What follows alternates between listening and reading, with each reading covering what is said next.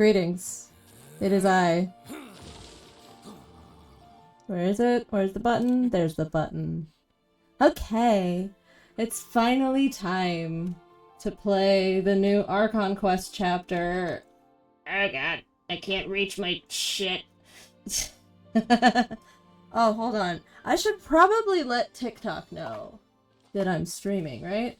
Because I actually have followers on TikTok who engage with my content, and they might want to know that this is a thing that I do now.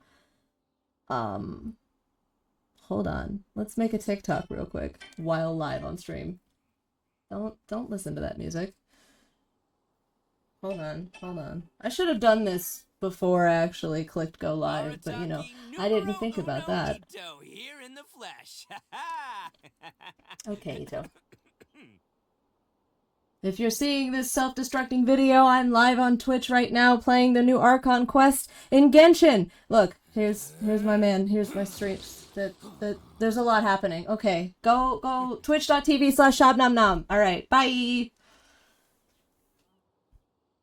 you're seeing this self-destructing video, I'm live on. I don't plan things very well. This. Oh god. We need to do captions. Here's my man.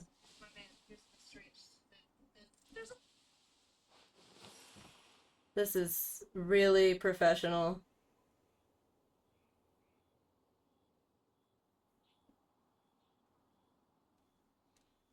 Best flavor in the world? The sweet. Just let Ito serenade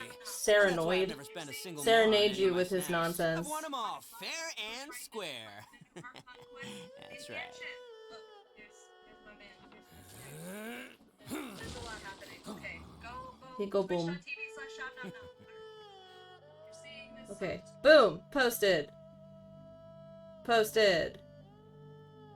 Do you guys remember when Yoshi sounded okay. like this? No, don't. We're not. This is not a TikTok reaction moment. Oh my goodness.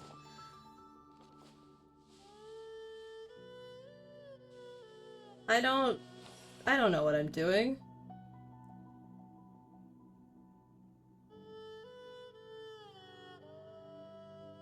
There we go. Okay, let's do the thing. I got snacks. I got 2 water bottles. I think I have a better, what do you call it? Like, audio mix? Yeah, these are words. Okay, we've got, alright, I just booted up the game, so I've got some quick dailies to do first, as one does. So, yeah. I guess, should I do actual commissions? Does anyone want to fucking see that? No! Is this... This is not an, achievement. No, I'm trying to get... Motherfucking... The last achievement, commission achievement I have in Inazuma is, Shota, the little kid with the... Oh, who saw me? Hey, buddy. Alright, I'll fight you. Up! Nope! Neener. Somebody commented on one of my Twitch clips that I posted on Instagram earlier this week. Do you just not level up your talents or something? Like, motherfucker, I've only been playing since November. Like, one can only make so much progress in, what has it been, like 6 months, 7 months, something like that? Like, I can't fucking triple crown everybody that fast, okay? Like, the weekly bosses are a bitch to farm. Although, now that we have a higher, resin cap, that's gonna make that easier. So, I'm excited about that. The funny thing is, like, people have been asking for an increased resin cap for forever, right? From what I understand. And then we finally get it, and I log into fucking HoYoLab, which is just a trash place. Don't go on HoYoLab, I don't recommend it. The first thing I see is, oh my god, why is it 200 now? What the fuck? Now I have to grind even more every day. Fucking... No one is ever happy. It's not just Genshin players, though. It's gamers in general. No one's ever fucking happy. Like, if you've ever been in the comments of a Pokemon Direct, holy shit, that is a terrible fucking place. Anywho, we're not here to talk about that. We're here to go do a quest. Yeah. So, here's the thing. I've been hanging around in Sumeru, almost exclusively, right? For, like, a month, at least. So, I went to talk to Sumeru Catherine Wednesday night, or whenever this new chapter dropped, and that is what triggered the Archon quest. So, the little cold open thing, where she gives you the commission, or whatever the fuck, has already happened. So now, okay. Yeah! Why don't we talk to some of the villagers to learn a little bit more about the missing guy? Yes, ma'am. This commission is really as challenging as Catherine made it out to be.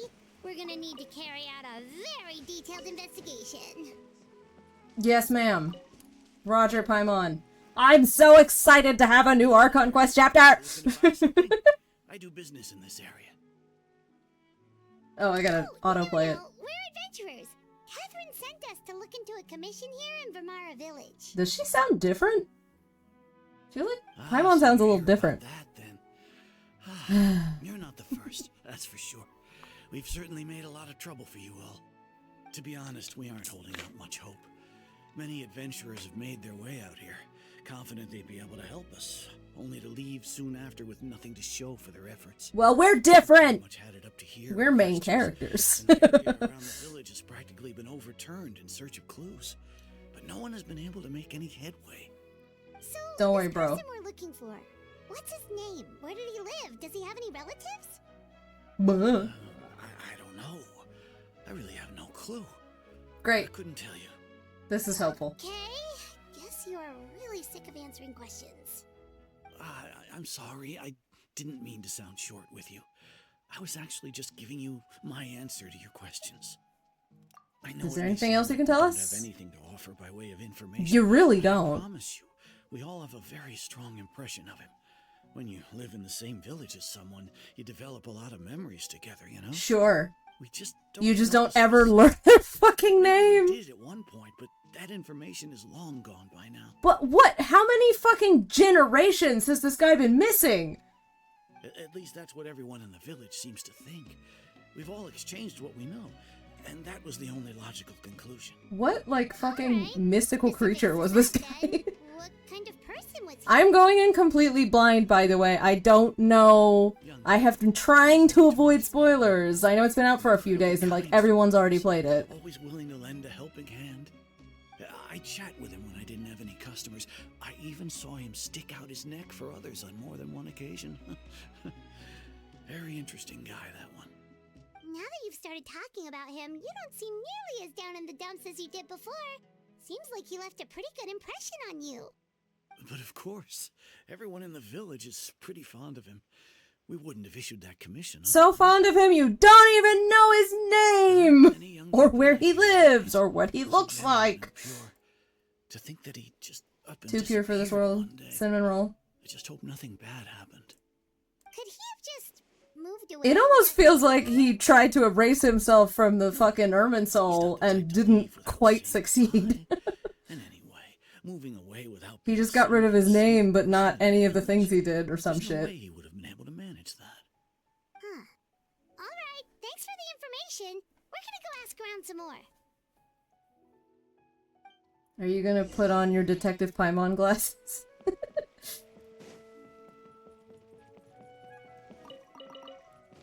Do a little grocery shopping while we're here.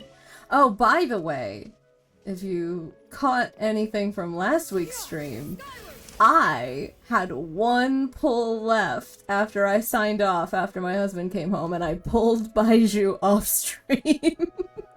I feel very silly about Is that. that guests I hear? Hi, Grandpa Amadea. We're here to help you look for the guy that's gone missing. Ah, so that's what brings you to these parts. Coming all this way for our sake. That's so very kind of you. With your That's help, our job, that young man's Grandpa. case is in good hands. Could you tell us a bit about him? Of course. Please, happy to anything. help any way I can. Give us With information. my failing eyesight, I'm afraid I can't. Sure, offer it's much your precise eyesight's fault, not the fact that appearance, nobody but fucking knows what he looks I do like. remember hearing the sound of his voice. Not recently, of course. That Not loss recently, has of left course. me feeling quite empty. I don't think Okay. his parents are still living in the village, but somehow he never seemed lonely. In fact, he was usually the one offering companionship to others. He would often take time to visit the elderly or play with the orphans in the village. And whenever someone had something on their mind, he was there. Seems to like a listen saint, with this open guy. ears. He always knew just what to say. As the village chief, I owe him many thanks. Helping villagers navigate difficult moments in their lives should have been one of my responsibilities. But Well, he you were was dropping the often ball, rising clearly. to the occasion. Wow. He seems like such a nice and gentle person. No wonder his disappearance affected you all so much. But, you wouldn't happen to know any details about his name, address, or family situation, right? No, we just took advantage of his kindness and never bothered to ask his name. I just can't remember. No matter how you look at it, I should No, know something those has things. happened. Something has For some removed this reason, no man matter how partially hard I from these try to people's remember, the memories. information just doesn't come. Perhaps my age really has caught up with me this time. I guess It's you have an okay. excuse There's to no need tell force yourself. To try and remember. We'll figure something out. Yep, we always do. Because again, we're main characters. We're gonna solve this mystery. Well, Traveler, How what do long you has this think? person been missing? Yeah, there's more to this I than would meets think the so, eye, too. definitely. Like, the name thing. It's so weird that no one remembers his name. So is the missing Nobody has person been able to tell us somehow anything the about Abyss his family twin? or where he lived? And like literally they've been looking for this missing person for generations? Wait, so you're saying it's not that he's been erased, necessarily, but more like he never existed to begin with? Okay, Paimon's gonna need some time to process that one. Someone who only exists in people's memories? But then how would that happen? Could it be like what happened with Greater Lord Rukadeva? That's what I'm saying! The Okay. adventurers who just arrived, right? Yes, ma'am. You're here for the Vamara Village Commission? That's correct. Yep, sure are. We were just looking into the case. And no one has any I'm so fucking glad to information. hear that. Thank goodness you haven't given up. I've been so worried the Adventurers Guild might cancel our commission. Well, I hate to break it to you, but we're your My name last is Atosa, shot. by the way. I grew up here in Vamara Village. Anyway, I just wanted to say, please keep searching for a missing villager. I'm begging you. You have to find him. We got you, girl. No We're need gonna to do worry. it. We'll give it our best shot. So, were you close to the missing villager? Are there any leads you can give us? I'm not sure this counts as a lead, but follow me. There's a place I'd like to show you. Please, literally anything. Anything is better than the whole lot of fucking goose egg we've gotten. Oh, by the way, I discovered you can put a noise removal filter on your microphone in Streamlabs, so that sounds a lot better now, doesn't it? Because I can't exactly be turning off my air conditioner while I will die. I will die. Me and my temperature regulation lacking self would die. So yeah, now I can have the fan on and turn the gain up on the microphone so you can actually fucking hear me. Every week I learn something new about how to run a stream, which is a good thing to be doing when you don't have any actual viewers. I know it doesn't look like much, but this place is very meaningful to me. It's so full of memories. We used to always sit together under this tree and talk.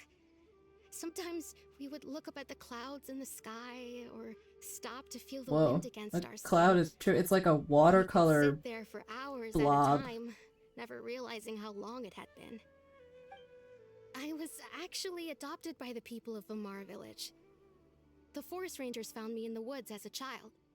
This I was is just a surrounded by normal such thing. good people, and growing up in the village was so lively. Still, there were times when I couldn't help but feel incredibly alone. Alone?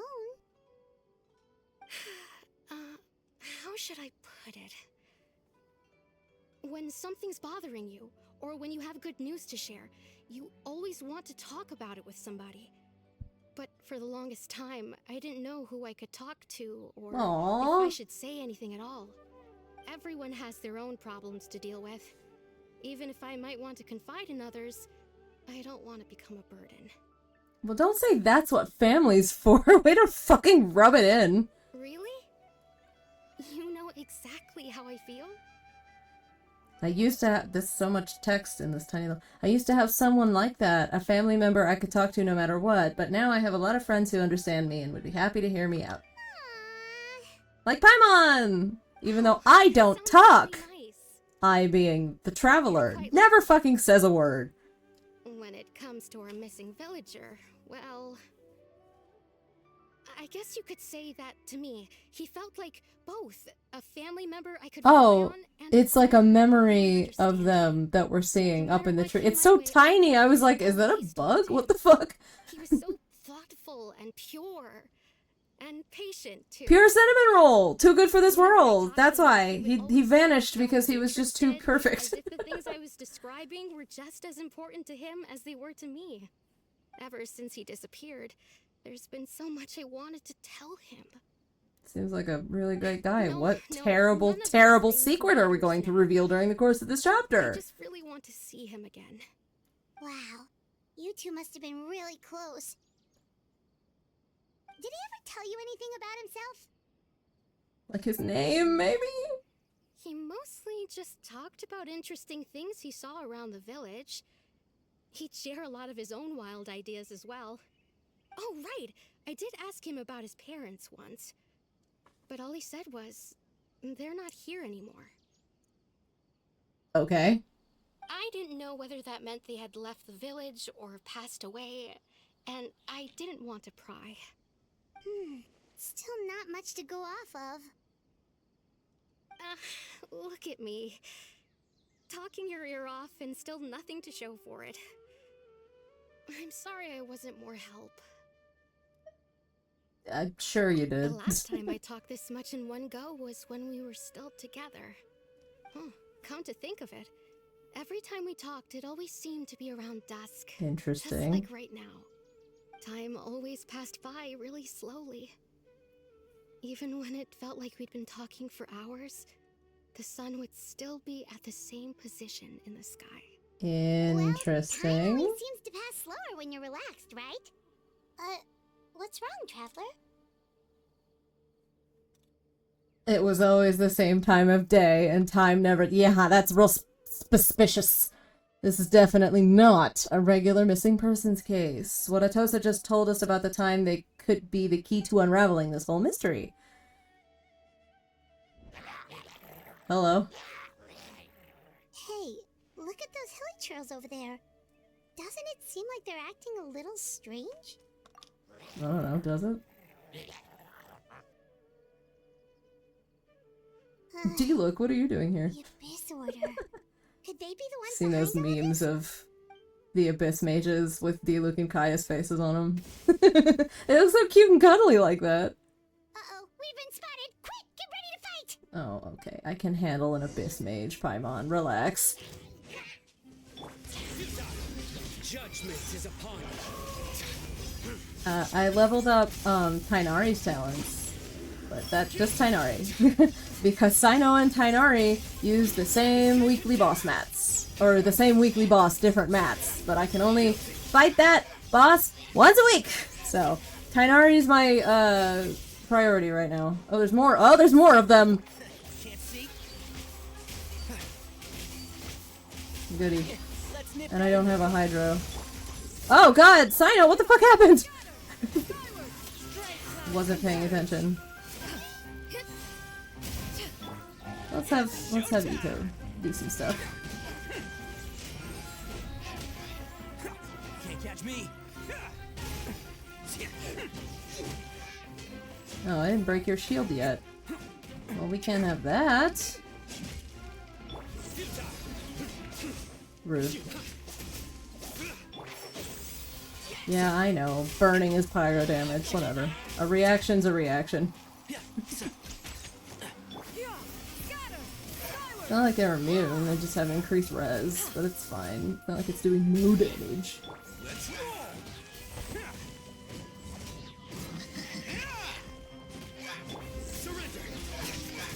No, not right now, random event.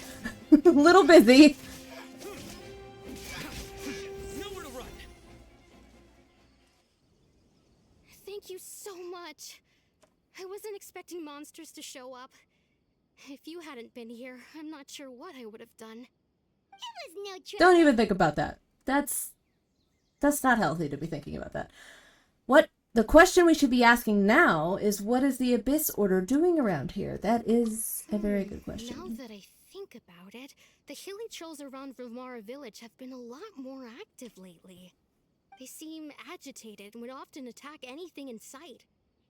Chief Amadea doesn't allow the children to play in the area around the village anymore. Well, that's a bummer, because they're gonna fucking run off anyway. Knowing the kids around here. Well, we should head back and check out the situation in Vimara village just in case. If the Abyss Order is plotting something that could spell trouble for the villagers. Yep, generally that is how that goes. Wait a second. The person. Yes! Yeah! Dainsleif! I love him, and also Dainsleif means lore drop. Fuck yes. You two. Oh, a friend of yours? Well, I've been waiting for you, my friend. I should head back to the village and check up on Chief Amadea and the others anyway. Well, see you later. Yep, see you later. She sounds almost a little bit scared of Dane. I mean, he does look, different. Why do you always have to pop up out of nowhere like that? Is it your mission to jump scare us or something? It's hardly personal, or intentional for that matter. As long as you and I are both in pursuit of the Abyss Order, we're bound to cross paths. When is this guy gonna be playable? Here to investigate Come the on. Abyss Order, then. I want to play as Now explain Dane. the monsters you were fighting just now. Naturally. Hold on. Are you not here for the same purpose? We're also on their tail, but I admit, we ran into them on accident. No matter. It may have taken you a while to catch on, but I'm sure you've also realized by now that there's something strange about this place. Yeah, no The kidding. Abyss Order is most certainly planning something in this area. Or worse, their plan could already be in motion. So you think the Abyss Order is behind the hilly trail activity in the area? And maybe also the As fucking things missing person? stand, I highly doubt that is their primary motive. I would imagine the increased hilly trail activity is merely a byproduct of whatever it is they're really trying to accomplish. Still, the hilly trail activity is causing a lot of problems for the people here. We should stick around for a while and protect the village, don't you think? I feel like that was an The best way assumption, to protect them Paimon. is by I mean, figuring out it's what a the fair Abyss Order assumption. is But... truly planning. That is how we prevent further tragedy. Let's see what we can learn from the villagers, and after that, you also owe us many answers. And you shall have them. I never intended to hide anything from you. Don't worry. He's so, Should be like, ample dramatic time to looking. Like, you've been around for 500 years or whatever, wandering around Tevat modern day. You don't have to keep dressing like this. You could blend in better if you wanted to, but you don't want to. You want to continue looking So that was really question of fucking the extra. Mars village. Someone who seems to only exist in people's memories. That is indeed quite intriguing. I would agree that it's unlikely you have a simple missing persons case on your hands. However, any possible connection to the Abyss Order is still unclear. It appears all we have by way of clues is increased hilly trail activity, and that is certainly not much to go off of. How about that intel you promised The me? mysterious voice she heard in her brother's memory. The one who called himself a sinner. Who is he? This was such a long time ago. I don't remember this shit. I didn't even play it when it came out. Traveler, And it was a let me long ask time you ago for this. me. Do you believe your sibling to have betrayed you?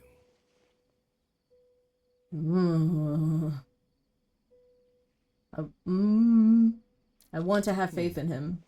I sense hesitation in your words. After all, you Can still you hear haven't me? figured out the IRL, truth of Dane? what happened. There's still hope for the two of you to reconcile. Irreparable damage has not yet been done. The sinner you wish to know about, his situation is different. He and his fellow sinners have long betrayed me, and long betrayed their nation. His name is Vedrfolnir, the Visionary. Okay, we're going I'm Norse. loath to admit it, but he is also my kin. Oh shit! My older brother. Your brother? Parallels. Parallels! What happened between the two of you? What really happened in Kanria back then? There were 5 of them, the 5 sinners of Kanria. The wise Roptatir, the visionary Vedrfolnir, Gold Rhindaughter, the foul Sertalogi, and Rehir of Solnari, Rerir. No matter how eroded my memory may become, Oh boy. I will never forget their names. One day, I shall have my vengeance. Wait, some of those names sound really familiar. Rhindaughter is the one who created Albedo. Sertalogi is Skirk's master. And the one we just learned about, Dane's brother, Vedrfolnir. If he was the voice of the sinner, then the one who inspired Clotar to create the Abyss Order was him. When did we learn about, like, I'm aware that Albedo was created, but I don't have him on my roster. It wasn't addressed in his story quest. When was that information actually given? Like, his backstory and the story of his creation. I don't know. So there's a lot of fucking lore in this game. Everything is connected. If that's true, then the stone slates we found in that room. Okay. People of great esteem in Kanria. Never mind. Those who carried the hopes of the nation. They were the best of their peers, outstanding in their respective fields. 6 of us, together. We should have been the ones to prevent the disaster. The ones to stop the Vinster King from continuing to rock the foundation of the world. Yet, deep within, the 5 of them craved something more. Except me, not me. I'm different. All of the abyss, and divided among themselves a power that could destroy the world. So they became sinners, but also transcendent beings, each in possession of world-shattering power. And when the cataclysm occurred, not one of them stood up in defense of their nation. Not one came forward to prevent the tragedy. And for that, they shall never have my forgiveness. Damn. Talk about sticking to your guns, though, Dainsleif. Good on you. Everyone close to you went to the fucking dark side, and you were like, no! I'm a good boy! And then my sibling came into contact with your brother. Indeed. If they are not stopped, the day is sure to come when they will also betray the entire world. Must be hard to talk about all of this, but thank you for telling me. Yeah, for real. Of course. As I said, I never intended to hide anything. I'm just feeding it to you really fucking slowly. I've continued to investigate the questions surrounding the Loom of Fate. It's been quite some time since the initial operation was launched. By retrieving the eye of the first field tiller, we were able to stop part of their plan from coming to fruition. Oh, Paimon remembers! Weren't they going to use it to corrupt Osial and make a god or something? Indeed. However, it's obvious that was just some sort of technical experiment. The eye was integral to their plan, yet somehow, despite failing to obtain it, they've skipped the experimental phase and found some other way to keep moving forward. Great, of course they have. Many signs pointing to that effect. Then what should we do? It's not too late, is it? Our most pressing concern is to determine the purpose of the Loom of Fate. From there, we'll be able to deduce the Abyss Order's true objective. Based on the intel I've gathered so far, I suspect the Loom of Fate is related to the ley lines in some way. Most things are. Traveler, you were able to observe your siblings' memories last time, yes? I believe that was due to the fact that the ley lines in that area were unstable. My recent investigation has shown that Abyss Order activity in a particular area is usually followed by a series of issues with the ley lines. I mean, they do seem to be fucking with them ley lines. And one of the things that flows through the ley lines... The noise... Fucking... It didn't like that I whisper. Our memories! Is that better? Wait. Apparently I can't whisper with the noise removal. That's okay. The person who seems to exist only in people's memories. Could it be connected? It's all connected. Memories, ley lines, the Loom of Fate, the missing person that doesn't seem to exist. Oh, now you let me read the whole line. What's the connection between all this? It's certainly possible. I'll join your investigation tomorrow. This missing persons case could very well turn out to be the key to unraveling these mysteries. Well, if we're teaming up with Dane again, we're gonna need all the energy we can get. Hell yeah! Investigating somewhere a little further away tomorrow. For teaming up with Dane again, we're getting a big fat lore drop! I don't consume every little piece of lore, like, outside of the game. I get a little bit of it. I don't like theory craft, but I do love them lore drops. Paimon used way too much brain juice yesterday. It's all Dane's fault saying all that complicated stuff. Well, Didn't sleep well either. We've got a lot to do today. Yeah, we do. Yeah, we do! I'm so excited for a new Archon Quest chapter 3! Going fucking feral. I've been waiting to play this, but I wanted to stream it. Hi, Gotham. Dane? Hello, Dane? Why are you just zoning out over here?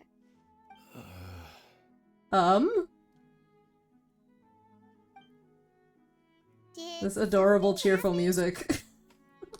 What's going The on? missing person from your commission. Could you describe them to me? Did you dream about him last night or something? Young guy? Early 20s? Seriously, Dane, what's going on? Wait, was it somehow his brother or some shit? There appear to be certain memories in my mind that Oh, weren't there before. interesting. Of him. Maybe we just talked too much about him yesterday and you had a weird Was dream he like or the something? spirit of the village or some shit? No, it wasn't a dream. They're memories. Memories that suddenly appeared in my mind after I woke up. And I'm certain I've never met this person before. Well, what exactly did you I remember? remember handing him the eye of the first field tiller. Huh? What? Okay, so this missing person definitely has something to do with the Abyss Order then. Or it's like being inputted Indeed. into your existing And it appears memories. he possesses the ability to implant memories into the minds of others. What the fuck? Wait then. All the memories the villagers have of him, could they be fake too? Maybe they never knew him at all. But why I would don't he do know something where this like is that? going at all. Whatever the Abyss Order is planning, an important truth has been revealed to us this morning. What sort of truth? That their goal is still to obtain the eye of the first field tiller.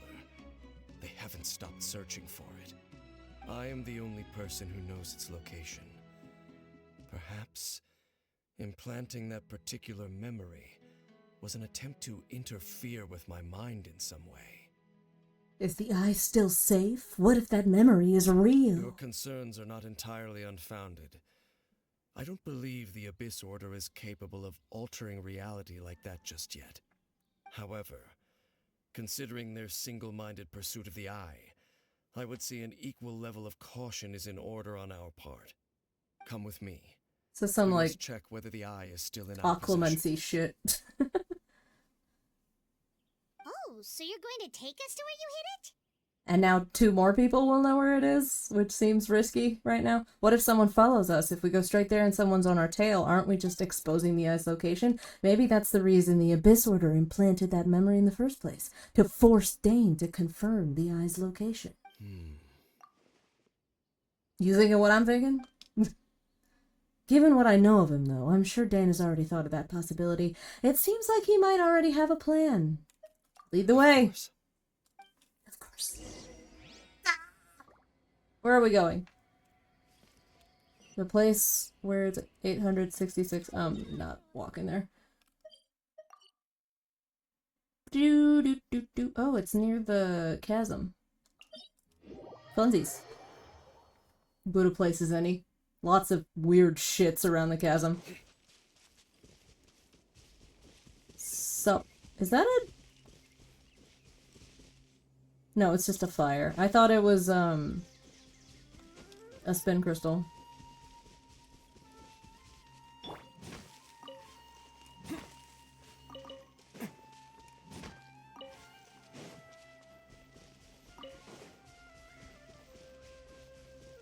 Oh, we heading into a domain or something? So you hid it Probably. way out here?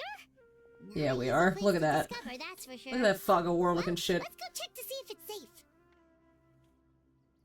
Fun. Traveler, wait. You're acting real weird, Dane. I mean, I guess having fake memories implanted into your brain while you sleep would throw a person off. Uh-oh. Oh no. Some shit's happening to you like always happens to the Traveler. Oh dear. What was Dane gonna tell me just now? Hey, wait up! Paimon, you can literally fly.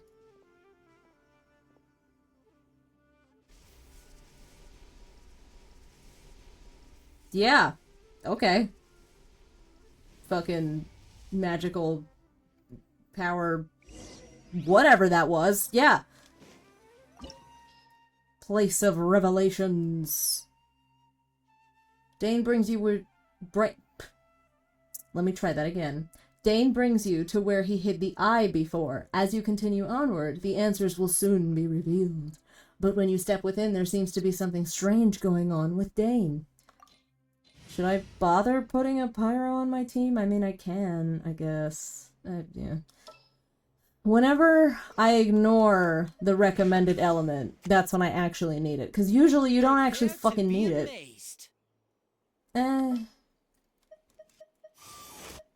Yeah.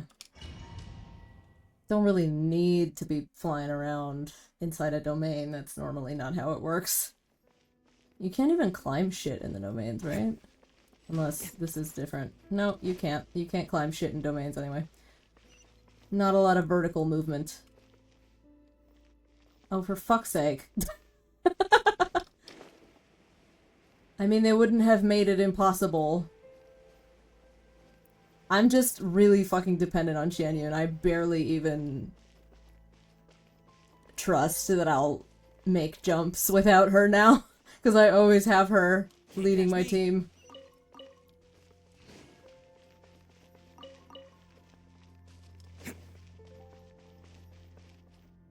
Okay. Can't catch me.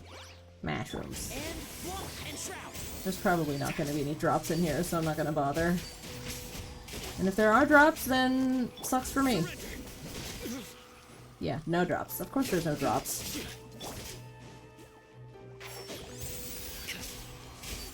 God, that was satisfying, though. Just torching these fucking mushrooms.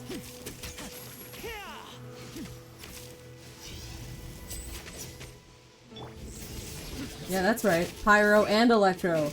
Because fuck you. Okay, what are these things? Oh, there's more. Oh, we're not done. We are not done. I hear everything.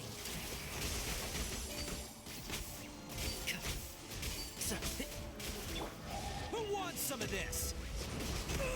Okay, you're annoying. Let's take you out first. Attaboy!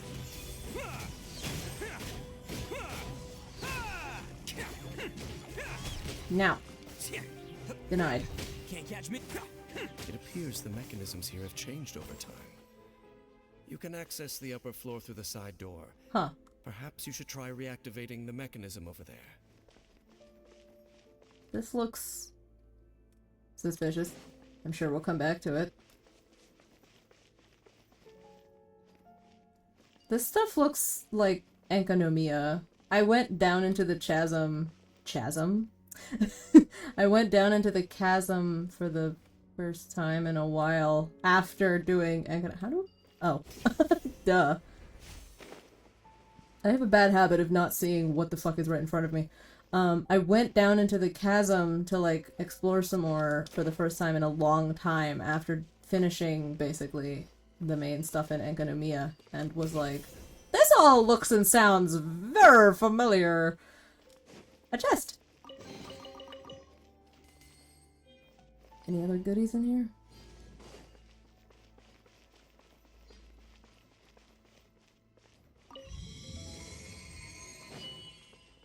Hmm? Oh, hey. What's up?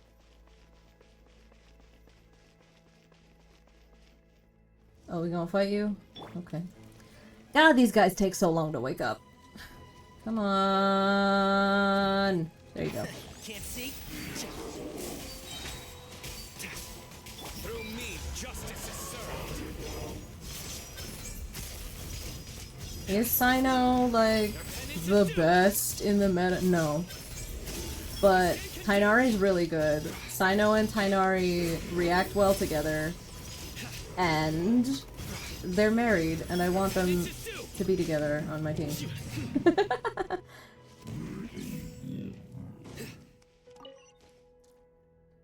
And when I get Alhaitham, because I will be pulling for him. I might see if I can make a, you know, Sumeru Boys team. Eventually I'll pull Kaveh. He's on the standard banner, like, officially. He's possible to get.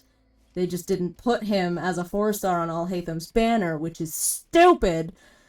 But he's still, like, accessible somehow. So, eventually, if I play long enough, I'll wind up with Kaveh. And then I'll make the fucking aggravate team of my dreams. Indicated by the light. That should unlock the mechanism. Now they work. Okay. So... Okay. Rotate. Yeah! Oh, wait a minute. Wait, but then that's fine, because then like this. Yeah. And then... this one. Bam. I did it. The door's open. Yeah! Our destination is just up ahead. That was probably just to teach me that, and then it will be a little harder to figure out next time. So that's usually how this goes. But that's okay.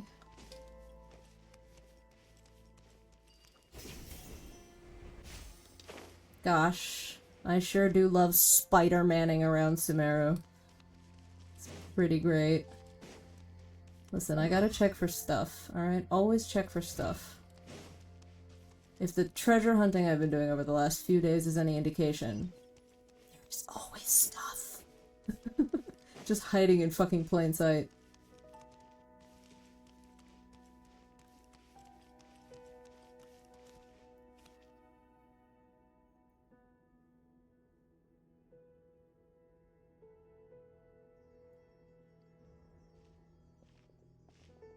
Looks like we can't go any further.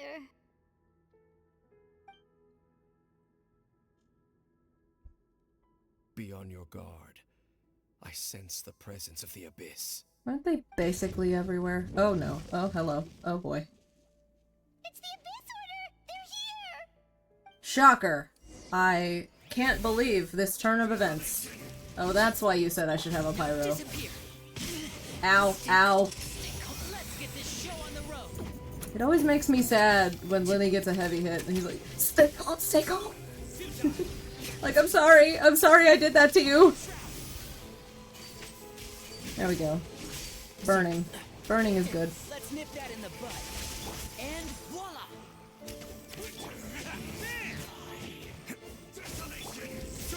Your sins weigh upon your soul. Awoo.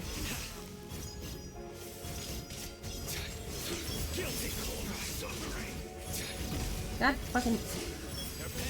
Why you gotta get trapped behind a fucking fence? How annoying. Where'd he go? Where'd he go? Where'd he go? Where'd he go? Fuck. Made me waste my last thing. Yeah. Oh, it's the HP fully reset. That's neat. Wasn't even paying attention. Yike!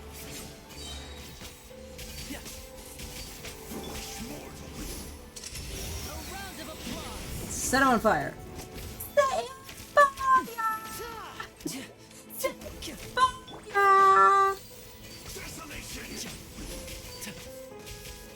No. Denied.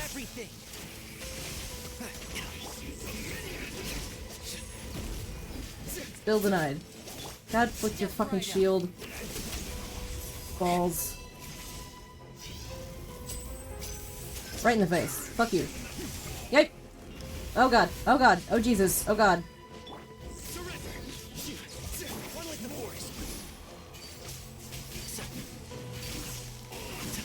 Yipe! I expected impact damage there, but guess not. Yipe! Yipe! Yipe! Yipe! There we go.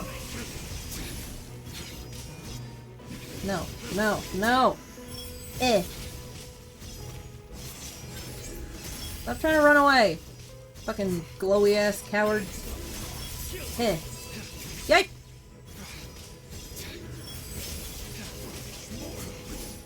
Step right up. Let's get this show on the road. Got you. Just as Got I you, suspected. bitch. The false memories were a trap. No The shit. Abyss Order just wanted to follow us here. No shit. Now that they're in the vicinity, we should have a chance to see. Oh no! Dane! Dane? What's wrong? Can you feel that? There's been a disturbance in the ley lines. It must be the work of the No, Abyss. Dane, I can't feel that. Really sensitive to that sort of thing. Paimon doesn't feel Even the Traveler cannot fucking You two, feel that, do as I Dane. say. Use that mechanism over there and leave this place. Leave you here on your own? Will you be alright? The Abyss Order is putting something in motion. If you return to Vimara Village, I suspect you might finally have the opportunity to locate the missing villager. Just think of it as a way to divide and conquer. He's lived this long, he's not gonna fucking die now.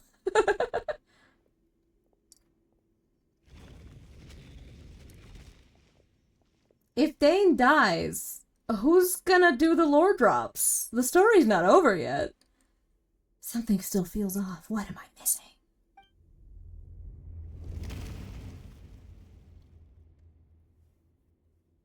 Anyway, that sucked. What are you up to, Dane? What are you up to?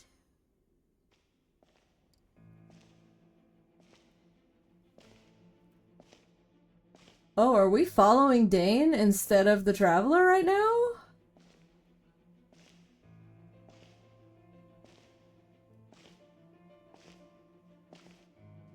Oh shit. Is it your brother? Somehow? Or is it the Abyss Twin?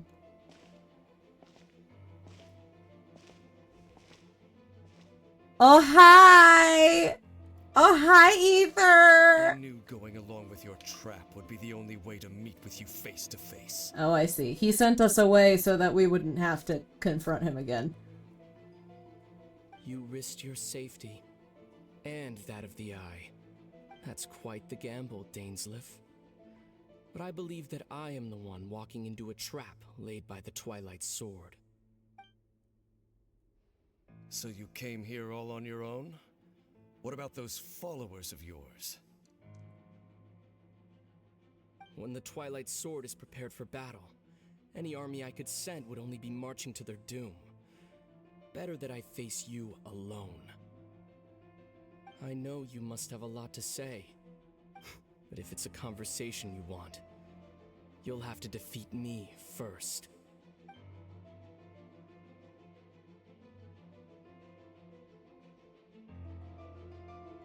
Damn it, rapt attention. No, I want to see that fight! The Abyss Order's on the God damn it! The ley lines are all out of whack. We better...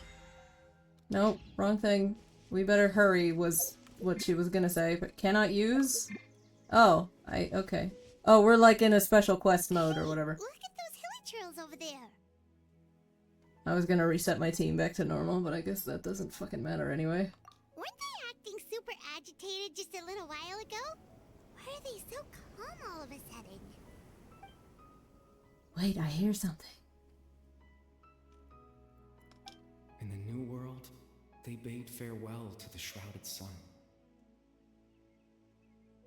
At last, they no longer needed to dwell on their suffering, or try to differentiate between various thoughts of blasphemy. Such was the price they paid, and thus their souls became cleansed and pure. Who dat? Did you hear that?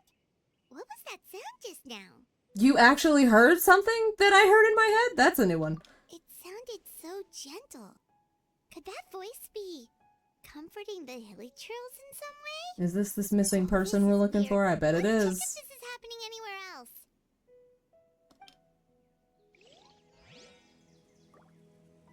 The little butterflies. Oh, they're leading us to where we need to go. The butterflies are a trail. Looks like the same thing is happening over here too. The hilly trails are calm. You see, we're both still here. We've reclaimed an endless amount of time to love. Release your tears. You no longer need to hold back your sorrow. Who is this?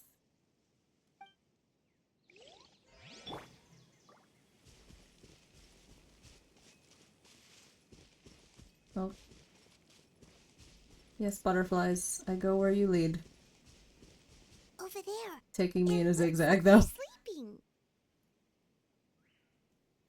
In the end, he whispered softly, "Sleep well, Father. Sleep well, my beloved people. When you awake, that which differentiates us shall be no more." It almost sounds like a poem or some kind of story. Well, now that the hilly trails have calmed down, Vimara Village should be safe at least. So, Let's put the situation to the this side is for now. another This might be our chance to find the missing Conrian, villager. So we right? should head back to Vimara Village before it's Assuming too the late. literal my people. Huh. Okay.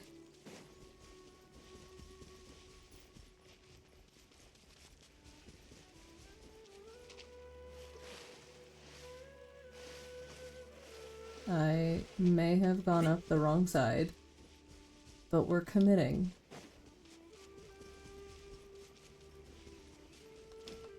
Oh no, we're good. Arezu, how you doing? Keep up. I never did find an NPC named Shabnom. I'm sad. I was hoping there would be one. But we're... I don't think we're getting one. The Abyss Order seems to be up to something nearby. The Abyss Order? This is the first I'm hearing of it. Thank you for your concern, but as far as I'm aware, it's been business as usual here in the village. Well, that's good to hear. Oh, also, you didn't happen to come across any clues about the missing villager while we were gone, did you? Someone's Ah. been missing, Oh boy. you say? What the Who would fuck that is going be? on? Huh? Well, you know, things just got even more complicated. We were in a special quest Vimara Village, the one you've been in that looking for all Archon this chapter time. about Kari Bear, He right? posted a commission same thing. We were like locked out of doing anything else. Your missing persons Things got weird. I do apologize, you two. I hope Mm. I'm not worrying you too much. I'm sure it's just my age So making we're gonna me forgetful again. meet another At Conriab least right now, I person can't seem who's to somehow still recall whatever alive. it is There's you're like a referring surprising to. number of them. Perhaps you should try asking someone else. How is that? All right. Thanks for your help, Grandpa Amadia.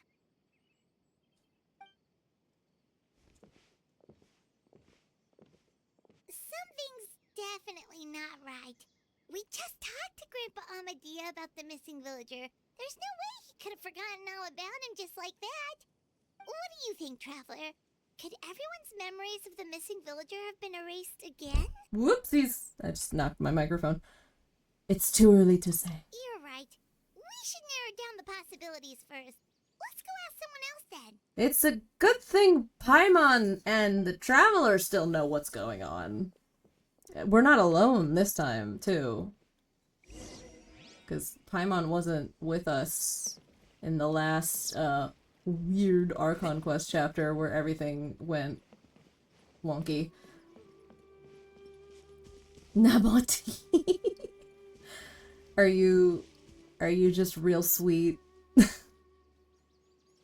Nabot is rock candy. Anyway.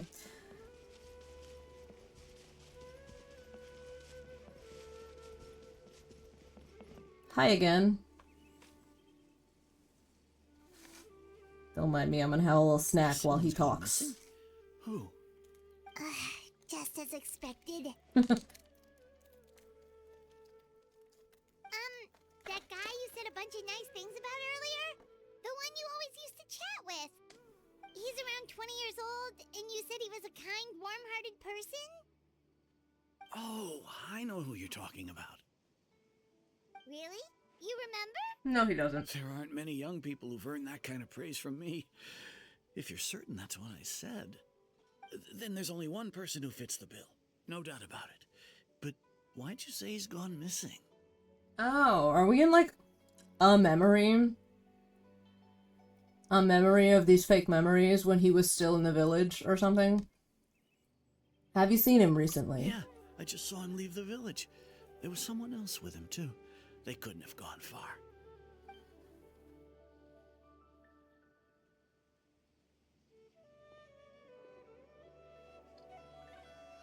Strange.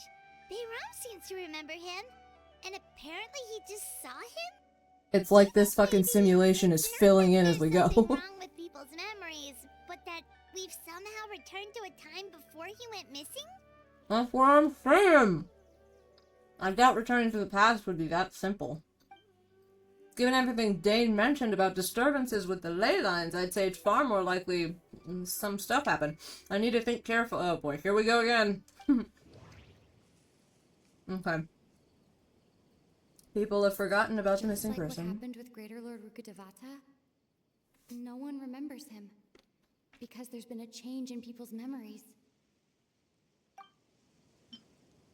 If we really did travel back to a time before he disappeared, that could explain why the villagers said he hadn't gone missing.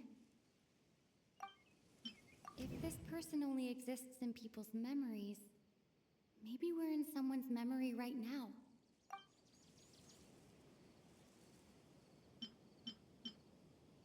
Don't you usually have to associate something before you can submit a conclusion? Okay. Right.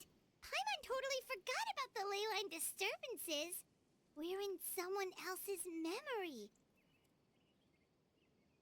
Just like how you entered your sibling's memory last time.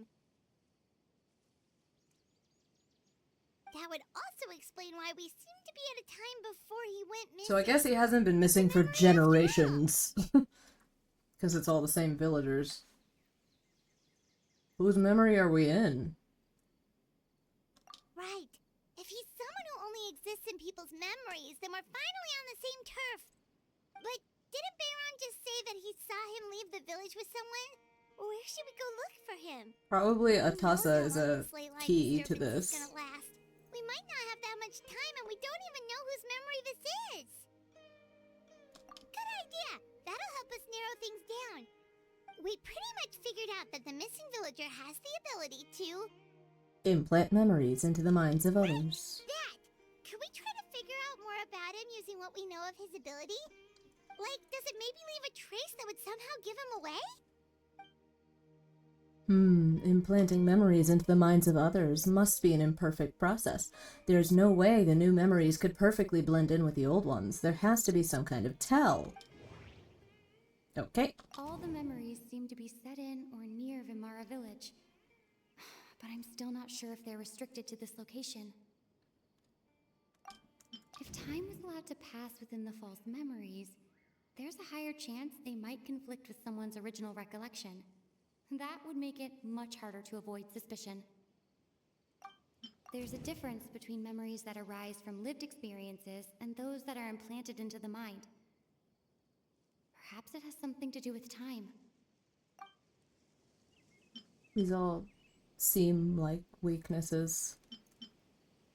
I guess Maybe this one? No. We don't have any way to prove whether certain memories were simply forgotten or never existed in the first place. Okay, No that one. wonder. Sure. All this time and the sky hasn't changed a bit. That must mean time isn't passing. Yeah, Atosa did say it was always dusk. That's the tell of the fake memories. Or sunset, The I guess. implanted memories are basically taking place outside of the regular 24 hours of the day. If the memories included the regular passage of time, it would be easy for people to tell that something was off. Like there could be overlap or something. People might start to wonder why they remember doing two different things at the same time of day. That's why he makes sure the memories take place at a specific moment in time rather than over a period of time. And no one questions this. If we consider this in conjunction with what we already know, then the question of whose memory this is seems to have an obvious answer. Does it? It's Atosa, I guess, right? The color of the sky Yeah. coincides with the moment in time she described. Oh, right! That's exactly what Atosa described! Come to think of it, every time we talked, it always seemed to be around dusk, just like right now. Time always passed by really slowly. Even when it felt like we'd been talking for hours, the sun would still be at the same position in the sky. And That has that's to be it. This is fine. We're not going to definitely question Atosa's that at memory. all. Let's go to the tree. That's where they'll be. Paimon's a poet, and she didn't even know it.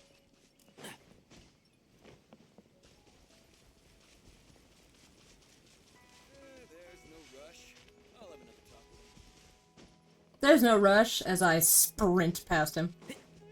There's a rush for me. I got places to be. There they are. Oh, hello.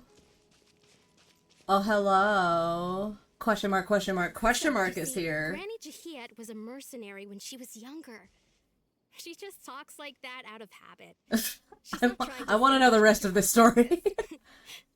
Oh, there I go again. Always talking about my own things. Do you maybe have anything you want to share? It's okay if you don't. You could also just talk about what you think of me? Oh, she likes him. I think you're an incredibly strong and thoughtful young woman. Hi there. You'll meet many amazing people and live a very happy life. Look at that jawline, damn. You won't miss someone like me. Huh? Are those your friends over there? Hey, what's up? We're here now.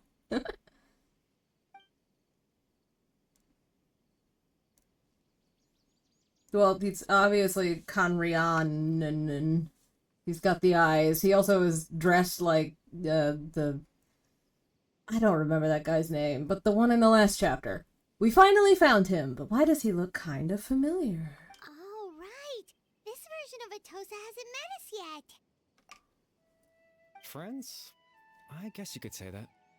It must have taken them a lot of effort to find me. So he knows who we are. I should see what they need. I'm sorry, Atosa. We'll have to continue this conversation another time. Another time, huh? Yeah, okay. She's like trying to confess to you, my guy. We also totally cockblocked the toast. Oh, I'm sorry. Oh, you poor thing. I don't think he even knows what just happened. It's nice to see you, Traveler. I believe this is the first time we've met. Yeah, who the fuck are you? Oh! Oh shit! Factoring in the memories, the Abyss Order, the Loom of Fate, and everything else, I need to think of the one person that can connect all of this together. It's Carrie Bear. Because he had the... Clothar was his name. The dad. The crazy man. Vitterfulner. No. Yeah, it's covered. Into abject sorrow, he shall now become the Loom of Fate. Yep. Because that's the, like, little silk scarf or whatever from his mother. You're Carrie Bear Alberic. Why are you so hot? Oh. You know me? That's quite the surprise. I don't believe I've met you before. Oh, I see. It was the memory, wasn't it? Your sibling's memory. You Wait, saw was his face in it? the me from back then. This is Atosa's memory. I came here to say goodbye to her. I don't remember that part. I suppose I'll just leave her a message instead. Come, let's find somewhere else to talk. Poor Atosa! Just getting tossed aside.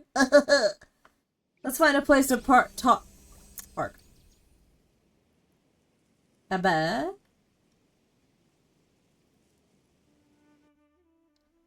Okay. That's... Sure. Those are some words. I think people have probably translated this by now. Look, it's got a little heart in it. One of the letters is heart. One of the letters is G as well. Ooh, this is pretty. Where are we? Did you just, like, make an Adeptus abode?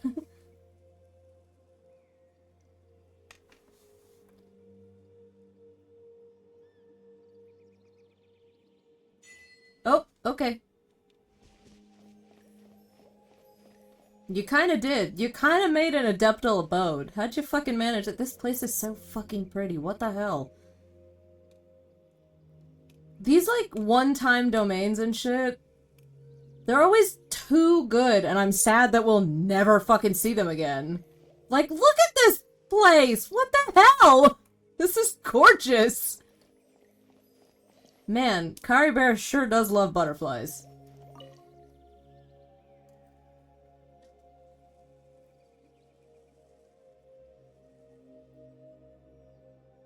Traveler is also admiring how pretty this place is. You good?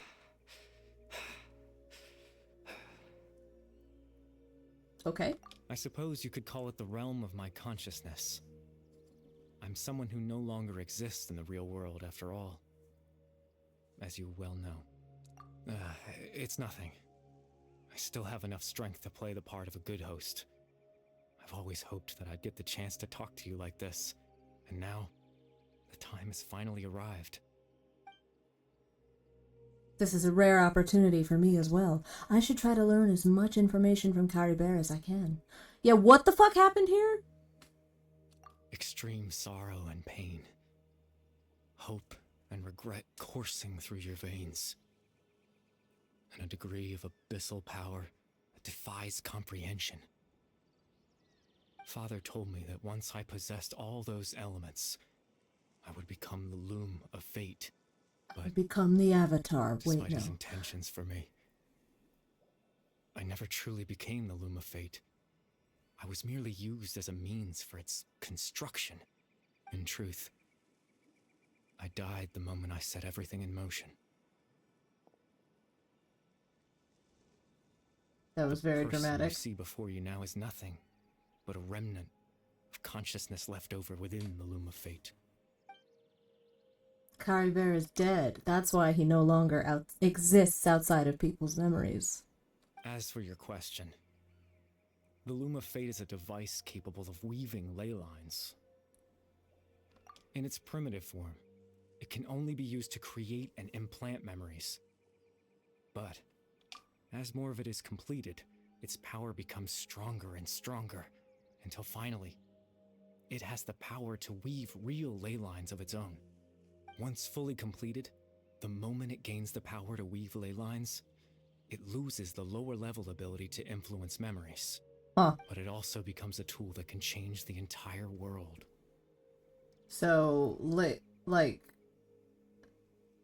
Tevat is like a tapestry of ley lines. Like, the ley lines are like the threads, and so the loom weaves the tapestry of Tevat. Well, now it's Tevat, before, but anyway. Sure. Yes, I have the ability to control the loom in its semi-completed form. I suppose you can think of it as a form of compensation. After all, its existence cost me my life. You're awfully chill. So the memories that suddenly appeared in Dane's mind were implanted by Kari Bear through the half-finished Loom of Fate. That makes sense, but I'm still lost as to why he went so far as to introduce himself to all the residents of Amara Village. But why did you implant memories of yourself into the people of Amara Village? Ah, that. I was wrong to implant those memories. I'm sorry I caused so much trouble. Not only for everyone in the village, but for you as well. God damn it. I keep forgetting I this. just wanted them to feel like I once existed in this world. You did. As if I had a chance at life.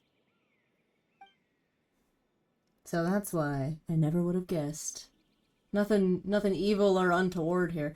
But is there any kind of meaning to this?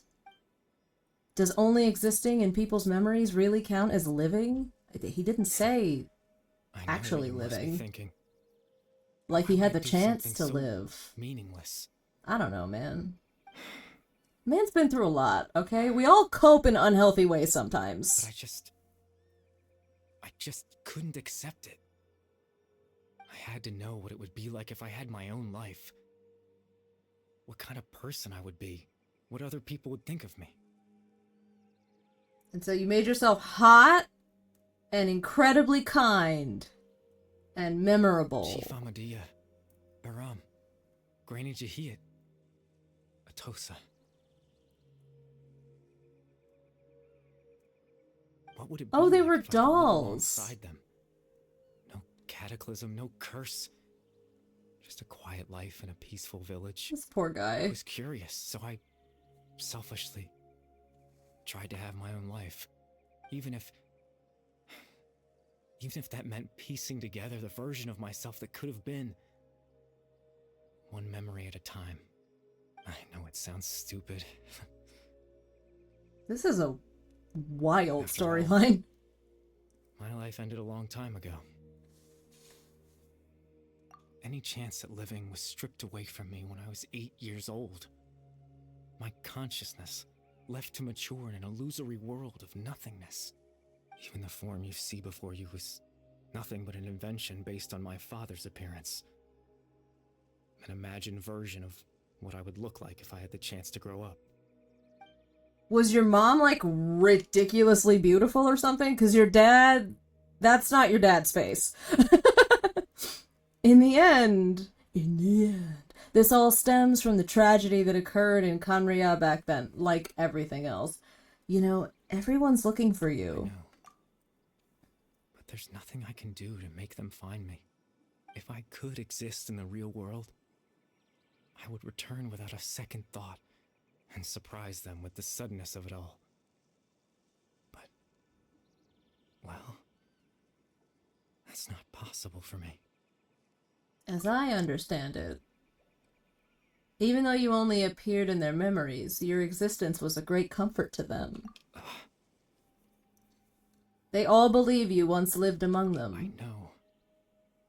Don't remind me of how much I fucked with all of these people's minds. Well, now that I found you, let's continue this conversation some other time. Dane might still need my help. Captain Dainsleif. Twilight Sword, you mean? No need to meet up with him. Things should already be settled on his end. Yeah, what's he been up to this whole time? Exactly. As someone who could only exist in people's memories, the fact that I'm able to talk to you in my consciousness like this can only mean one thing. Oh dear. The Loom of Fate has already been completed. Oh no. Oh shit. The Loom of Fate is already complete? That means the eye of the first field tiller must have fallen into the hands of the Abyss. Could something have happened to Dane? No need to worry about Captain Dainsleif. He's absolutely fine. The only reason he lost the eye was because I happened to guess exactly what he was planning. Captain Dainsleif has had the eye inside his body this whole time, hasn't he? What? His plan was to lure the Abyss Order to a false location, capitalizing on their pursuit of the eye in order to have the chance to confront the prince.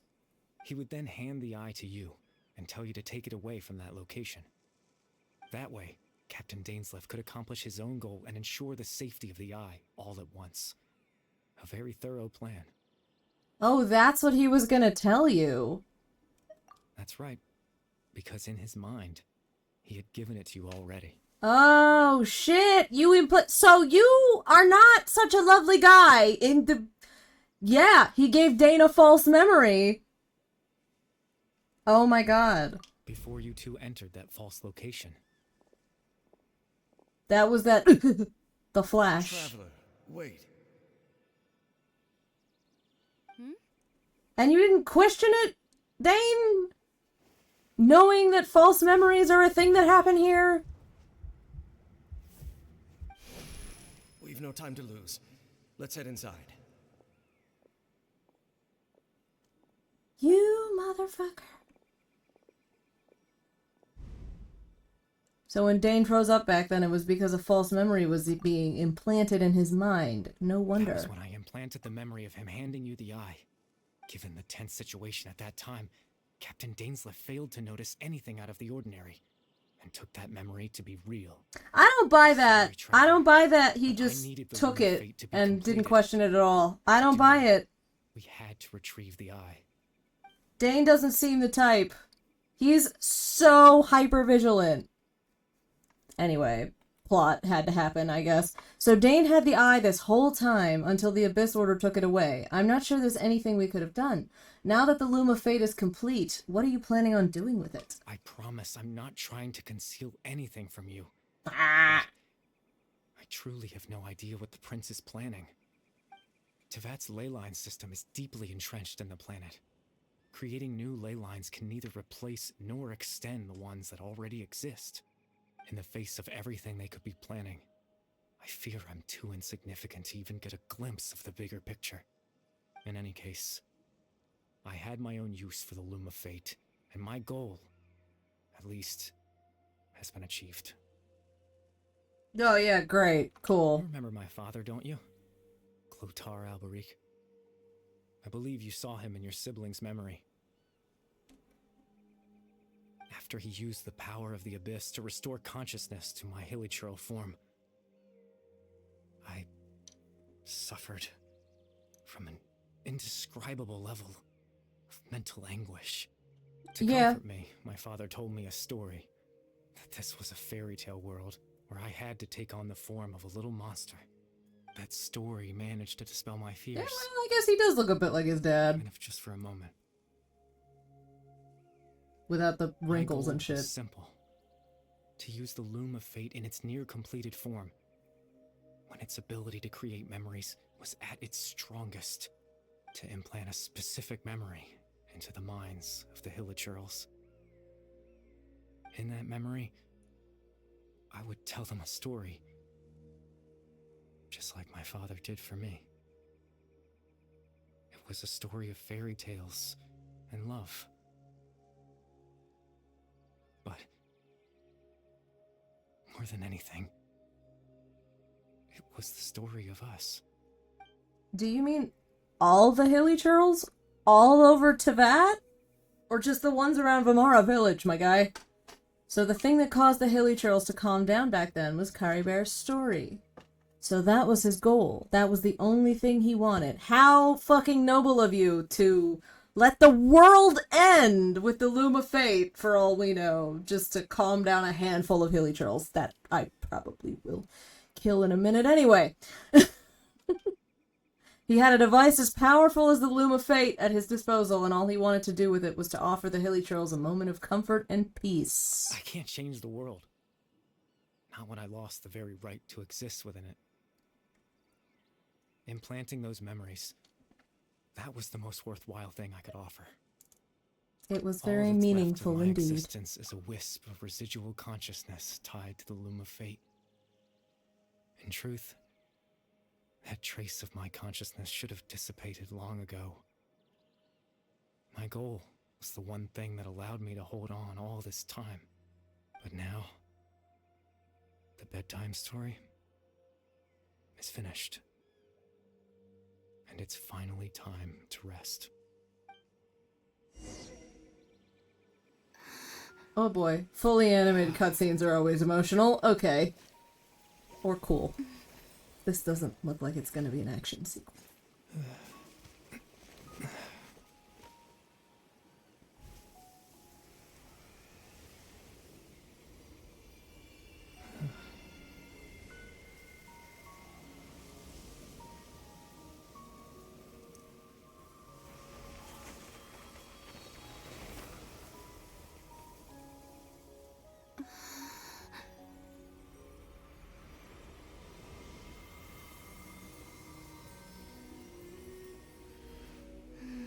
Goodbye, Caribear. Looks like I was too late to see Caribear one last Oh time. shit! Hi, Ether!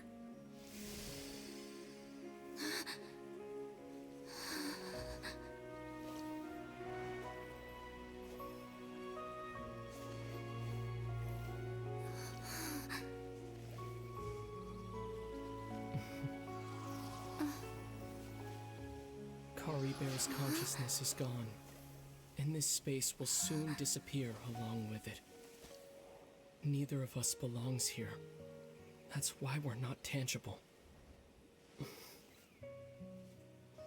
Were that not the case, I'd love to hug you too. Oh, would you? Would you, Abyss Prince?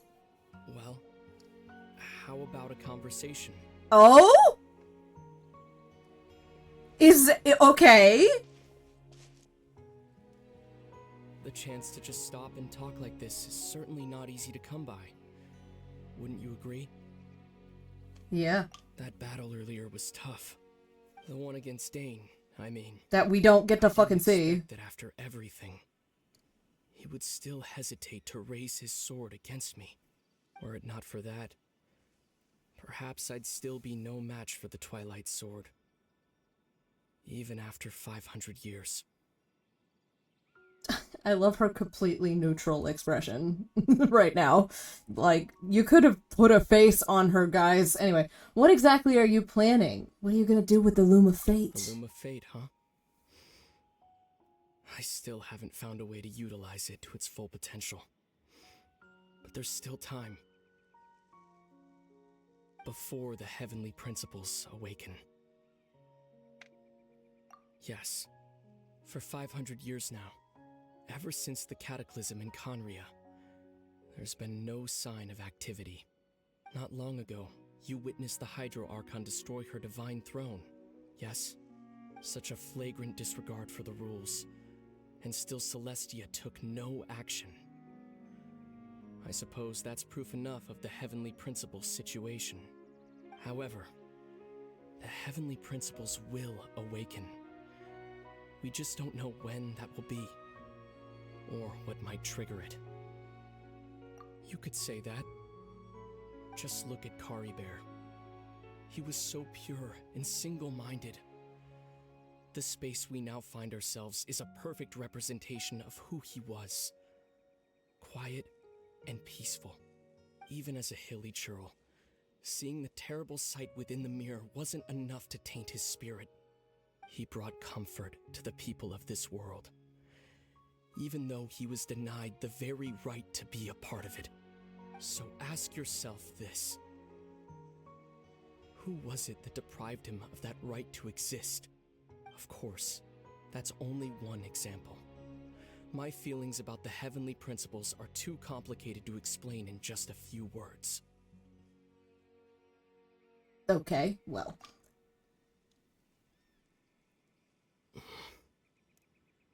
Lumine?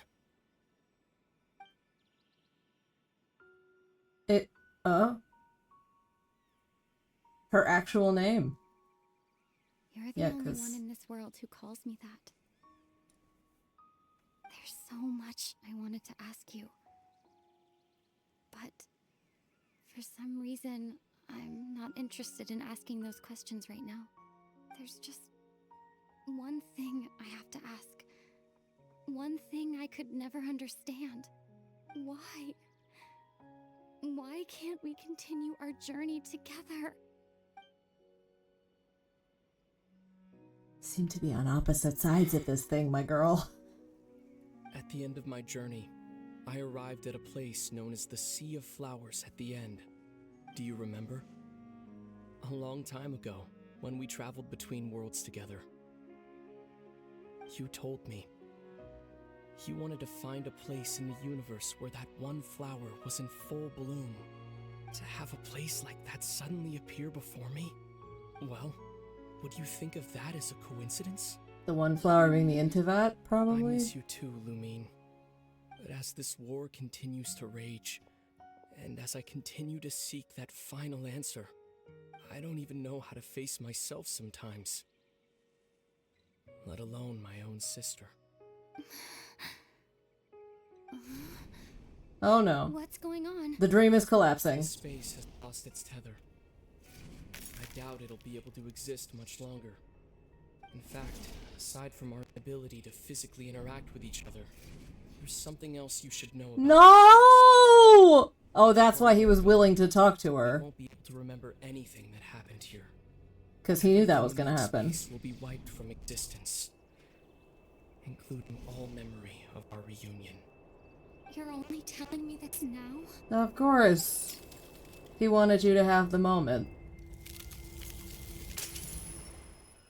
Oh, that's fucking brutal! Oh, Lumine.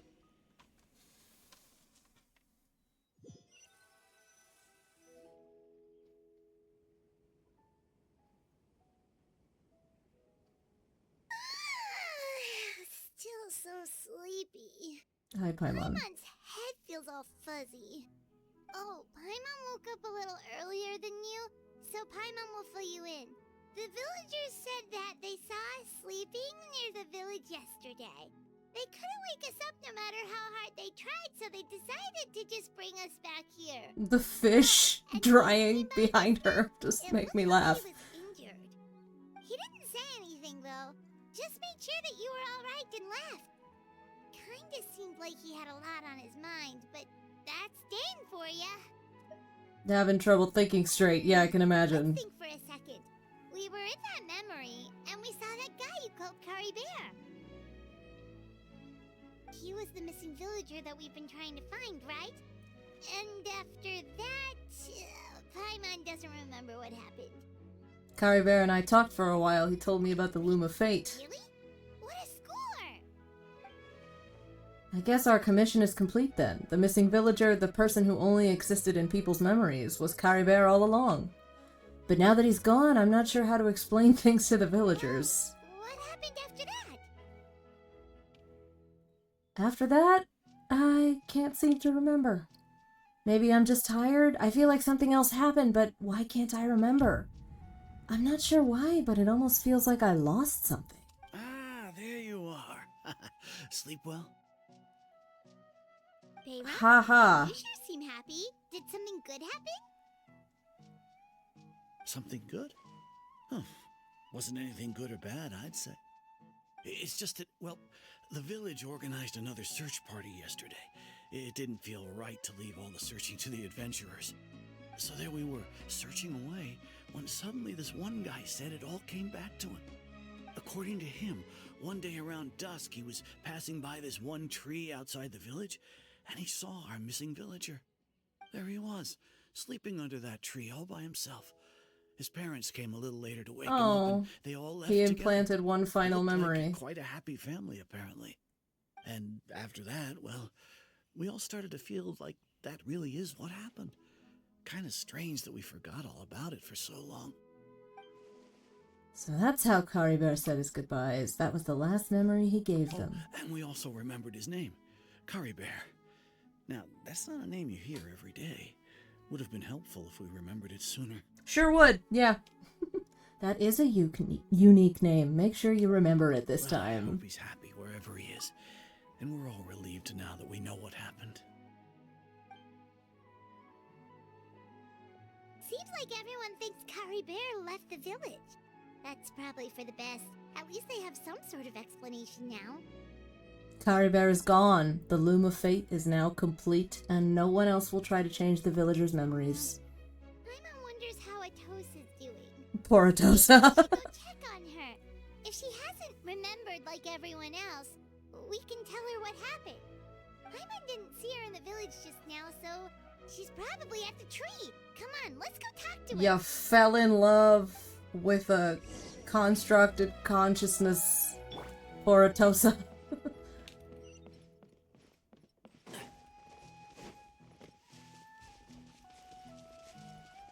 She was all alone, and she thought she finally had a family, a found family, and he wasn't even real. Poor Atosa. Keep up. Hi, girl. How you holding up? You good? You don't look so good. Oh no. Hey, Atosa, how's it going? Oh, it's you two. I was just about to go looking for you. I wanted to thank you. I was part of the search party, so I remembered what happened to Caribert now. Honestly, I just can't believe I forgot something so important. Maybe he wanted you to forget him, or I'm sure he wouldn't want you to forget him.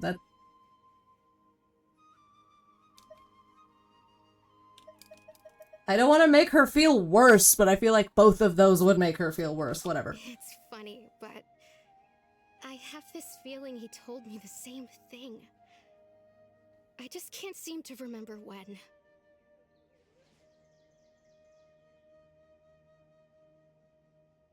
I guess it doesn't really matter anyway. Life is made up of a series of memories. As long as I hold on to our time together, he'll always be a part of my life. I'm just happy I got to meet him. So, who cares what happens in the future, right? Oh, I'm glad she's okay. She's pretending to be okay. Okay, I'll admit. I'm just putting on a brave face. I was Yeah. dumped, wasn't I? Aww.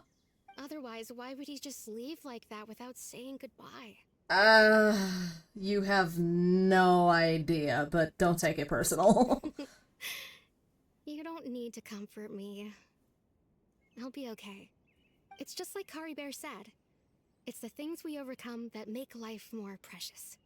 And you know, if he has a heart, maybe he'll come back and see me one day. Oh, anyway, baby. thanks for all your hard work, you two. I promised I'd help Granny Jahiet with something, so I should head back. Goodbye. Well, Oh my that God. should be it, right? Everyone's lives can go back to normal now.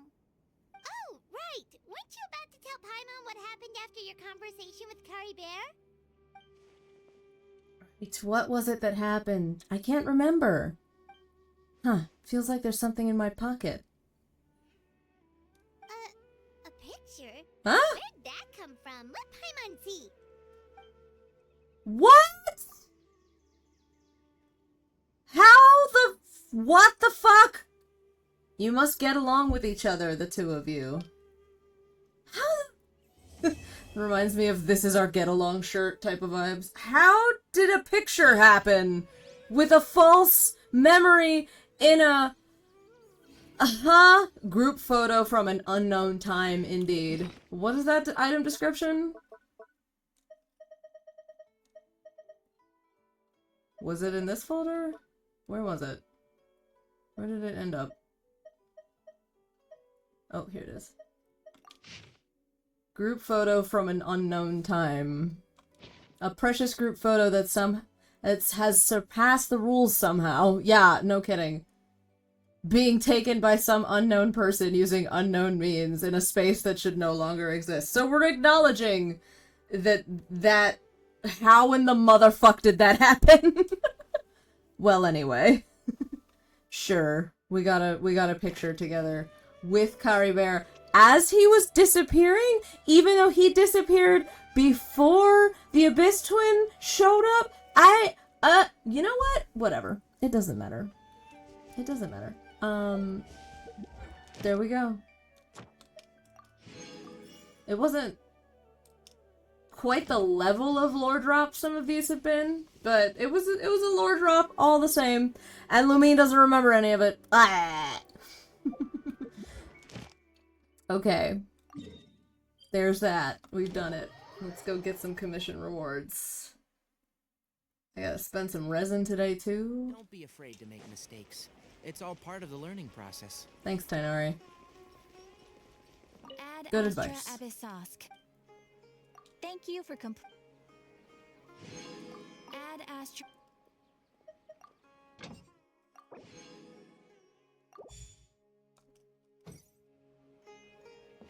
Okay. What's that? Oh, but oh. A wish. Right. Clorinde has a story quest too.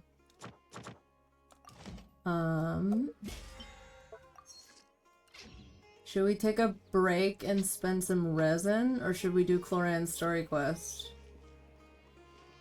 How many? Oh, I got an achievement for the... Oh, sweet! A bunch of primos. Nice.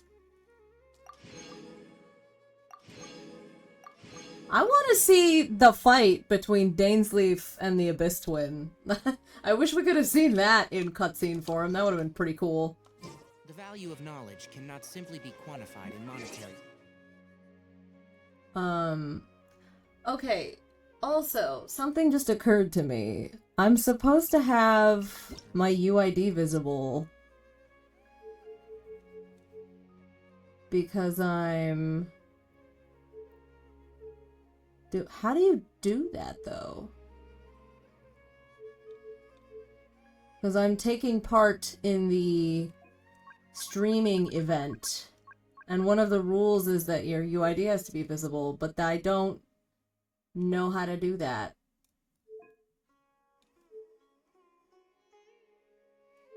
I guess... Let me figure that out. Let me do that real fast. So, If hold you press please. A leaf between dry sheets of paper, you can make an attractive and handy bookmark.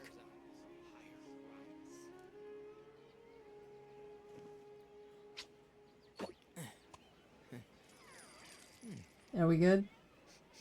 Am I muted? No? It was supposed to mute me.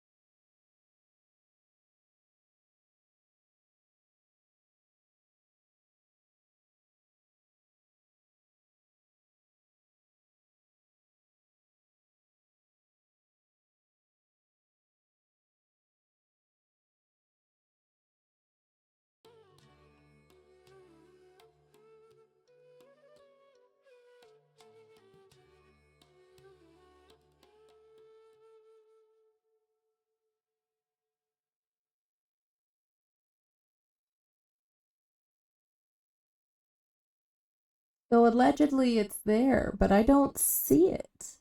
Is it being cut off?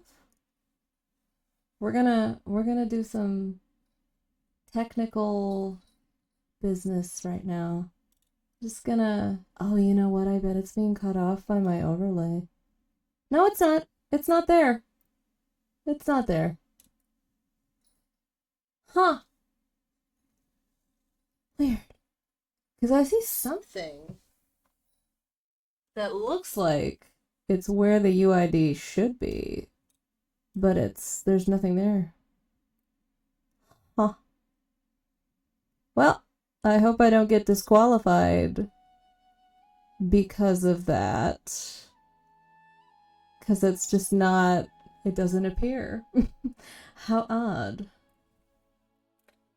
And now I have to put this back where yeah, I see where it's supposed to be. It's getting cut off. Because of the aspect ratio, I guess. Well, I'm gonna be annoyed if I get disqualified because the game simply is not displaying the UID. If I change the resolution, I wonder what happens. So we're in 2560 by 1440 right now. So if I change it to 1920, there's the UID. Now I can see it on the game display. But it's still not visible in the stream. It's cutting itself off. How troublesome. Well then. That's weird. It's just cutting it off in the capture. For no damn reason. Oh well, whatever. It's not that important anyway. Alright, what shall we do now? We've got...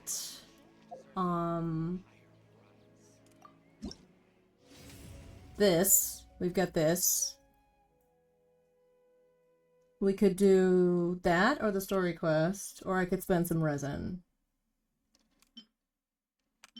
We're gonna get primos for this. Let's give it a try. Sure. Oh, I have to... Oh, it's in Liyue. I don't know why I thought this was gonna be in Fontaine. Okay. Doggos.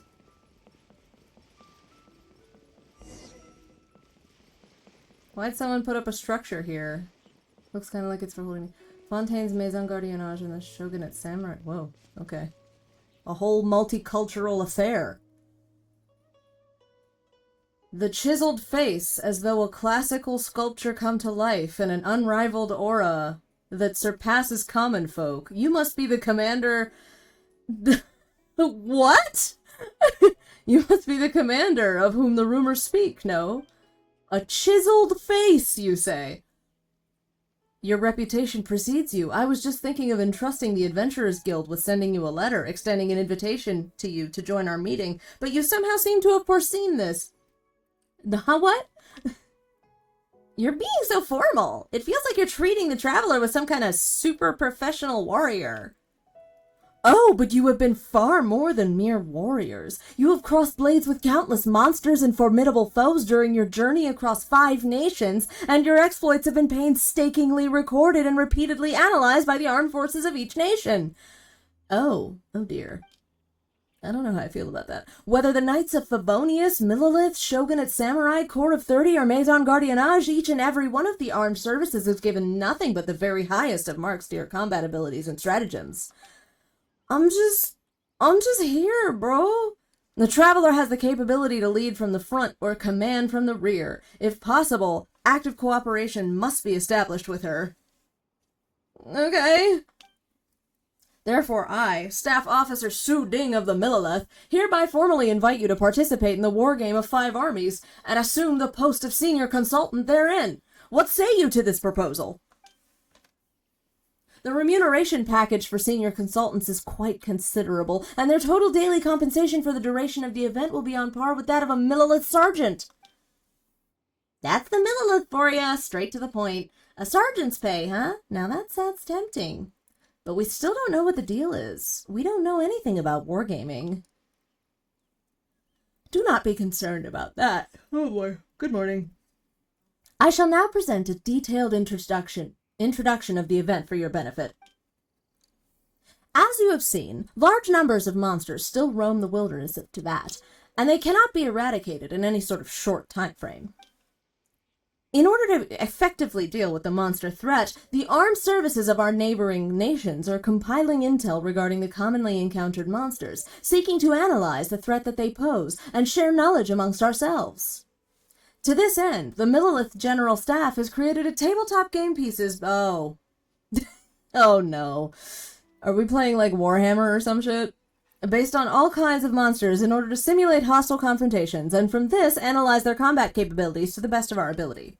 For this iteration of the wargame, we've invited members serving in various combat units to utilize their own radically different mindsets and perspectives to control the game pieces, finding the optimal method to suppress the monster's threat.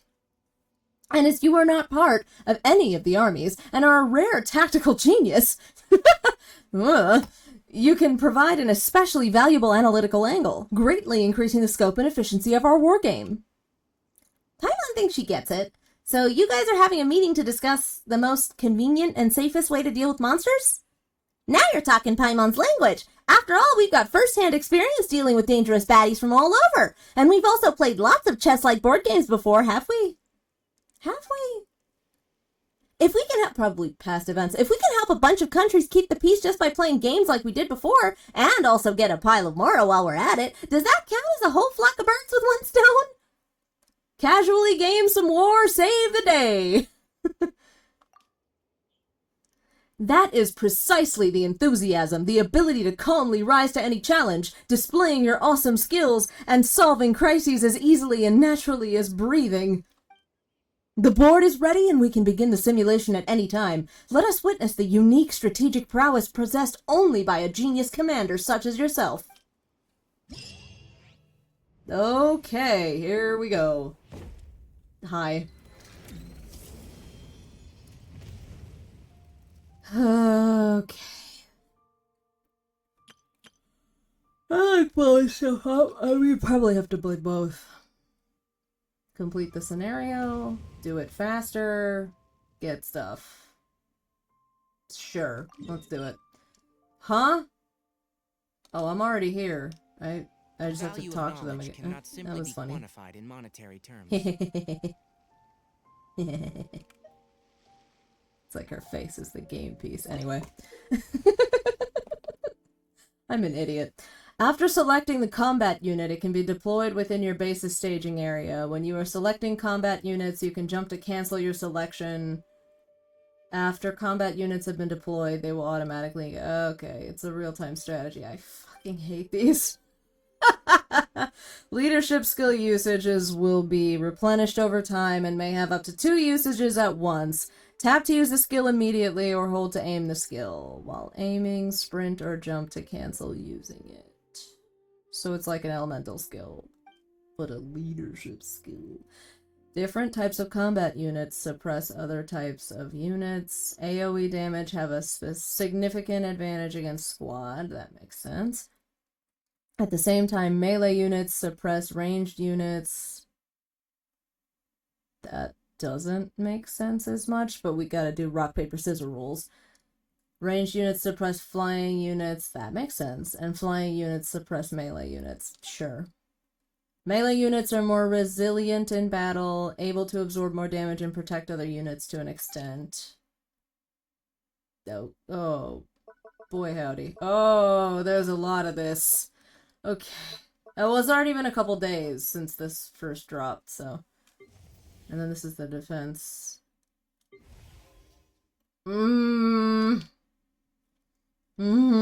the primos! Synthesized int. Oh, Jesus fucking Christ. Okay, Electro Slime. Blaze. Oh, these are just enemies. Regular enemies. I've never seen one of those up close! Okay. So, slimes are melee. Blazing. Yeah, sure. We'll figure it out as we go. It'll be fine. Stronghold mechanisms.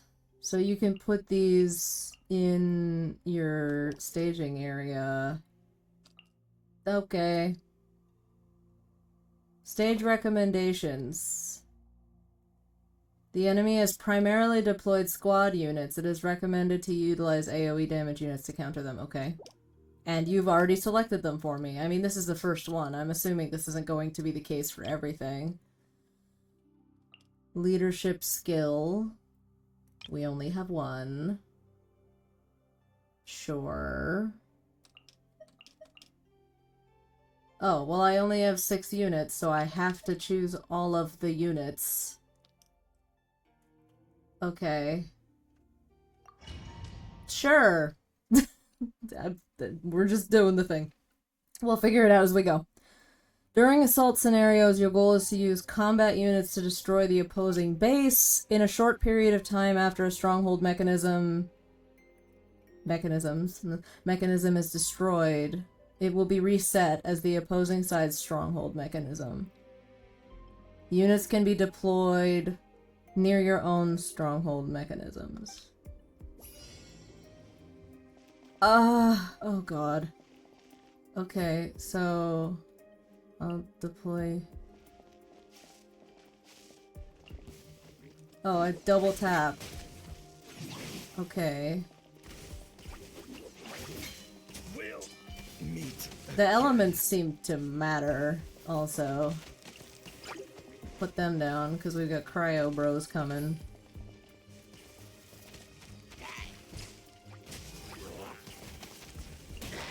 Ow. Go, Mitachurl. Do the thing. Mitachurl? I don't know how you pronounce stuff. Oh, okay. I don't know what the fuck is going on here. Yeah, let's do that. Sure. Fucking whatever. Okay. Now what? Oh, okay, I have to destroy that first before I can move forward? Am I getting that right? Should I just throw everything at the wall and see what sticks? That's probably not a good strategy.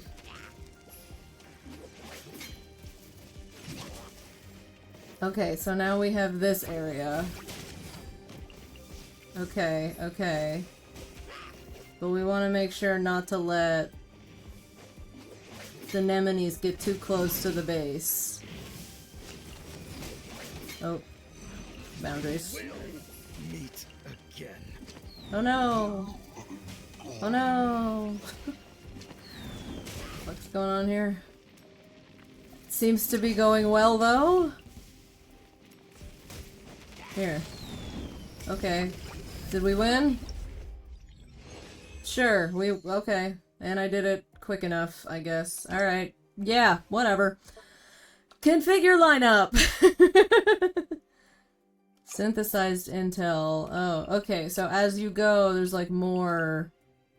Yeah, I've never seen these things! I also didn't know they were called seasons, and that's why the girls are season mages, because they're controlling these things, which are seasons. Huh. Anyway. Configure lineup? Okay, it's telling me which ones to choose. Okay, so now we have more space in the lineup. So we got a lot of electros. So I'm gonna say... I'm gonna put some pyros down for the end of this party here. Oh, stage recommendations. The enemy lacks AoE damage units. Encircling and attacking with squad units is recommended. In addition, dispatch units to occupy the stronghold flag as quickly as possible. What does that mean? AoE?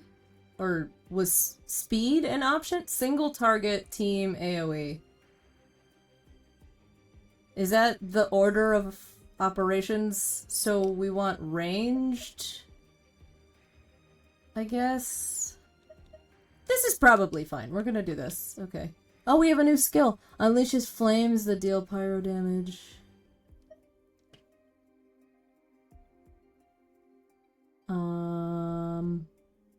Yeah, let's try the new one. Sure, why not? Let's do it. When there are only units from a single faction nearby, the stronghold flag will be captured by the faction after a certain period. The faction controlling the flag gains deployable units 25% faster. When you control the flag, you can deploy the units nearby. Okay. Here goes. Okay, so now we've got flags. New unit. Oh, because I didn't look at the intel. When there are only units... Okay, we just read this. We just read this! We didn't need it again! Are we capturing the flag?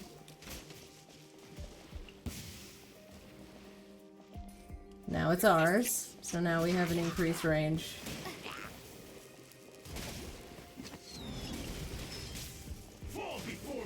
Go forth. To the ferry. Ah. Pyro guy.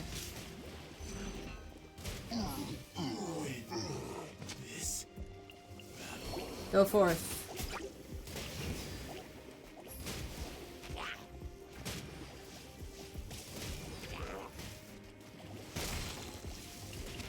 Just throw everything at him. I don't know.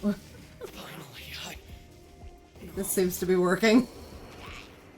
Alright, we need a ranged guy. Perfect timing.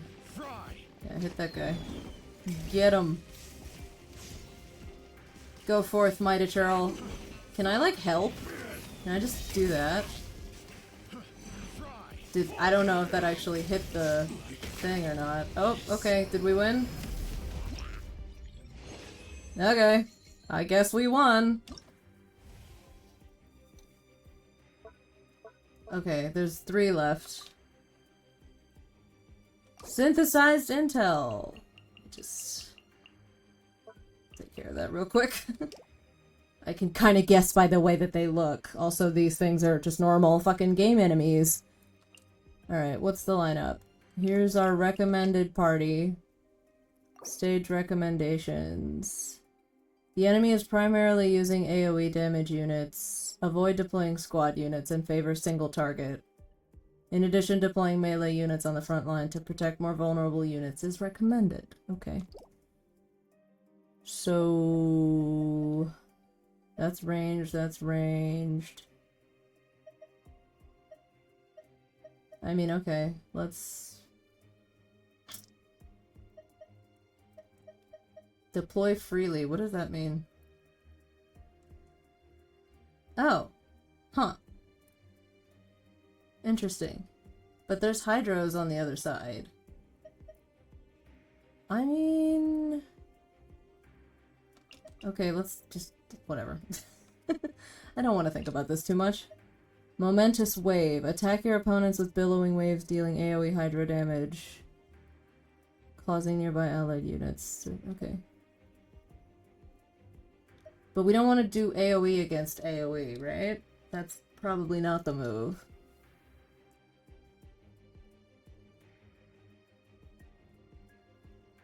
Let's stick with this one.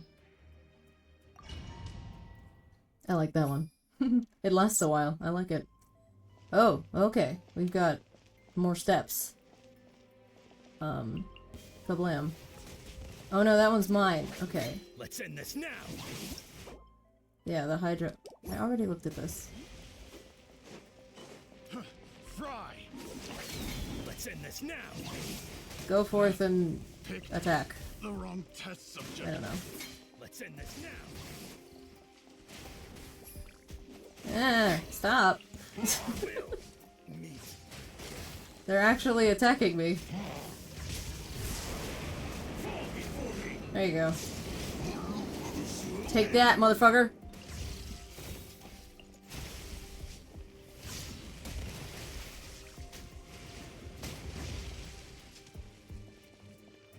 You win. This. Where's my range? Here's my range.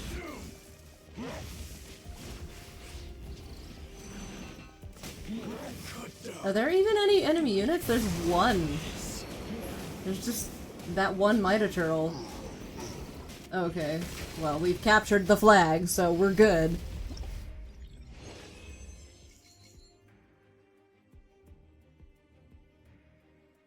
I think I've got them all, right? Yeah. Boop-a-doop-a-doop-a-doo. This is very easy. For that I am grateful. Defense scenario. Okay, let's try the defense. Sure. So what am I doing here? Oh no, this is the same tutorial. I don't understand. It's not letting me do anything. Defense scenarios consist of 3 rounds, and each round enemies will attack from different directions. You must protect your own stronghold through the battle. After combat units are defeated, they will drop support beacons. Support beacons can be used to deploy allied combat units in frontline buildings. During defense scenarios, when deploying combat units, their defensive zones will be visible. Once an opponent enters the zone, the unit will lock onto and initiate combat against them. During defense scenarios, after your combat units are no longer engaged in battle, they will return to the position they were originally deployed to. When deploying, take care to choose appropriately. What? Oh, okay, I see.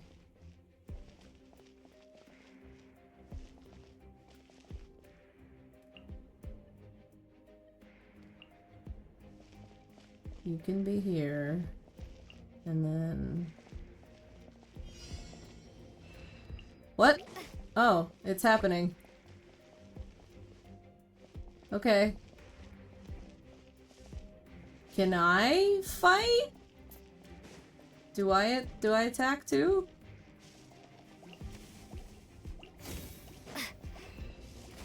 I guess, yeah, with that leadership skill. Opponents inbound on the left. Support token. Okay. Oh damn, this is not going well.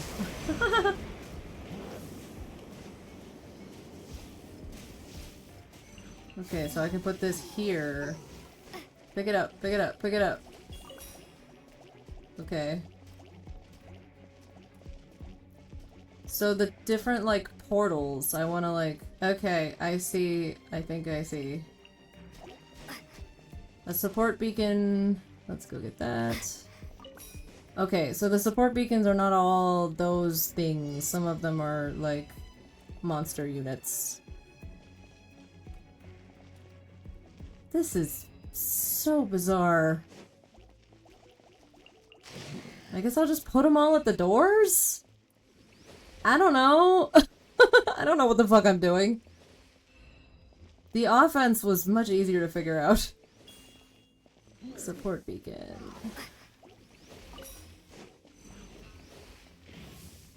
So they only come from 2 places, at least in this map. Let's end this now. Okay, well, you can fuck right off. Let's end this now. We'll meet again. Okay. I don't know, I'm just fucking dropping things anywhere. Oh, I lost a unit. So that's... Oh, there's a map! I just noticed there's a map! Okay, let's do it. Final showdown. Down the... Okay. Where's the treasure? Where's the who the fuck? The treasure hoarder said that! That's really funny. Where's the treasure? Okay, that thing is... doing good. Another one. Oh, the little seasons got yoinked. Yanked. Whatever. Eh. This treasure hoarder's just kind of fucking standing there. I'm chilling. My Mitoturtle. Oh, I did it. I win? Yay? Okay. Cool. Let's do it again. Okay, so you can... No, you can't change anything. You just get given and you have to deploy them and... Yeah, sure. Whatever. Okay. Alright, so now they're coming from these doors. Nope, too far. I don't know what that does, but we're gonna find out. Put you here. The two Kairagi are always together. And we'll put you here too. Sure.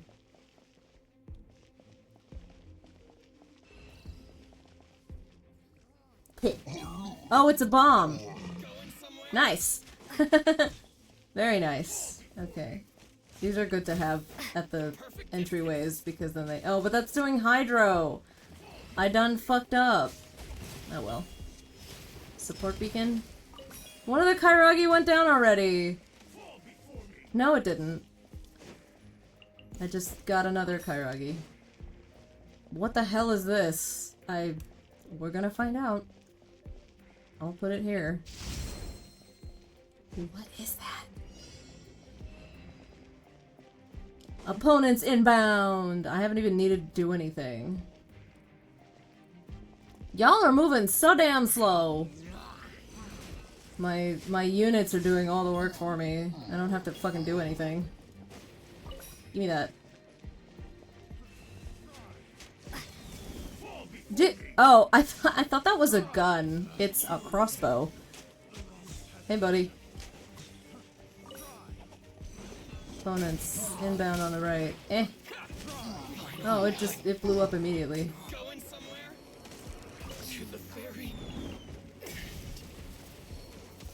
Put somebody else over here. Give you a friend. Well, you can fuck right off.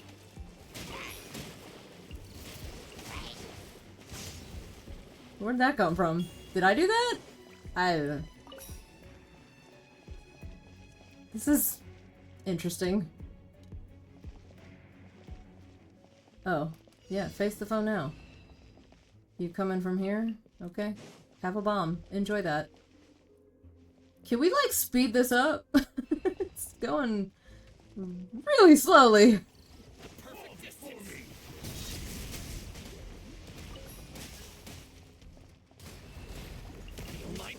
Inbound. Oh no! We've got, like, no defenses on this side. Oh shit. Well, at least that one moves pretty freely. And it's immune to cryo. Support beacon.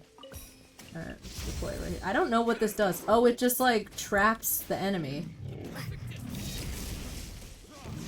Torch that motherfucker.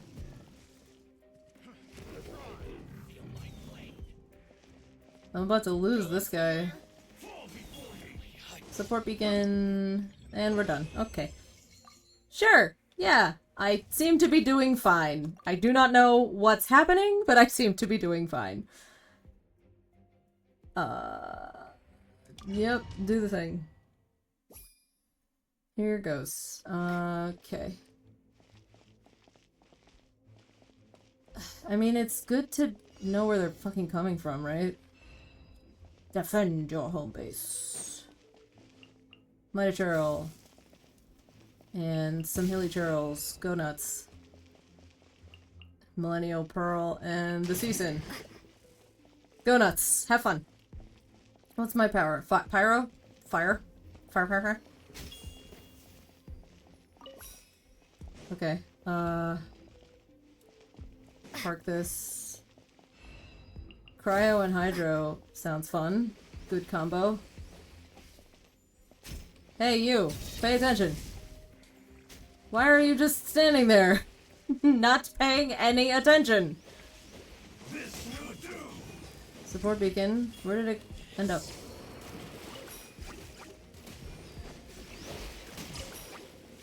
Fuck you! Did the fucking seahorse already die? Alright, these guys are goddamn useless.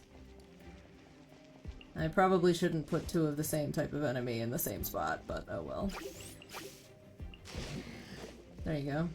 I'll help you out over here. Plus there's this thing. Oh, they're coming from this side. That's why. Why are you just standing there? What the fuck, useless motherfucker? There you go. Wake the fuck up! My blade! To the fairy. Okay. I mean, this guy died immediately before, but I shouldn't have bothered with the pyro on that side.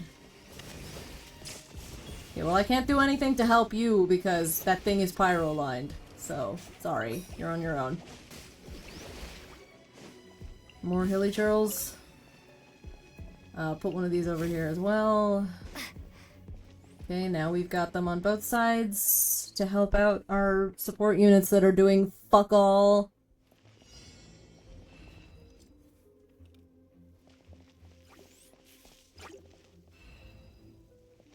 Yes, I could see it moving incredibly slowly. Put a seahorse over here too. Maximum number of combat units reached. Okay, never mind.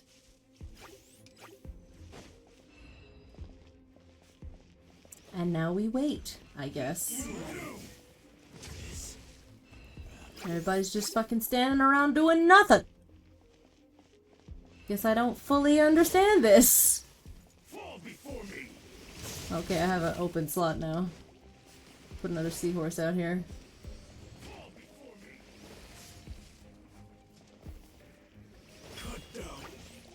Support beacon.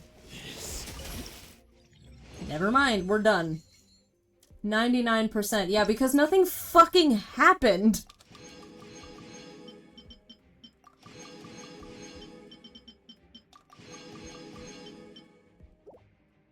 Okay. That's done for today. Sure. It was capture the flag, it was tower defense, real-time strategy, a bunch of things. Bing bing bing. I always need Mora. What else is there? Oh, analysis progress. Okay, immediately enough for this weapon. Crag Chiseled Forge. It looks pretty cool. After elemental energy is decreased, the equipping character's EM will increase by 40 for 18 seconds. Huh. Interesting. Okay, I wonder who that would be good on. What is this? Oh, refinement material for the special weapon. Look at all them primos. Yeah. Sweet! So I got 2 of those, so I can refine that 2 levels right now. Where is it? Here it is. Refine.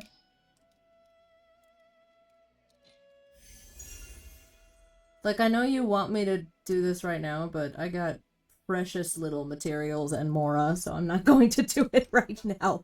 I'm sorry. I'm simply not going to do that. What shall I do? What? Another one? I thought I...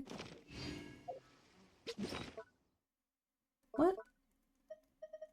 Did I not just... Oh, it can only do one at a time, I guess. Okay, whatever.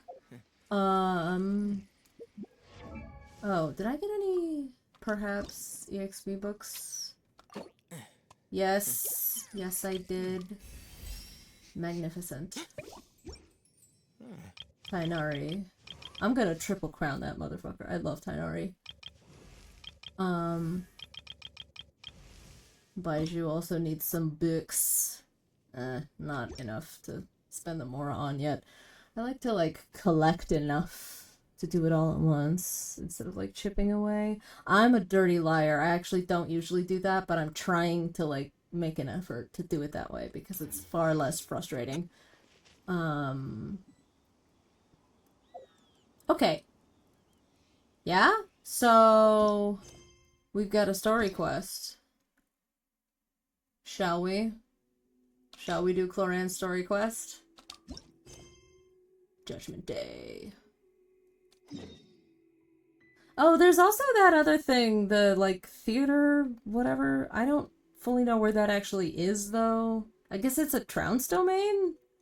Or something? Like, it's in the domains? I have to find it. I don't even know where it is. Let's start Clorinde's story quest.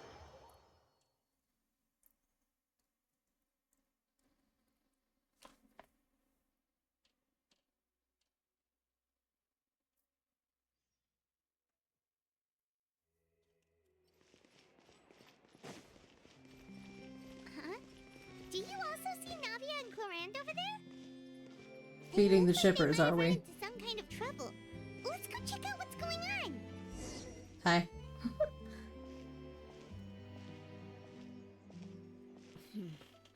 Still no dice? Not at all. And I've asked pretty much everyone in the court of Fontaine already. Lynette's ears drooped as soon as she heard that we'd have to be out and about for days on end. And Fremine, he hid himself under his helmet as soon as he realized there'd be people around that he didn't know. Mood. What about Chiori and Charlotte? I feel like both of them would be more than up to it. I've asked them already, but they're both pretty busy right now. I just gave the members of the Spina a few days off, too, so I don't want to bother them either. This is getting pretty difficult. Navia, Clorinde, what's up? Oh my. Well, if it isn't my dear partners. How are you all doing? Huh. Navia? Uh-oh. What are we about to get voluntold? Oh, you mean... Yep, this is our chance. Oh no. What are you gonna do? Do you need our help with something? Hey, so we saw you across the bar and we really liked your vibe. We've got a huge problem right now that only you can solve. Whoa, for real? Absolutely. We've already exhausted all our other options. Tell me about it. What kind of problem? Paimon, Oh dear. would you join us and play Marechaussee Hunter Judgment Day? Are you kidding? We're gonna play a game. Marechaussee what now? It's a new game script by the Tabletop Troupe, a local roleplay adventure club. Oh Ever my heard of the Tabletop god. Troupe? They put out games that allow you to participate in a story and roleplay characters with your friends. Oh, I've loved their stuff ever since I was a kid. That sounds super interesting. I never would have pegged Clorinde for a fucking D&D nerd. Recently, someone came up with a new script and was looking for people to help playtest it for them. And when they asked, of course I couldn't refuse. I mean, come on, a brand new script? Nobody has ever played it before. Generally speaking, scripts at that level of development have a lot of issues, but I think this one is pretty solid. The author obviously put a lot of work into the story, and the world building is also quite credible. Tooting your own horn there, Hoyo, I huh? was the one that handed you the script, but some of us haven't read it yet. No spoilers, please. Oh boy, oh boy. Anyway, the script calls for a team of 4. Ah, yes. We're missing one final player right now. You were right. That is a big problem. So, you're saying you'll help us out? I knew I could count on you, partner. Sure. I'm and the Traveler are kind of a package deal. Is that okay? That's not a problem. I'll adjust the pace based on the actual number of players, and ensure that everyone has a good time. Well, Traveler, what do you think? Wanna play? Paimon will follow your lead. Can I say no? Well, I'm kidding. That solves our problem. You have our thanks. Woohoo! I'll go grab the script manager from the club right away. The script manager? Didn't you just say that you gave Clorinde the script? The club introduced a completely new kind of gameplay for the script. In this iteration, the Game Master's version of the script is incomplete. The script manager provides the next part of the script only after players have completed the current list of objectives. On top of that, in order to increase player immersion, the club has created some of the story's sets and scenes in real life. We'll only know where we're LARPing. The script manager reveals the starting location. We're LARPing. Oh, you're right. Whoever wrote this script really did put in a lot of work. And it's I got a can't real believe healthy amount of suspense, right? I mean, even the GM doesn't executioner of Fontaine, Look Clorinde, forward to experiencing it with you all. is a huge fucking nerd. They should all be waiting at Chioria Boutique. I'll come over with the script manager as soon as I find them. So who's the Sounds good. third they already Remember to always had? watch where you're going and don't rush. You say that like I'm 6 years old or something. Let me think. What kind of character should I play this time? Oh boy. I just hope you'll pick up some useful skills this time. Oh, and stop trying to persuade every animal you come across. Alrighty then, we're gonna LARP some D&D. Fucking nerds. Keep up. Okay, well if we're meeting up at Chioria, but Chiori's not involved, I guess it's her, like, assistant? Elof? Linny! Linny and Farina? You're back! Wait, but you said you needed 4 players, and you were missing a player, but you already had 4 players. Surprise! I assume you'll be joining us. Did for the it bug game out then? for a second? Linny, Farina! Paimon didn't know you were playing too. Are you also members of the tabletop troupe? Hey, you two. I'm more of a casual member, if anything. I haven't taken part in many formal club activities. Lynette Fremine and I play something similar at the Hotel Bouffe Tété sometimes, but I'm usually the GM. Still, Sure I'm you it'll be are. fun being a player for the first time. I'm looking forward to it. Well, I'm not a member of the club at all. Clorinde simply woke me up first thing this morning, said there was a good script worth experiencing, and asked if I wanted in. If Oh, interested, you got dragged into this LARP. That should give you a 40% discount on membership fees.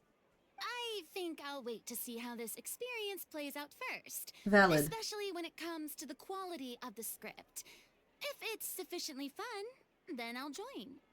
Do you participate in a lot of tabletop troupe activities, Clorinde? You could say that. She's actually one of the few senior game masters of the troupe. Right. I knew about that even when she was still my subordinate. It's nothing. So, just so a small Clorinde hobby is the of mine. GM. That's why they needed another I'm player. so used to Okay. seeing you be all upstanding and intimidating as the champion duelist. It's kind of hard to imagine you role-playing with a bunch of friends. It truly is, Paimon. So if we have a problem with any of the rules, do we have to submit a duel request? Surely you jest. I would never intentionally make things difficult for my players. I maintain a clear boundary between my professional and personal lives. The me you see at court represents the law and order of Fontaine. I put all personal feelings to the side and grant a fair duel to all who seek to defend their honor. But in my personal life, I'm just an ordinary person. Someone who feels anger and sadness, just like everyone else. Well, you say that, but What for a all the thing to time I've say known at this you, time. I don't think I've ever seen you cry. I've seen you get angry, sure, but now I'm wondering whether you were actually mad or if it just looked that way from the outside.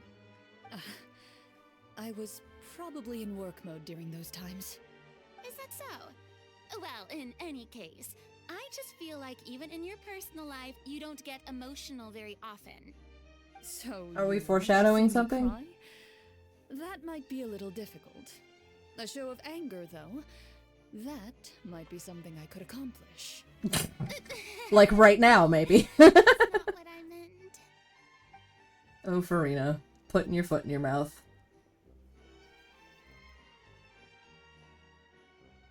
Meeting up outside Chioria Boutique, but Chiori isn't involved at all. Come on now. I'm back. Here, allow me to introduce you to the script manager, Mr. Florian. Hi, Florian. Pleasure to meet you all. Hello. Wait, are you a champion duelist too, Mr. Florian? Oh, no. This is just the costume provided by the club. I occasionally play a few of the roles in my scripts. That sounds like a lot of work. It's nothing. It's the least we can do to give the players a more immersive experience. Anyway, allow me to give you a brief introduction of the script.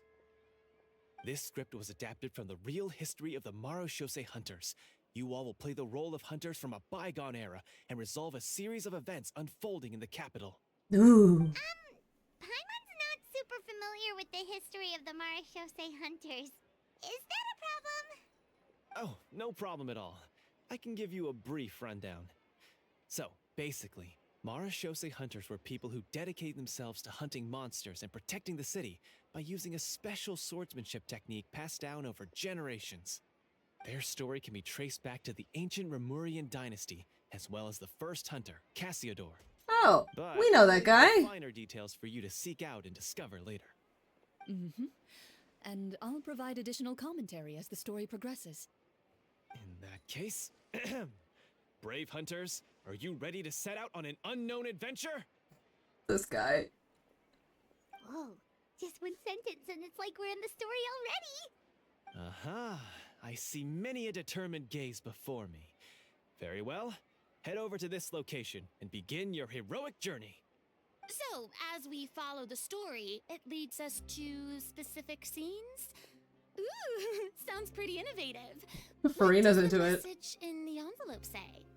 It's the exact I know the location Venn of the diagram of like D&D as well as the players formal permission and to use theater the venue. kids is like Seems like they have there's a lot of everything prepared. overlap. Please check all your belongings, everyone, and make sure you haven't forgotten anything. Once you're ready, please follow me to the designated location. Sounds good. Hunter Squad, move out! You know, I like hearing D&D stories and anecdotes from people's play sessions and whatever, but I never got into actually playing it. It's a lot of fucking work, in my opinion. All the prep and like you gotta remember all this shit and I don't know. I've never been like a tabletop or like a card game or whatever kind of a person. Personally. I am, however, a dice goblin. I'm just a dice goblin who doesn't play with any of my dice. I just like to have the shiny rocks. I am going to the wrong place? Where is this?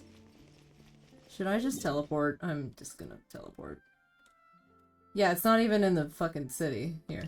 Let's go here.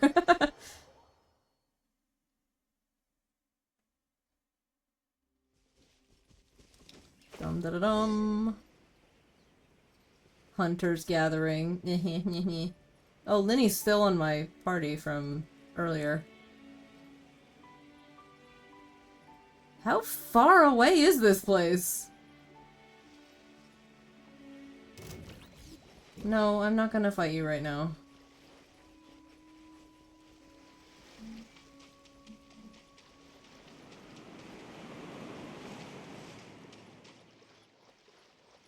Bird. Hey, bird. Bye, bird. Blubber Beast just chilling.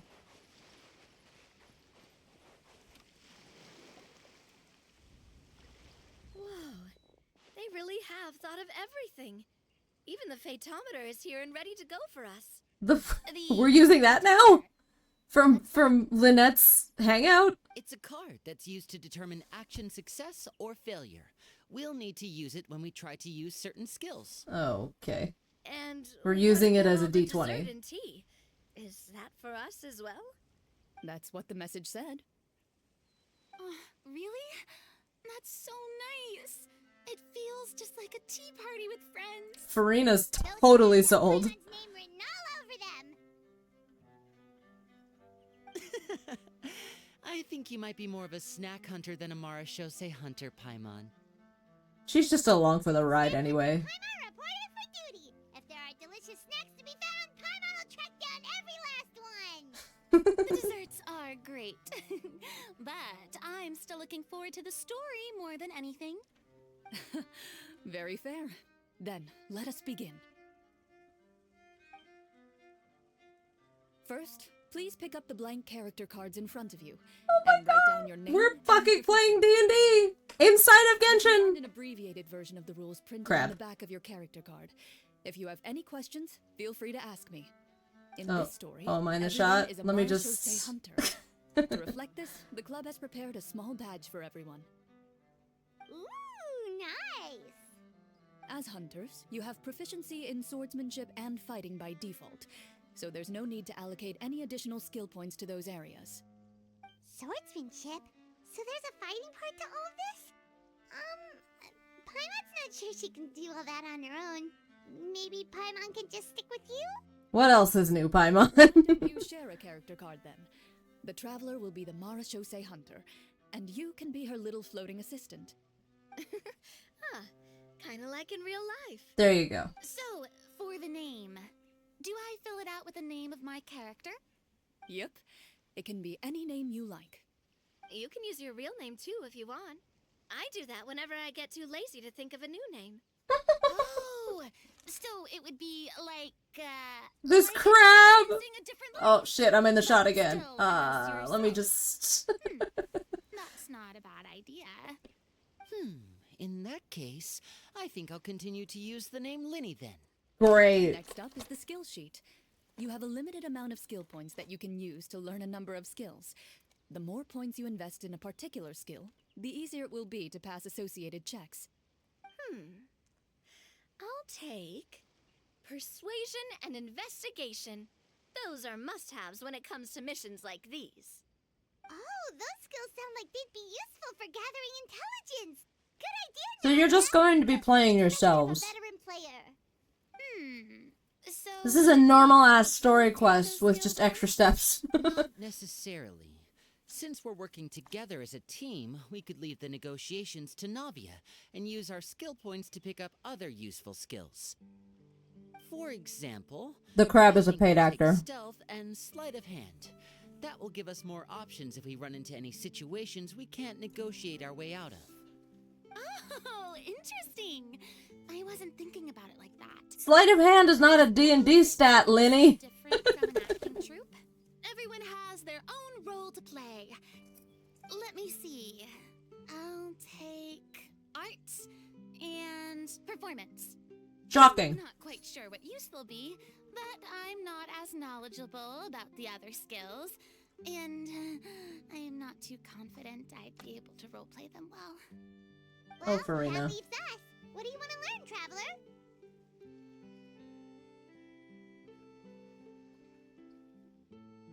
Insight, I guess?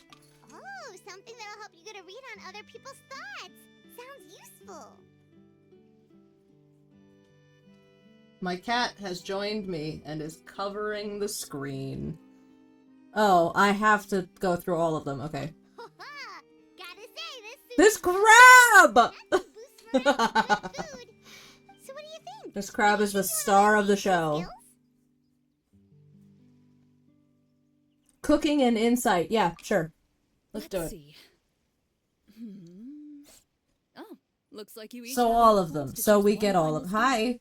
You've all My picked cat such is here classic and skills. sniffing It's fine the to mic. go a little bit Classic? out of the box, you know. Arts is a classic D&D skill? For example, this one here. Summon.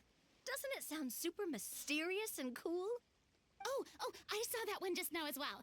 The description says, this skill can be used under certain circumstances to summon characters or creatures that fit the script's world-building rules. The script's world-building rules, huh? But how are we supposed to know what a Marachose hunter can summon? Guess we're gonna find out. That's not for us to worry about, my friend. Just learn the skills that interest you, and the GM will take care of the rest. All right, you've convinced Paimon. Let's learn summon then. Paimon can't wait to see what kind of thing shows up. Well, now that everyone's more or less finished creating their characters, we can begin. Since 2 of our players are doing this for the first time, though, let me ask. Would you like to play on easy mode or authentic mode? Oh no. What's the difference between the two? Oh dear god. I don't like the way she said that. The story sometimes changes based on the decisions of the players and the results of the Fatometer. For example, if you fail a check, that means you cannot use the target skill in that scenario. A critical failure may even result in further negative consequences. If you choose to play in authentic mode, every time you elect to use a skill, you'll need to use the Fatometer to see whether you succeed or fail, and face any consequences that may follow. If you choose I'm easy being mode licked. instead, My every cat check will be is licking my successful by fingers. default, and you won't have to worry about luck playing a factor. Oh, Jesus. I really did not like this in the Hangout quest, because it made it such a pain in the ass to get all the endings. Alright, well, we learned how to do this already. Or I did, because I did the Hangout already. I'd like to focus on the story. I suppose I should pick easy mode. I'd feel bad if I brought the team down by failing my checks. Huh? Oh, come I don't on. think that's how this Don't worry works. about that. RNG is the lifeblood of role-playing games. I'm going with authentic mode for sure. Never knowing what you might have to overcome. Ugh, doesn't that sound exciting?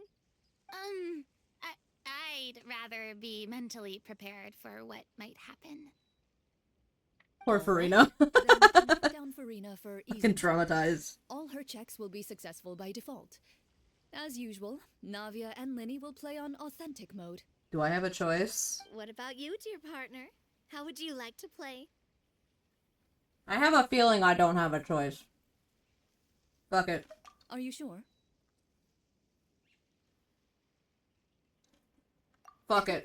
Trust me, you'll see the beauty of RNG. It's not like the Hangout where the ending is not accessible if you fail a check or whatever. The phaetometer says. Isn't that right, Clorinde? No promises. Hey now. That wasn't super reassuring. Well, anyway, enough talk. Let's get started. I want to experience at least a good chunk of the story today. Speaking of the story, why is the beginning scene on a beach? Well, that's because... Oh boy. A long time ago, back when human civilization was still in its infancy, powerful demons and evil sorcerers ruled over the land. They created a host of monsters and sent them to slaughter all humans in existence. Soon, a group of human rebels banded together. With their swords raised, they swore to brave the darkness, and in doing so, subdue each and every monster that sought their destruction. They became known as the Marachose Hunters. Time to play D&D. It's thinking.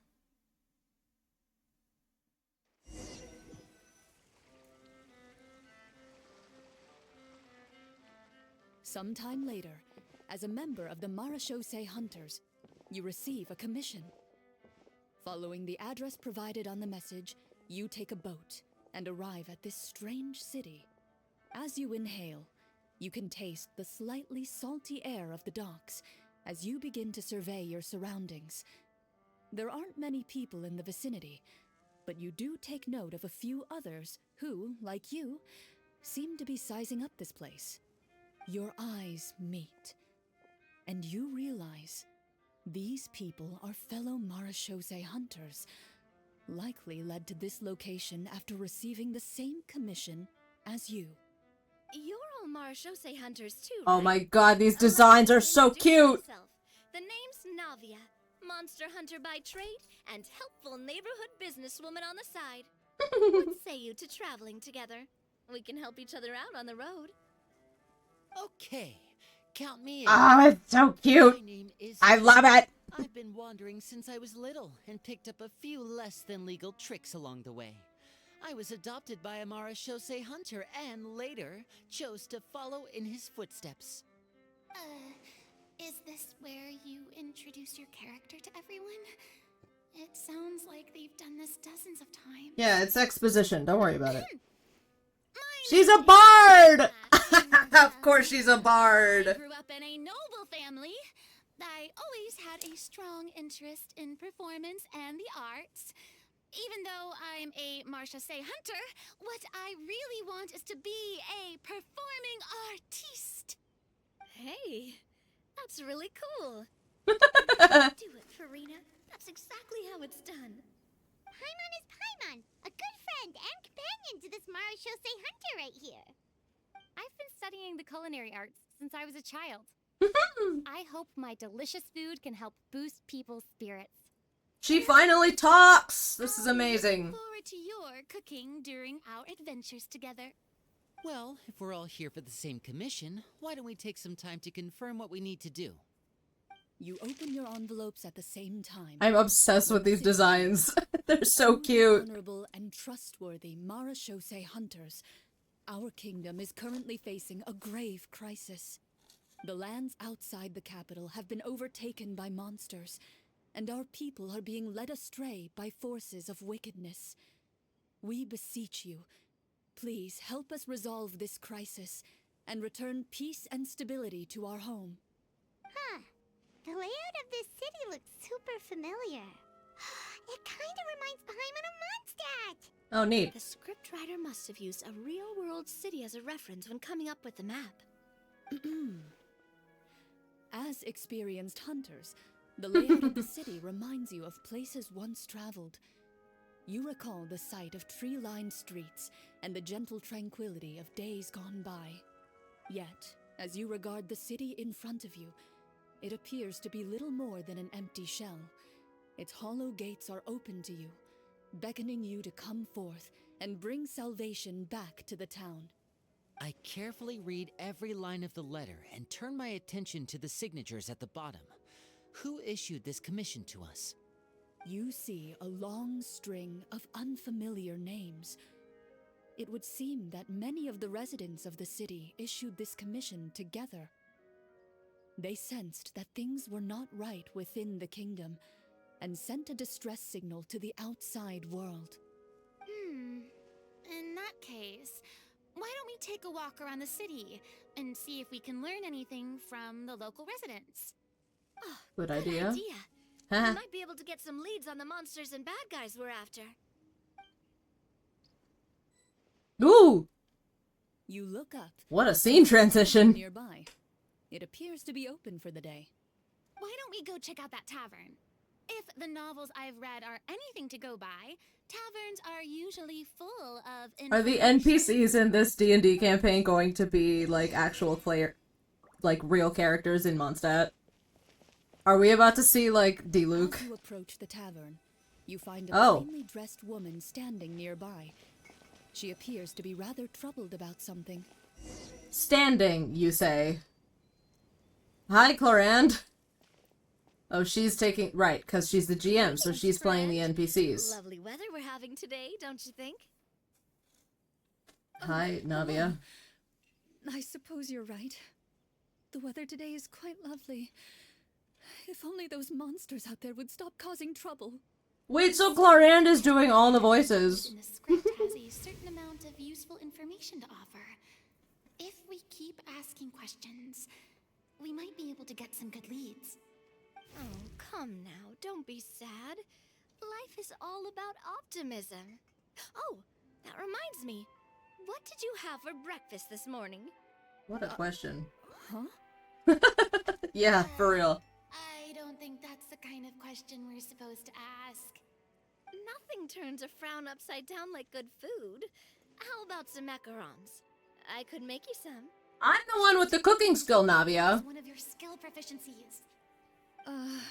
That's not necessary, miss. Excuse me for saying this, but you don't really look like a chef. Besides, I'm not really a fan of sweets. So you're someone who barely smiles and doesn't like sweets. You're really starting to remind me of this one friend of mine. Hey, did she just... me? Clorinde must have broke character for a second. This isn't getting us anywhere. Traveler, maybe you can think of something.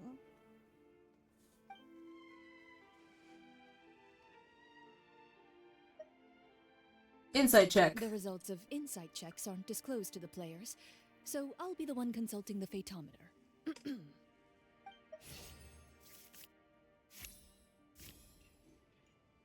Okay. You recall all the lessons you've learned in your time and begin to carefully observe the woman's mannerisms. You notice that when she's quiet, she has an empty look in her eyes, as if her thoughts have drifted to a place far, far away. And when she speaks, she often subconsciously reaches out to touch the ring on her left hand. Did something happen to her husband? That's a little... Oh, you said that out loud! Okay. Super A tactful. horde of monsters suddenly appeared near the capital recently, so all the guards were dispatched to fight them.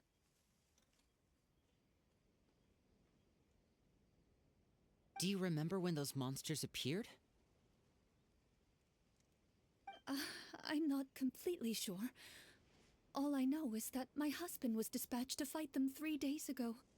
Do you know where he was sent? It all happened so fast. When we said our goodbyes, he couldn't even tell me where they were sending him. You have our thanks, friend. We'll find and defeat those monsters as soon as possible. We sincerely hope your husband will be able to return to your side soon. Oh, thank you. Don't worry. We'll find him. Just try to remain optimistic and wait for good news. Thanks, Navia. We don't always get to choose what happens to us. But we do get to choose the little things, like what we eat and how we respond to the things life throws our way. I hope that one day, you too will recognize the power of something as small and inconsequential as a delicious dessert. Navia, one-track I'll mind. do my best. You bid farewell to the woman, and continue your journey further into the city. So we're not going to the tavern.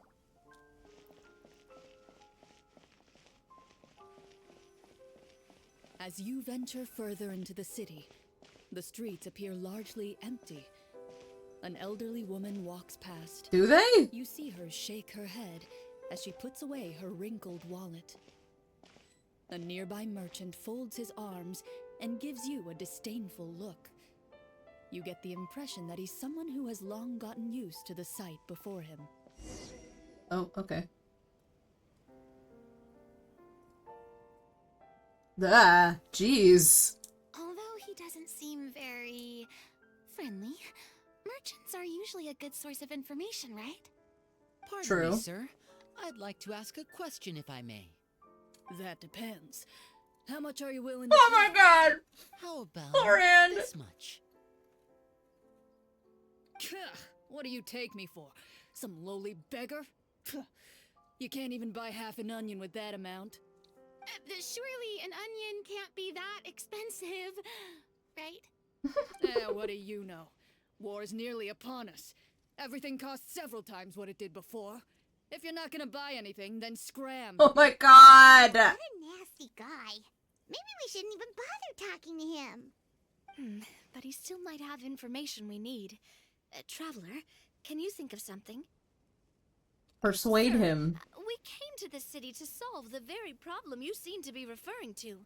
The war you mentioned, would it happen to be against the monsters outside the city? If you happen to be well informed and know a thing or two about what's going on, we'd appreciate it if you could share that information with us. After all, the sooner this problem gets resolved, the easier it will be for you to do your business. There you go. Alright. Good job, Navia. Well, things are basically as you said, young lady. Those monsters... What's that voice coming out of that face? And they've been destroying all our trade routes. We have limited reserves within the city, so if this continues, we're all gonna be in big trouble. Wait, you're saying no one has put a plan in place to distribute supplies or maintain order? We could all starve and those nobles in the palace wouldn't even break a sweat. Who knows? Maybe they've been in cahoots with the monsters all along. That is concerning. All right. That's all the information you need, right? Off with you now. I've still got business to do. You know, if you smiled a little more, you'd definitely get more business. And I bet that would make your life just a little bit sweeter. I'm not saying it's guaranteed to work. Hey, baby. Show me a smile. Did you really just fucking Navia? Did we try to go somewhere with more people? Oh, how about the city square? Follow me.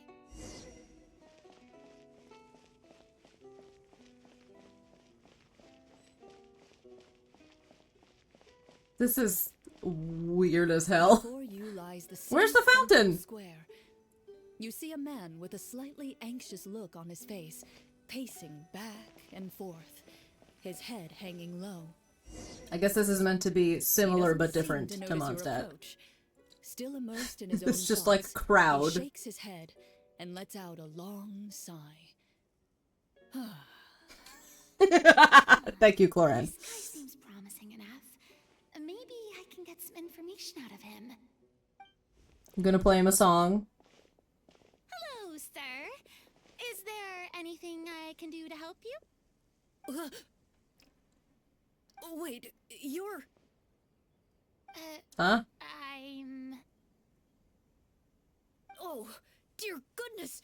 You're a Marashose hunter! You recognize us? Ah, are you one of the people who wrote the commission letter? Yes, yes! Oh, I didn't expect you to actually come! Oh, what great news! The city is saved! What happened here?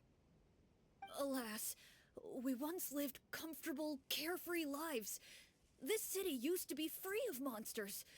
The first Marashose hunter, Casiodor, the Golden Hunter, he was the one who drove them back. However, monsters have once again surrounded the city. Perhaps the seal that kept them at bay has lost its power. Or perhaps an evil sorcerer has been meddling in our affairs. All I Perhaps know for this, sure perhaps that. is that their return has stripped the city of any chance at peace. Are there not enough soldiers to drive them out? It's not a question of numbers. The guards simply have no idea how to deal with them. Most people my age have never even seen one of the monsters, much less been trained to fight against them. Well, that's a problem. What's worse, many of us don't even know the history of the Marashose hunters anymore. When I was a child, though, my grandfather would tell me stories about how the Marashose hunters drove back the monsters.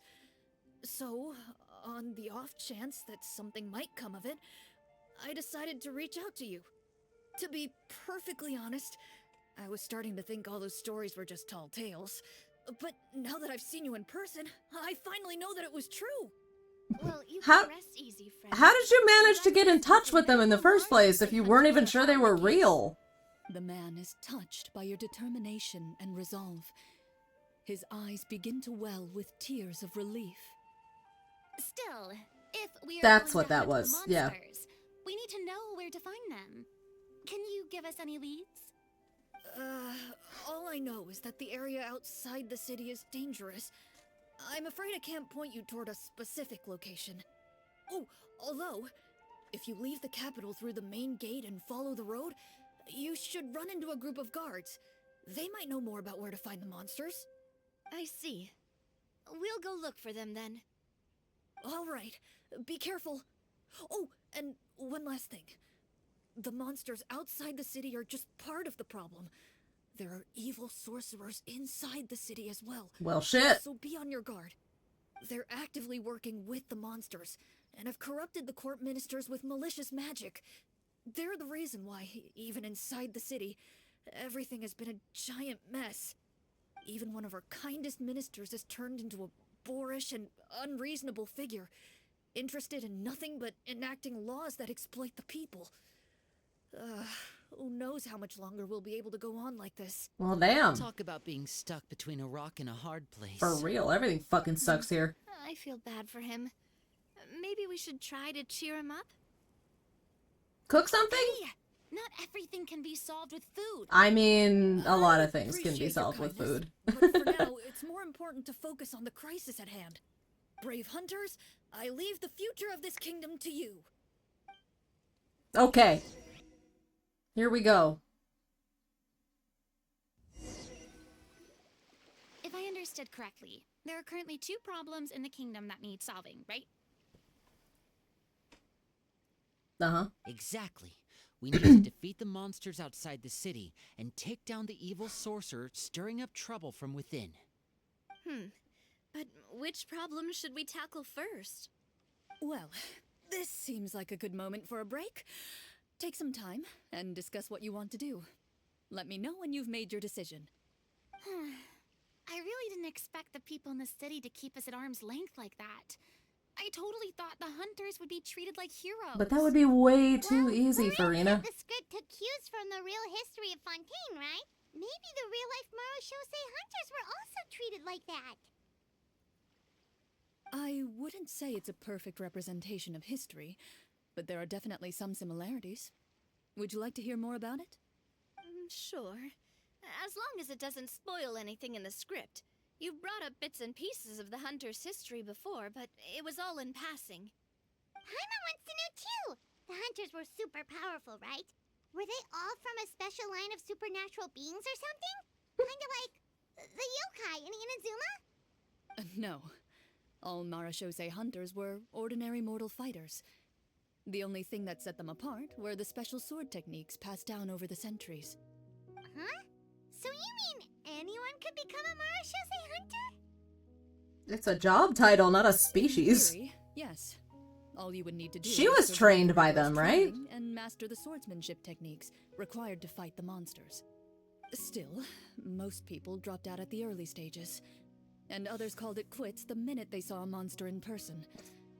To become a hunter, you To must go be through strong all in of that both training body and then just nope out the minute you see an actual monster. That is hilarious. The evil sorcerer the script mentions. Did they exist in real life too? The land of Fontaine once played host to an ancient dynasty known as Remuria.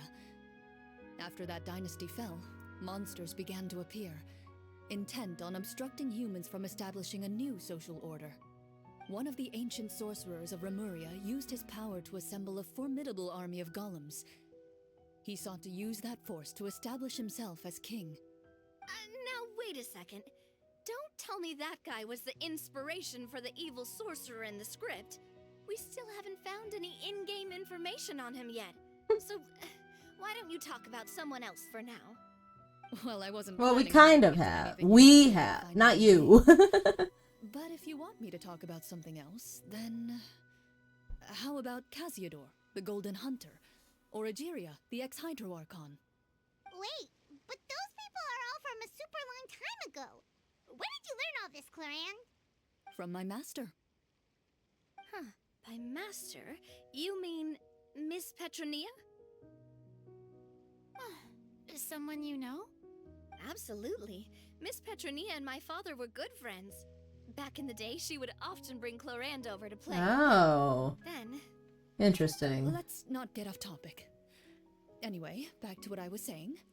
Responding to Egeria's call, a number of warriors followed Casiodor into battle against the monsters. This group of warriors, under Casiodor's leadership, became known as the Marashosei Hunters. Yet, as Fontaine entered an era of peace, their work gradually became obsolete. The Marashosei Phantom, originally an association made up of hunters, eventually came to be predominantly comprised of Melusines. How did that happen, though? That explains why most of the people... I feel like we're glossing over that. Or think of them as nothing more than a legend. Is that really a bad thing, though? It can get tough always being the one shouldering everyone's expectations. Yeah, could it? Could it, Farina? Who you ask, I suppose. If the name of the organization no longer commands respect, investigative work is bound to suffer. Speaking of investigations, which problem should we tackle first? Monsters or evil sorcerer? I vote monsters. That's the main duty of the hunters, right? We can come back to the sorcerer later. Well said, Miss Farina. Plus, if the sorcerers really are the masterminds behind this whole thing, defeating the monsters could give us some clues on their intentions as well. What about you, partner? What do you think? I feel like they're probably connected. And the sorcerers would be the root of the problem, no? I feel like if we fight monsters, we're just kind of spinning our wheels, although maybe we need to grind for some EXP. It doesn't sound like that's part of this thing. I'm gonna say let's get to the root of the problem. I mean, you're not wrong. But those characters are usually the ones pulling the strings behind the scenes. More often than not, Okay, they're so very formidable opponents. experience and leveling isn't explicitly part of it, but it seems like that's We don't what want this a total is. party party kill on the first day, right? With Clorinde as the GM, I wouldn't rule out the possibility. Alright, alright. Then it's settled. Let's go hunt some monsters. All right. After some discussion, you decide to turn around and head out of the city.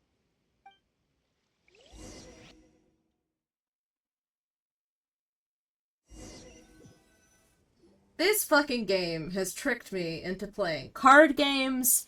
It's tricked me into playing real-time strategy. It's tricked me into playing D&D. Outsiders, halt! Oh, this one's British. An armored man approaches you. He has a tall, muscular build and a determined expression in his eyes. Just one look, and you can tell he's fought in his fair share of battles. Although he's trying his best to conceal his current state, his uneven gait and the sweat dripping down his forehead make it obvious that he's been wounded and is in serious pain. I'm the captain of the guard. I saw you sneaking around the city earlier, so I'll... Who was sneaking? We were just walking around. Or it's off to the dungeons for the lot of you. Is walking illegal now? Wow, it's been a while since someone's been this suspicious of us. I said talk, not whisper between yourselves. Have you ever heard of the Marchese Hunters? Marachose hunters? Ha! That fairy tale, you mean? What, do you expect me to believe you're one of them? Well.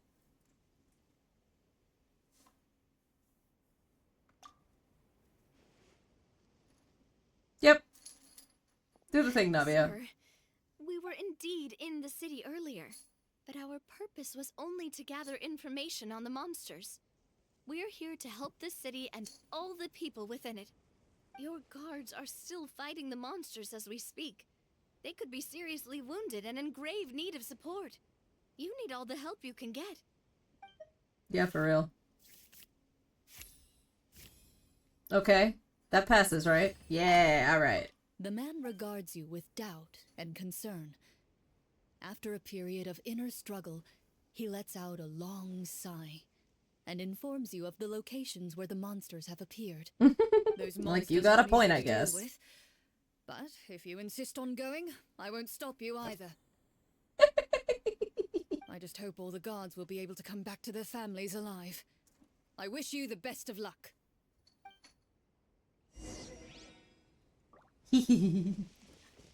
Clorinde voicing everything just makes me laugh so much. Should be right up ahead. Let's Yep. go. Hopefully we're not too late. Here I am. Oh snap! As you approach the battlefield, Oh snap! you see numerous people lying by the side of the road. They appear to be dressed like guards. Their faces are filled with desperation and terror. Are they? Some are screaming and cursing in vain, as if still trying to banish the monstrosities they saw from their minds. They don't appear to be doing much, but I'll take your word for it.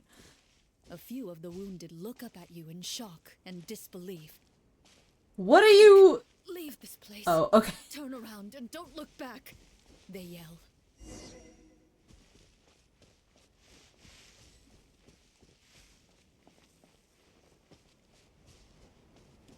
To the monsters.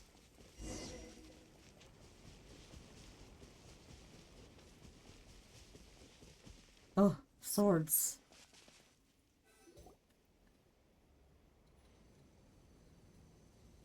Oh shit, stuff's on fire all of a sudden. This is the place he mentioned, right? You see broken iron swords scattered all around you, and downed trees riddled with terrifying claw marks. All the signs point to one thing. A literal sign. Devastating battle just took place here. Be on your guard, everyone. The monsters might still be around. Before you can finish your sentence, No shit. you hear rustling sounds from the surrounding bushes. Oh shit! The monsters have emerged. Rift Hounds! They close in on you without fear.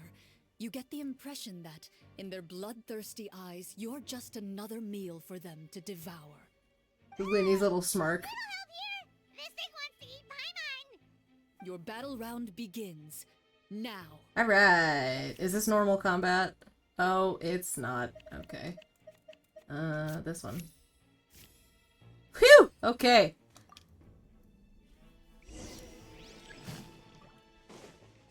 Combat power increased. Oh, hey! Alright, neat.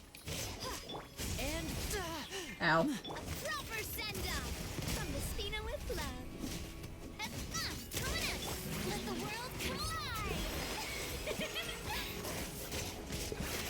I don't know how to use Farina, so... Germinate.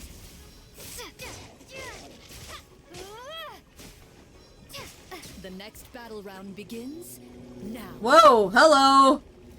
Ah, shit. I have, like... I always put Navia in one particular slot, and this isn't the slot.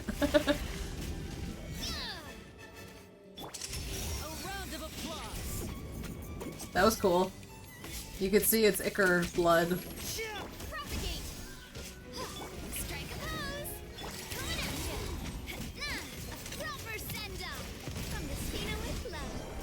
I wonder if this is actually a good, like, party to synergize, or just let that burst animation just finish up. Oh, thank goodness it's over. We're lucky the Marashose Hunter class came with all those preset skill points. Otherwise, we would have been in some real trouble. I never knew the phytometer even determines the amount of damage you inflict. If you get unlucky, isn't it just game over right then and there? That's part of the fun. The uncertainty of fate is what gives these games their appeal. Just as you begin to celebrate your victory, a suspicious lump on the ground catches your attention. A suspicious Lump? Wait, could it be the thing that appears after every battle? Huh? I walk up to it, The thing? down, and begin to carefully examine it. I've still got my right glove on, so it should be fine for me to touch it, right? As you investigate the mound, you discover that looks the like a exposed portion appears to be made piece of of a wood. barrel. It was previously obscured by the large form of the monsters. The thing that appears after every I'm very confused by that thing Paimon just said. Poking out of the ground like a shy flower bud. Whoa, it's a treasure chest! Oh, it's not a barrel, it's a chest.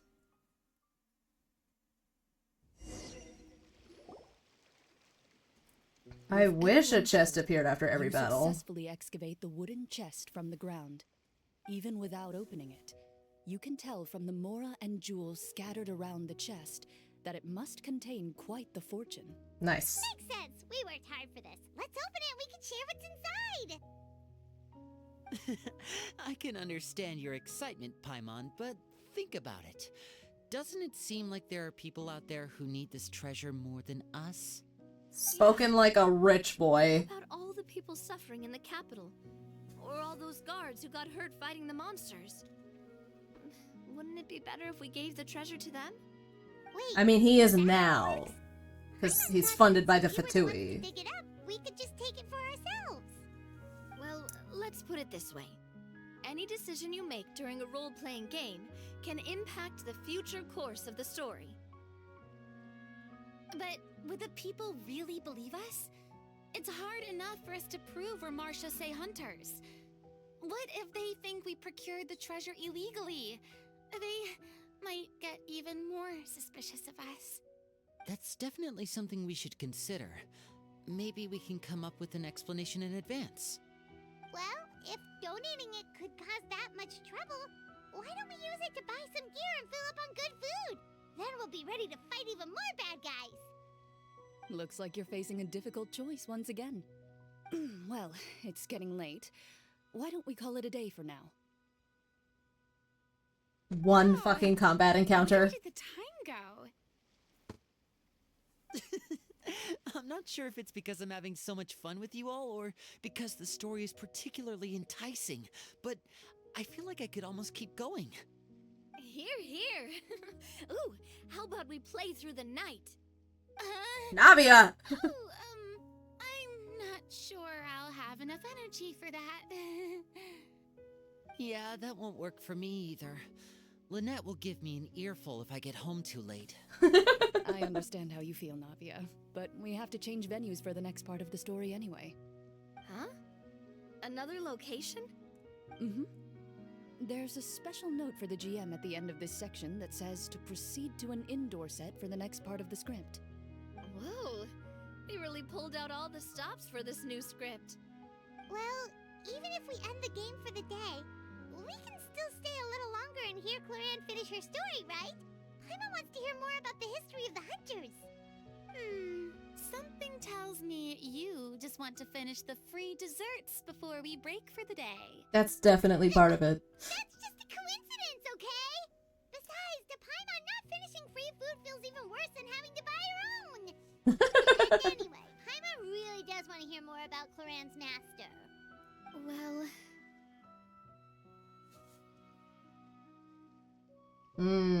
If the story doesn't have a happy ending, it's okay not to finish it. It's nothing. I appreciate the concern, but it's all in the past. Oh dear. It won't do any harm to share these things now.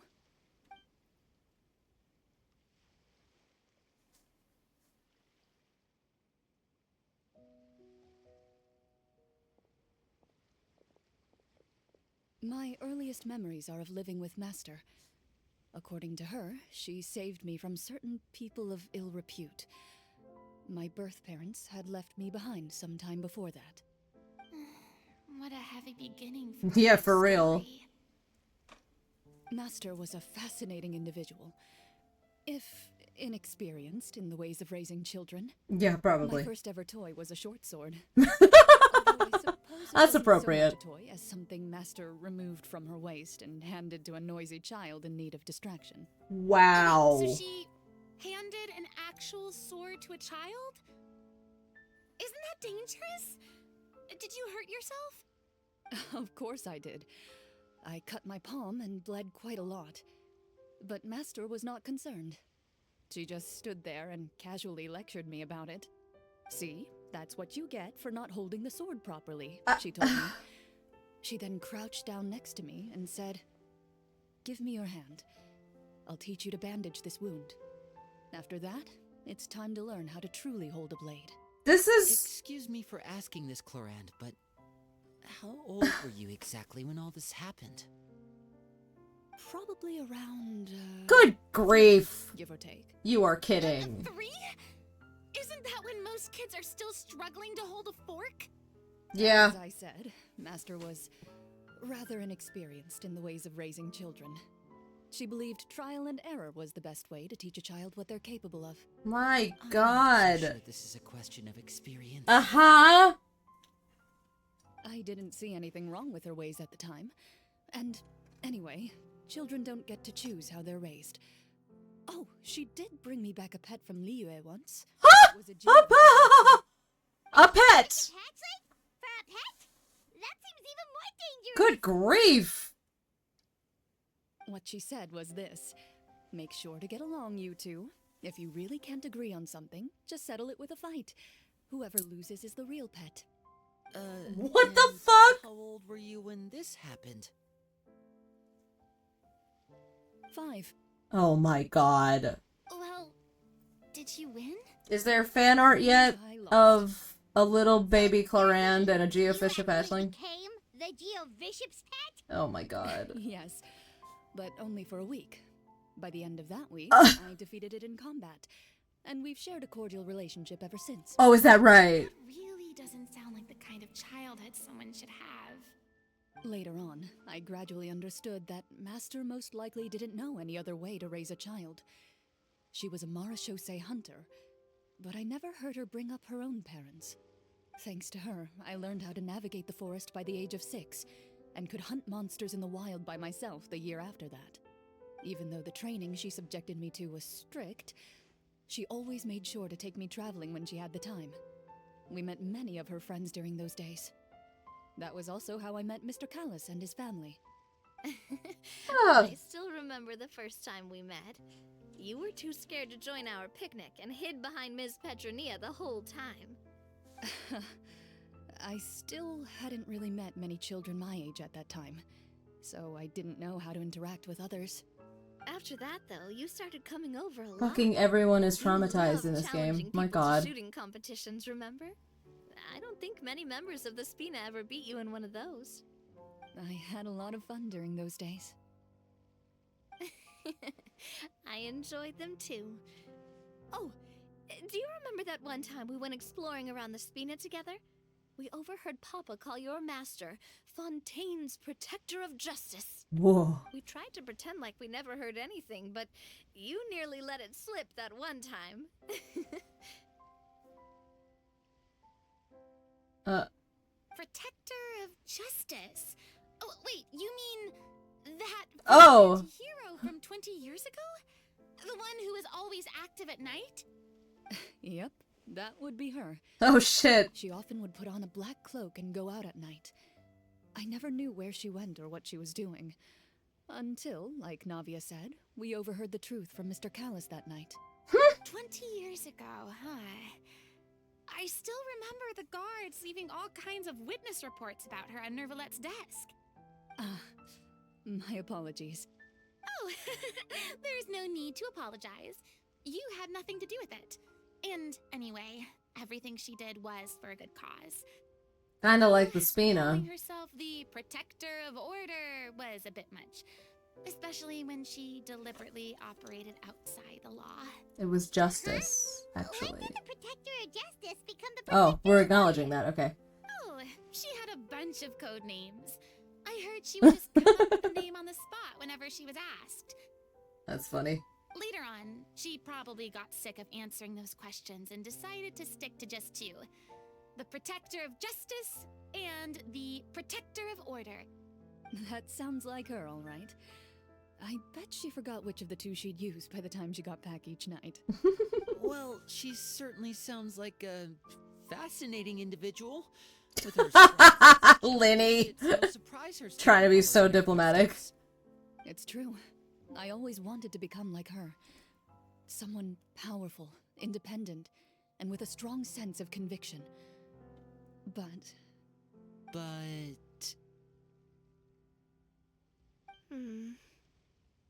She suddenly disappeared the night I turned 10 years old. Oh, damn. Disappeared? What happened? I have no idea. She didn't even leave a note. I was never able to find out where she went. So are we gonna That night, figure that I out was too? celebrating my birthday During at this Navia's story house. quest? But Master never came to pick me up. When I returned home on my own, it was to an empty house. Damn. She still didn't appear after a few days.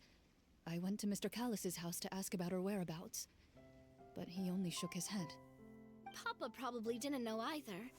I know he sent a few people to investigate the matter in secret, but they never found any credible leads. Don't worry, I understand. To be perfectly honest, given Master's personality and way of doing things, it all made a lot of sense. If I had to guess, I'd say she probably used it as an opportunity to force me to become independent. Oh my god. Just like how Poor when Clorinde. a litter of kittens reaches a certain age, the mother willingly leaves them behind. Were you upset, Clorinde?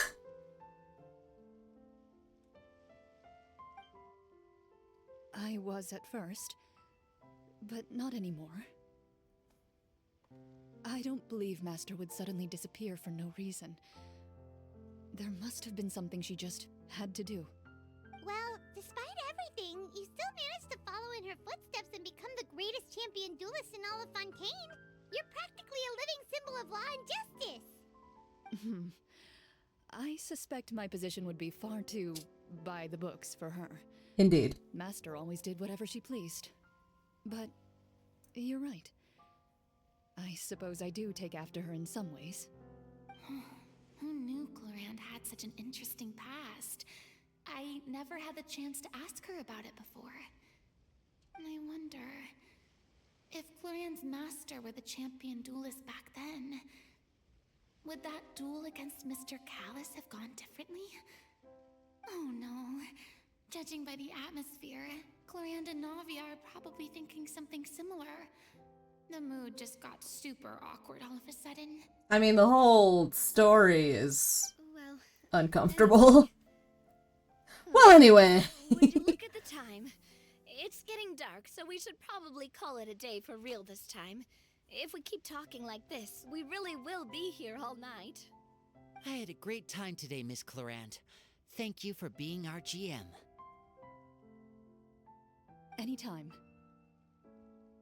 The script was good, but I've got to say, your childhood stories were even better. Hey, you should tell us more about that fight against the Geo-Bishop sometime.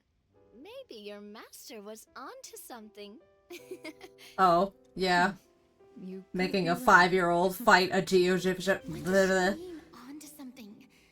I certainly don't know any 5-year-olds who want to fight a bishop in their spare time. Yeah, really. Yes, I'll head back as well. I need to save my energy if I want to continue enjoying the story tomorrow. You're that excited to hear about my fight with the bishop? I was talking about the script. That game we were playing, remember? Alright. Wait until morning the next day. Man, look at this big-ass crock pot full of some kind of stew. Various beverages, sweets, a cooking pot, and a crab! Gotta have the crab. Oh, hi. Just between the two of us, could you tell me what it was like to be the Geo-Bishop's pet? What are you so interested in, Navia? Geo-Bishops don't understand the concept of a pet. So basically, it just headbutted me whenever I entered its territory. And so many that crabs. hurt? Yeah, it hurt. What, something you want to experience for yourself? Oh, I'm good. Thanks. Crab. There's a crab coming for you, Clorinde! Watch out! Here it comes! Oh no! Haha, I got it. There's so many crabs around here. And a bloober beast. Hey, buddy. Oh, hello. He's so cute. It's so cute. Crabes. So many crabes. Time for crab. Alright, this is a good chance for a quick break. I will be right back. I'm gonna leave the game unpaused so you can hear the pretty music and let Linny babble. Yeah, okay. BRB.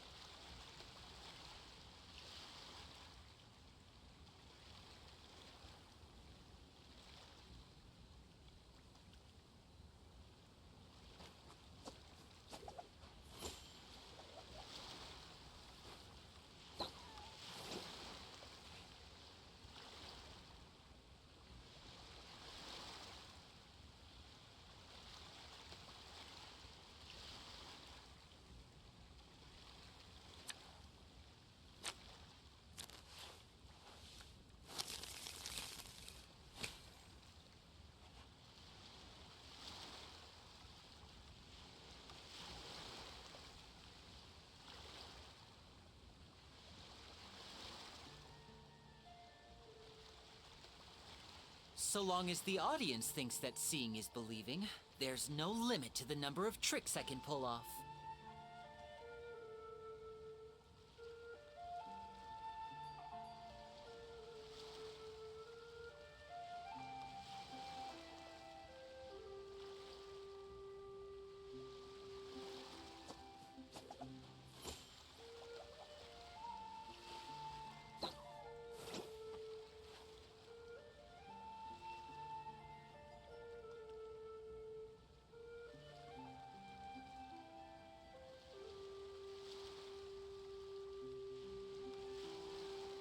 This is no time for distractions.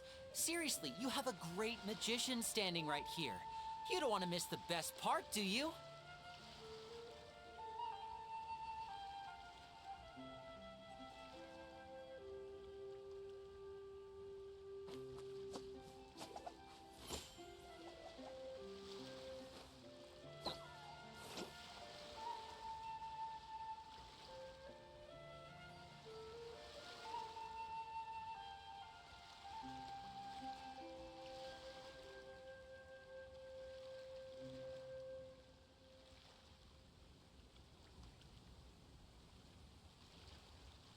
I wonder what my dear sister Lynette is doing right now. Missing me to death, I'm sure.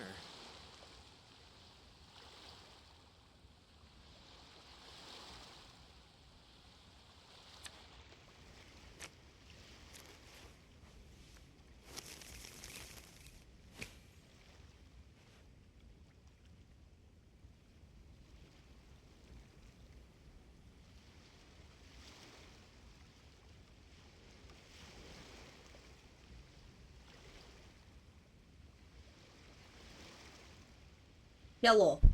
We are back. It is always important to get up and walk around a bit, change posture, you know. Always do that every so often. Hydrate. Eat snacks, which you probably heard me doing.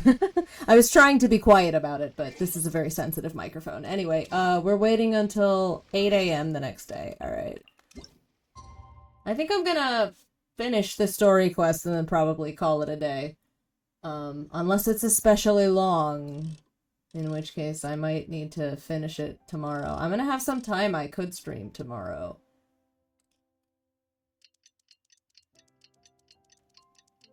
But I want to try to finish it today, if I can. Sometimes these story quests are longer than you think they're gonna be, though. Let's go meet up with the group.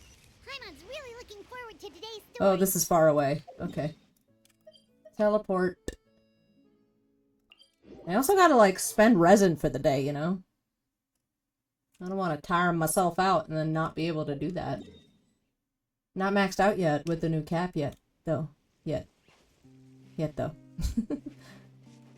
Crabs! Crabs. Time for crab. Always crab. Many crabs. We love crab. Hello.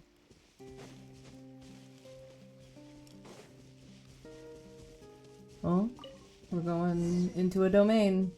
We're going into a domain. Okay.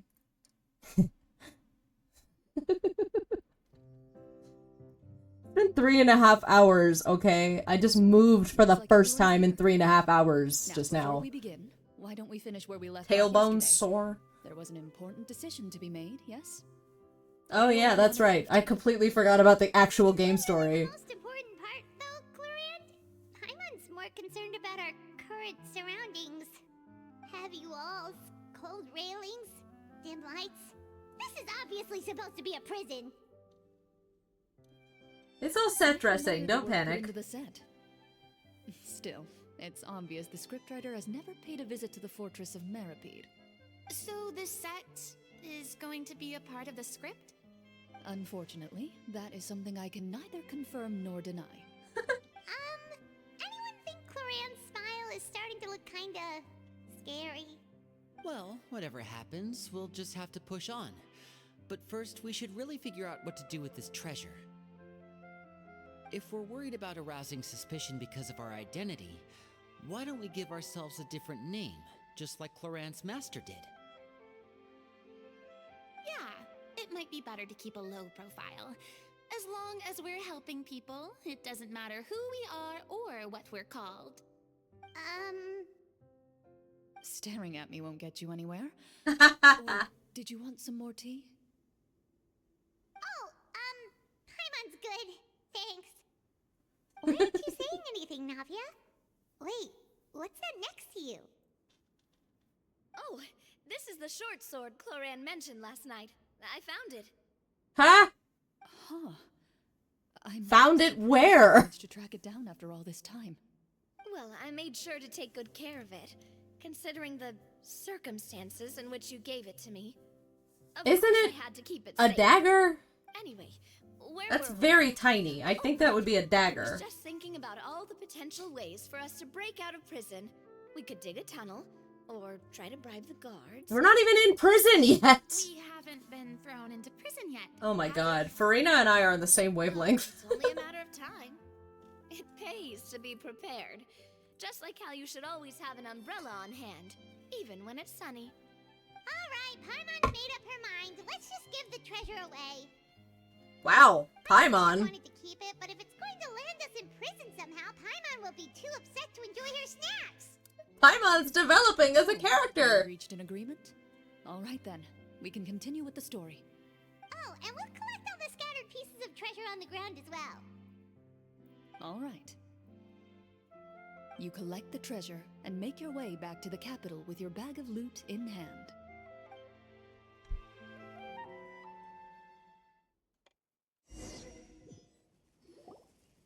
The city is still shrouded in a gloomy, oppressive atmosphere, but your spirits are surprisingly high. In places where sunlight struggles to reach, you generously share your wealth with the children, the elderly, and the poor in urgent need of help. What about the soldiers that were just like half dead on the side of the road? Hunchbacked old lady. Look of gratitude follows you as you walk Huh. away, her eyes never leaving your back until you move entirely out of sight. However, there's still quite a bit of Mora remaining. It appears you haven't made much progress. She's probably trying to tell us to speed this up. We need to hurry up so we can address the sorcerer problem. Should we go find that man again at the square? He seemed like a pretty responsible guy. I'm sure he knows the people here far better than us. Oh, good idea! Just as you start to make way to the square, intent on finding the man again, there's a voice. Oh boy.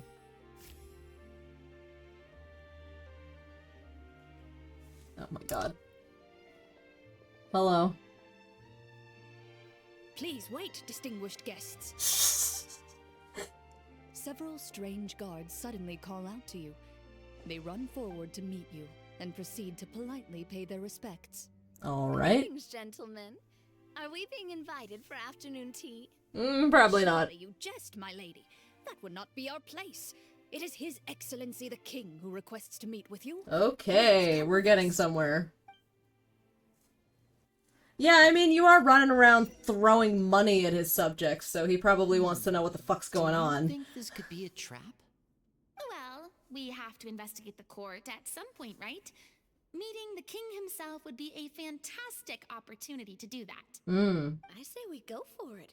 If something happens, we'll just turn the whole place upside down. That's the spirit. That sounds a little intense. After a quick discussion, you nod to the guards and agree to follow. They lead you all the way to the audience hall of the palace. Gilded tables line both sides of the hall. The space itself is adorned with all manner of expensive antiques, glass shelves, and silver candlesticks. The items appear quite ordinary in size and dimension, yet their presence somehow makes the emptiness of the hall feel even more surreal and ominous. Wow, it's so luxurious! The elderly king, clad in a magnificent robe, sits upon the deep crimson throne before you. He wears above his head a majestic crown, with a gemstone the size of a bird's egg game set piece is a right crown. at the very front. As you observe Damn. it, you see a complex pattern of light reflect off its surface. They're here, your majesty. A man dressed in dark clothes, likely a minister, shields his mouth with his hands and bends down to whisper a few words to the king. After a moment, he lowers his hands and stands The back up. blue mustache is fucking sending me. Why? Why did you give the mustached man blue hair? Like super blue. We should keep a close eye on him. The king remains still and says nothing. They have really good quality hair dye in this, like... ancient question mark city? Our faraway kingdom. Unfortunately, His Majesty the King finds himself quite exhausted from work. So please allow me, his Prime Minister, to welcome you in What the fuck is going on here? He invited us, and now he's bailing? Used your exceptional ability with the sword to repel the monsters near the capital. Such a great deed deserves to be rewarded. However, seeing that I was not fortunate enough to observe such a feat with my own eyes, for seeking to verify the truth. Were you like? Is this like a what's his name? Denethor? That king in Lord of the Rings who's like a puppet? Or I mean, there's so many stories where like the right hand of the king is just actually controlling the king. Or trying to. Details, right? Believe us now? Your account does indeed match those of the survivors. Since you were the ones who defeated the monsters, that must mean boy. You are also in possession of the treasure they stole? Oh no. Did we fuck up? We did take the treasure, but how did he know about the treasure? Then I must ask that you return it at once. It belongs to the kingdom. Well, we returned it to the kingdom. In a way. Wait, but didn't you just say that our great deed deserved a reward? Shouldn't the treasure be considered a part of that? Yes, that was indeed what I said. But you seem to have forgotten a very important distinction. Only that which is freely given by the king can be considered a reward. Taking the rightful wealth of a kingdom without said permission, on the other hand, is a crime. That's boy. completely unreasonable. Yeah, that makes no sense! If it weren't for us, the treasure would still be buried underground somewhere! Maybe so, yet the fact remains. You tried to dispose of the treasure without reporting it to the court and without receiving permission. Well, it's not like we knew whose treasure it was. It was just buried in the ground. Surely you're not insinuating that you, a group of legendary Marachose hunters, sought to take the treasure for yourselves? Well, what about the king? Is he just gonna let this guy talk for him the whole time? Clad in his magnificent robe, the king remains seated, with his hands resting on either He's side not of the there. throne. He is definitely some kind of puppet. He is not there. He stares forward with an empty look in his eyes, completely unmoved by the events before him. From the look of things, could the Prime Minister be the evil sorcerer? Or could both the King and the Prime Minister have fallen under the evil sorcerer's control? I would like to observe the number of guards stationed in the hall. The guards in the palace appear fully armed, their expressions solemn. Sensing the tense atmosphere in the room, they stand at the ready, each with a hand placed upon the hilt of their sword, as if prepared to draw their weapons and surround you at a moment's notice. Well, there goes my plan to turn the whole place upside down, I guess. It appears we've been visited by nothing more than a group of ill-intentioned imposters. What a pity. Guards, We didn't steal it though. We did give it back to the kingdom. Before I decide your We fate, did. however, I must first determine whether you have any accomplices outside the court. Can't we try to slip away? Or maybe start some kind of riot? But if we try to fight the guards right now... Don't worry. At least we figured out who's behind all this. Let's just play it by ear. If you're scared, Paimon, just hold my hand. Aw. Aw, thanks, you guys. You allow yourself to be led away by guards surrounding you on both sides. It's only when you begin to feel drops of water falling from the dungeon ceiling and smell the stench of death and decay all around you that you finally realize you've stepped into a completely different world. Right. Stay here and don't try anything funny. Oh The boy. guards lock the cell door and leave without looking back. Wait, sir! Your voice echoes through the dark hall, but the only response you receive is the sound of water dripping from the ceiling. No! What should we do now? Carve out a new path of fate with our own two hands, of course. I draw my weapon. Inside the prison Reach cell. toward your waist, but find nothing there. You now recall that your weapons were confiscated before the guards locked you in the cell. No shit. The bag of treasure along with them. What about that knife I hid in my boot? When did you hide it in there? When I was thinking about digging a tunnel. Rejected. You failed to inform the GM of this course of action. Moreover, the guards would have conducted a The thorough GM search also before didn't you tell entered. you And the that your keys to weapons the were cell aren't taken. anywhere to be seen? Correct. You don't even feel a lock hole on the cell door. Oh, well, there goes all our plans. I don't know. The GM also failed to inform the party of all the details, I feel like.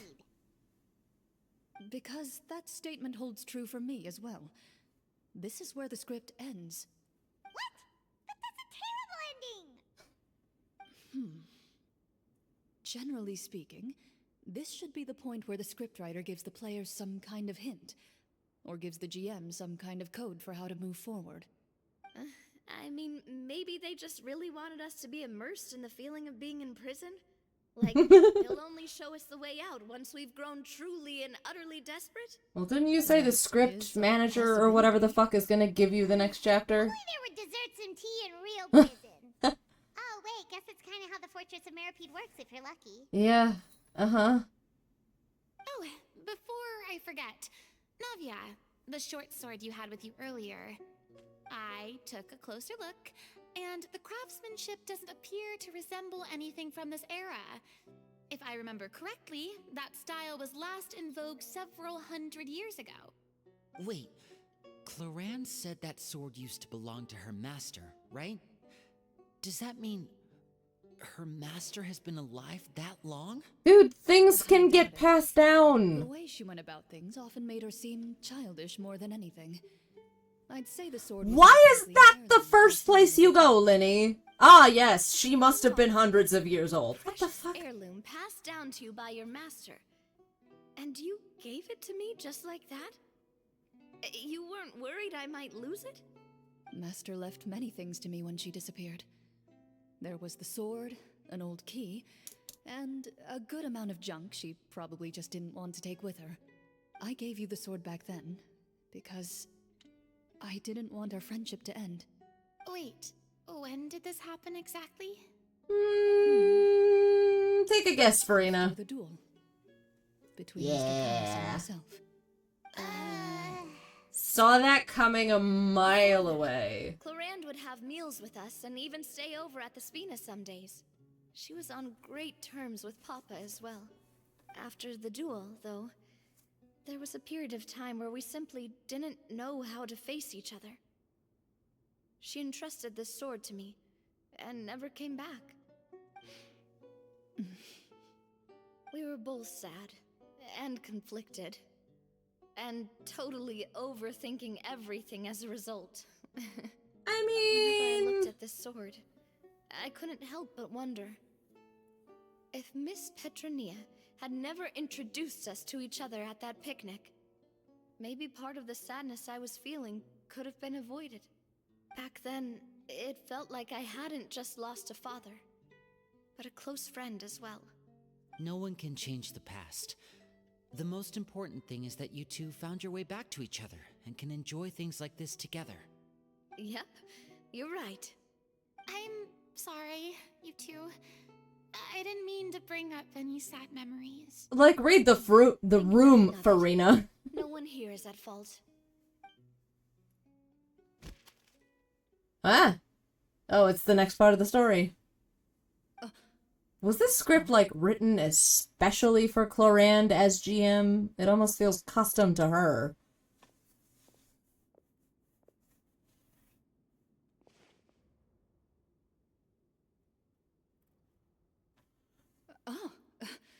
Looks like the next part of our script is here. Yeah, called it. Perfect timing. The situation was really starting to get desperate. And not just creepy prison thing. Yeah. Yeah. From Clarenne's face, Paimon really can't tell if it's good news or bad news. It speaks to her professionalism as a senior GM. Maintaining a poker face takes true skill. But I mean, that's not just as a GM, that's also as a champion duelist, right? That was a thing she was talking about. Anyway. Water continues to drip from the ceiling. In this lightless dungeon, you lack a reliable way to tell how much time has passed. Eventually, you get used to the unpleasant odor of straw, mold, and rust. Gross. And find yourselves alternating between fits of drowsiness and despair. Suddenly, you hear footsteps outside the door. Heads up, everyone. Someone's coming. Gather close, everyone, and keep your Hello? voice down. Ugh, a collaborator. Probably. Oh, Can I feel weird being not the traveler. This there we go. world is full of... That's better. Who are you? Double Linny! I work as a guard in these dungeons, but my true identity is the same as your own. I'm also a Marashose hunter. Dun dun dun! Shh. I've already sent away the other guards. But if Shut up, too much Paimon. noise. I understand, but how can we be sure we can trust you? The king has issued a formal decree. In light of the irrefutable proof of your crime, you're to be executed before tomorrow's sunrise. If you want to escape, it has to be now. Executed? We barely did anything! Barely. Monsters appearing at the same location as the treasure. Yes, it was. Could this entire thing have been a trap? It was definitely a There'll trap. be time for speculation once we're out of here. As for my identity, I have no way to prove that to you just yet. Infiltrating the capital was difficult, and finding a chance to speak with you has taken a lot out of me. I could go on, but I think we can all agree that now is not the time for details. Doesn't look like we have any other choice. Have you seen our weapons anywhere, sir? Don't worry, I brought them with me. They're just behind the door. Still, these weapons alone won't be enough to defeat the true enemy behind the scenes. His faction is too powerful. The guards are all under his control, and he's even stationed a number of golems in various Why isn't rooms this throughout the NPC palace. being voiced by To Clorinde? defeat him, you must find a secret vault. It is said that within that vault, the Marashose hunters of the past left behind a treasure with the power to defeat the sorcerer.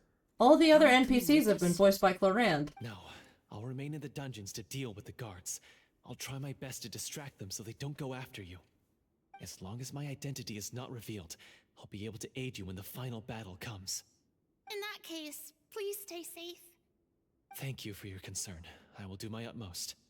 As for the location of the vault, here, this map should lead you there. All right.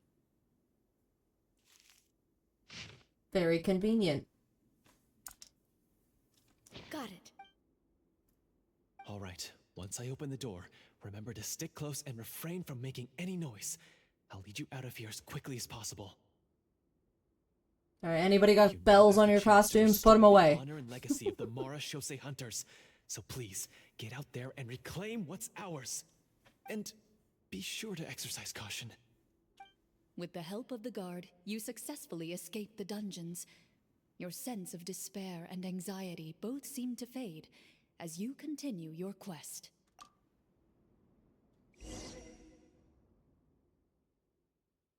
Wait, we didn't get to use our skills at all while we were in prison. Who knows when we're gonna get the chance to use that cool summon spell?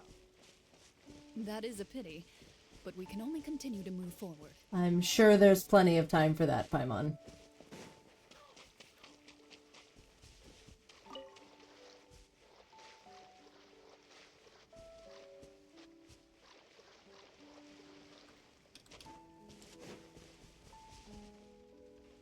Head to the secret vault. Oh, okay. This should Easy be enough. the place marked on the map. This bit of rock certainly looks suspicious. Well, I'd say an investigation's in order then. Plus, if all else fails, we can just blow it up. Okay. Wow, you really meant that. Before you lies a serene stretch of open water. Its Stretch surface is a shimmering bit of a brilliant shade of stretch. sapphire blue. Well, guess this means it's time for a swim. Here we go. Going down. Oh, okay.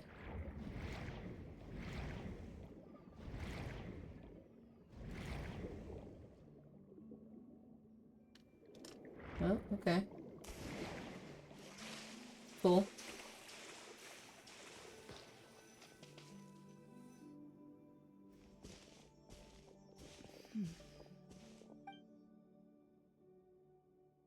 Something familiar about this, Clorinde? It's nothing.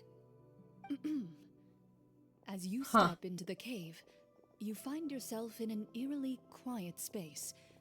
Before you lies a narrow passageway that appears to trail off endlessly into the distance.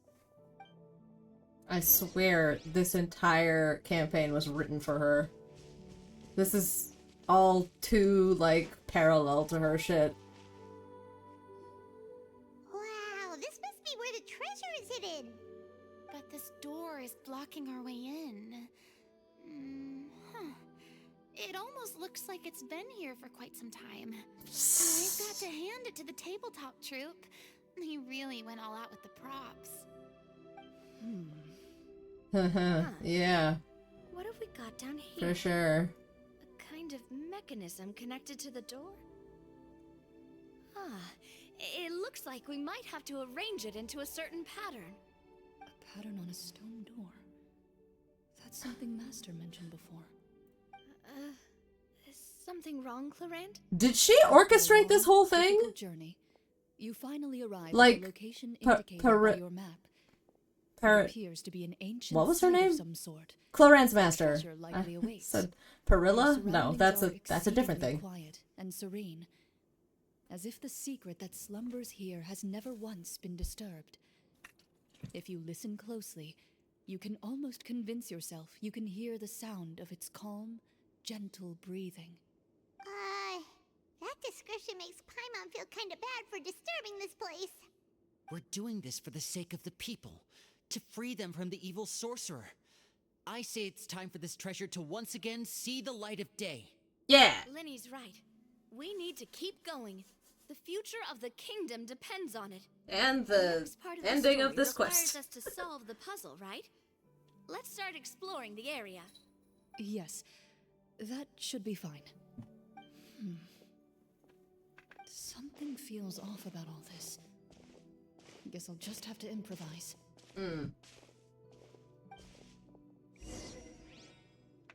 Alright. Well, we've got Farina. Wait for your companions to progress. Okay, well. Just gonna pick up these, hydro doohickeys. Put that in there. Okay. Do I need to start talking to them or something? I found something. Oh, okay. How did you... Okay. Great. And Farina. One more in a bush. Same here. Bingo. Sure. Yeah. That's how that works. Well. That's okay. Take your time. No rush. Who's clapping? Was that Farina? A whack. Uh-huh. Okay. Yeah, I got it already. Thank you. It's like they're doing a little dance. Really, they are doing a dance. Okay. So they're just... Oh, yep. I solved it. It worked! Okay. Something just appeared. Some kind of new mechanism, maybe?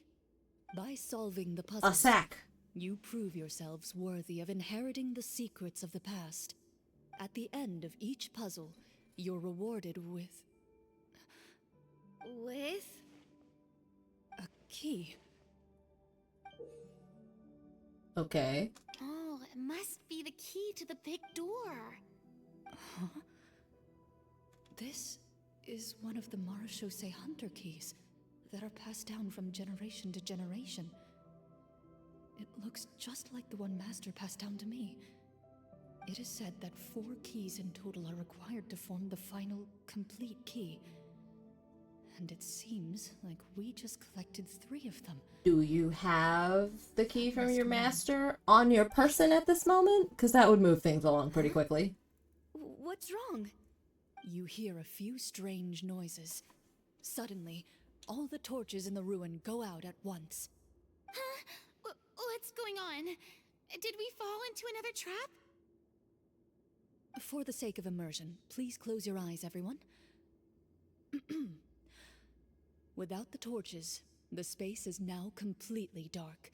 And For you the sake of cannot immersion, see close your eyes. That's anything. funny.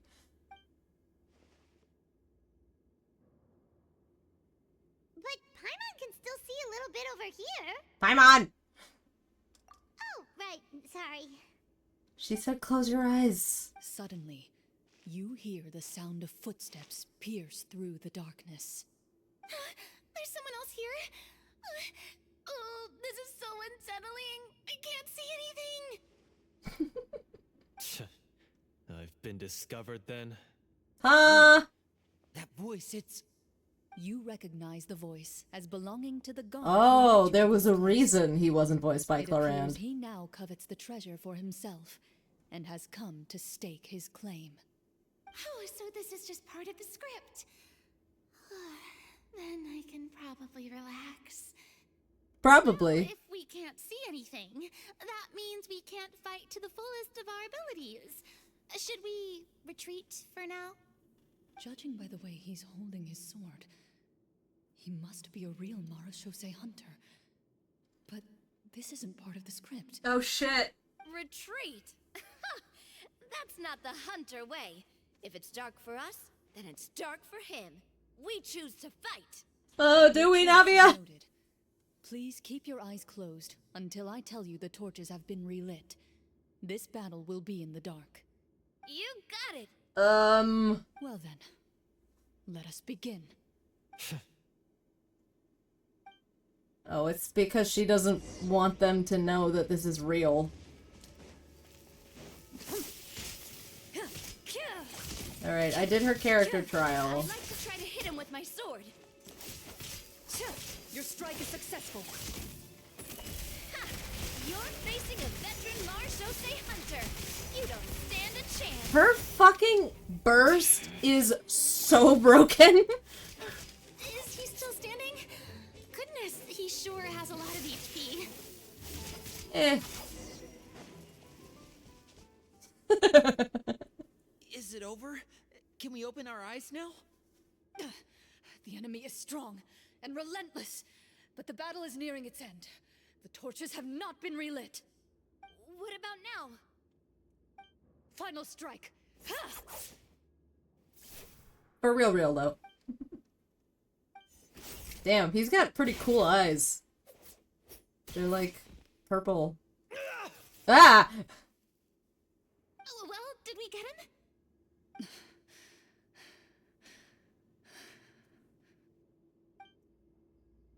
Why isn't she answering? Clorinde? Warm fire flickers across the walls once more. Your vision is now clear. In an impressive display of courage, the 4 of you successfully defeat the uninvited guest. That look in his eyes. It's like he became an entirely different person as soon as I defeated him. Huh? Mr. Florian? Oh, wait. We're supposed to be role-playing. I should stay in character. No, but valid. Speak your name, guard. Why did you lead us here just to betray us? Is this treasure really more important to you than bringing peace to the kingdom? What kingdom? What peace? Those were nothing but lies! I, Florian, am a true Marachose hunter, descended from hunters of ages past. So he's also using his real name. Or, wait, was that the name of his character from the very beginning?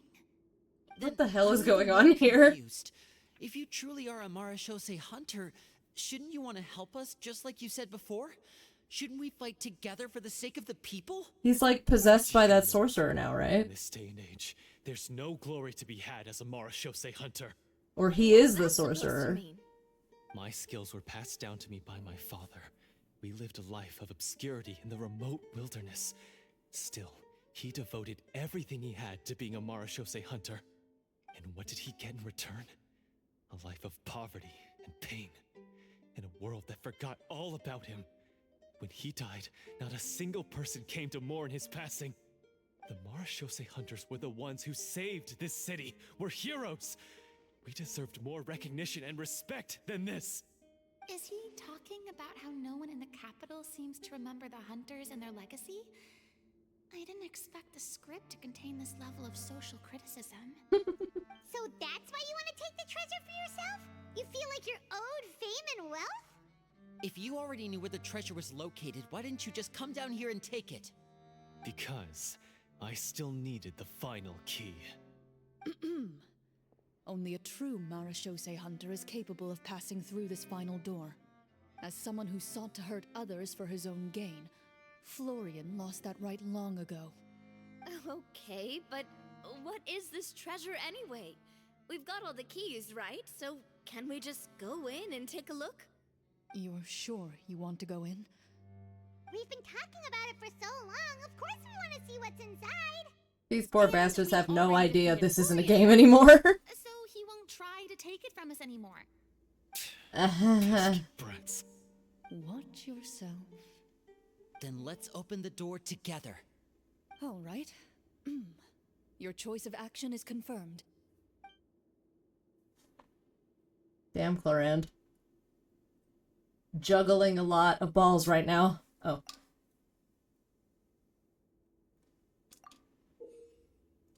Esaki. Before you, the door to the treasure, sealed and undisturbed for more than 100 years, finally swings open. You hear the shrill wail of the door hinge as it rotates for the first time after years of disuse. Almost like a sleeping That was not a giant rotating letting door, out that was an a sliding door, but extended yawn. okay. You get the impression that the secrets buried behind this door might be just as heavy as the sound you just heard. It's open! Come on, let's go in! Paimon wants to see what's inside! Ooh, me too! You guys. Oh my god, Lumine! Uncovering hidden treasure is the most exciting part of adventuring. What do we have here? Uh-huh. A stone tablet? And some shabby weapons? You call this a treasure vault? Looks more like an abandoned warehouse. Maybe the troop ran out of budget at the end? They provided a super immersive experience at the beginning only to drop the ball at the most important part. They could have at least filled this place with cardboard Mora or something. Wait, I get it now. Paimon, this is the real Marachose hunter treasure. There you go. Navia got it. This is it? The Marachose hunter treasure is just a stone slab and some broken swords? I can't believe it. I refuse to believe it. You okay, buddy? Whoa, are you okay? What the The fuck is going on Marachose here? hunter before you appears to suffer a serious mental breakdown. He needs to leave the room for a moment to collect himself. One of you seems to understand the significance of the treasure already. If the rest of you wish to follow suit, you may remain here in the meantime and explore your surroundings. Okay. Oh, I'm Clorinde now. I have a bond of life.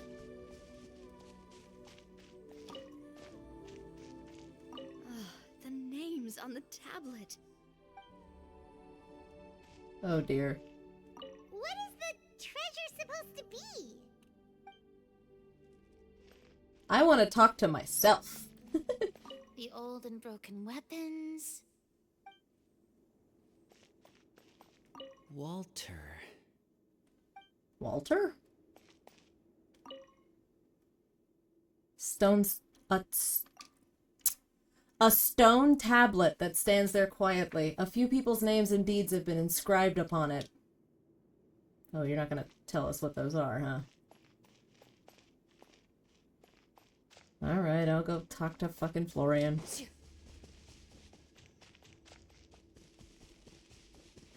Yoink. Why was there an egg there? So, how are you doing? Feeling any better? What just happened? Do you remember Welcome how you back. got here? Or what happened to your body just now? I remember now. I brought you here because I wanted to... The explosives in the cave! Oh shit. You mean these? Huh? How did you... I could tell something was off the moment I stepped into this cave, so I kept an eye out. I've already dismantled the whole thing. So the strongest champion duelist in all of Fontaine saved the day once again. Guess I shouldn't be surprised. It would seem your skills as a Marashose hunter are What as is sharp as ever. happening? I deserve some answers, don't you think? Tell me why you wanted to lure me here. Everything you said earlier sounded like the truth. Luckily, your monologue was dramatic enough to convince my friends you were just role-playing. I don't know. I just always felt like there was something in my heart that didn't belong to me. Something agitated and angry. Who knows? Maybe it was my own anger all along. I could never really tell. The feelings about my father and the other Marashose hunters are real.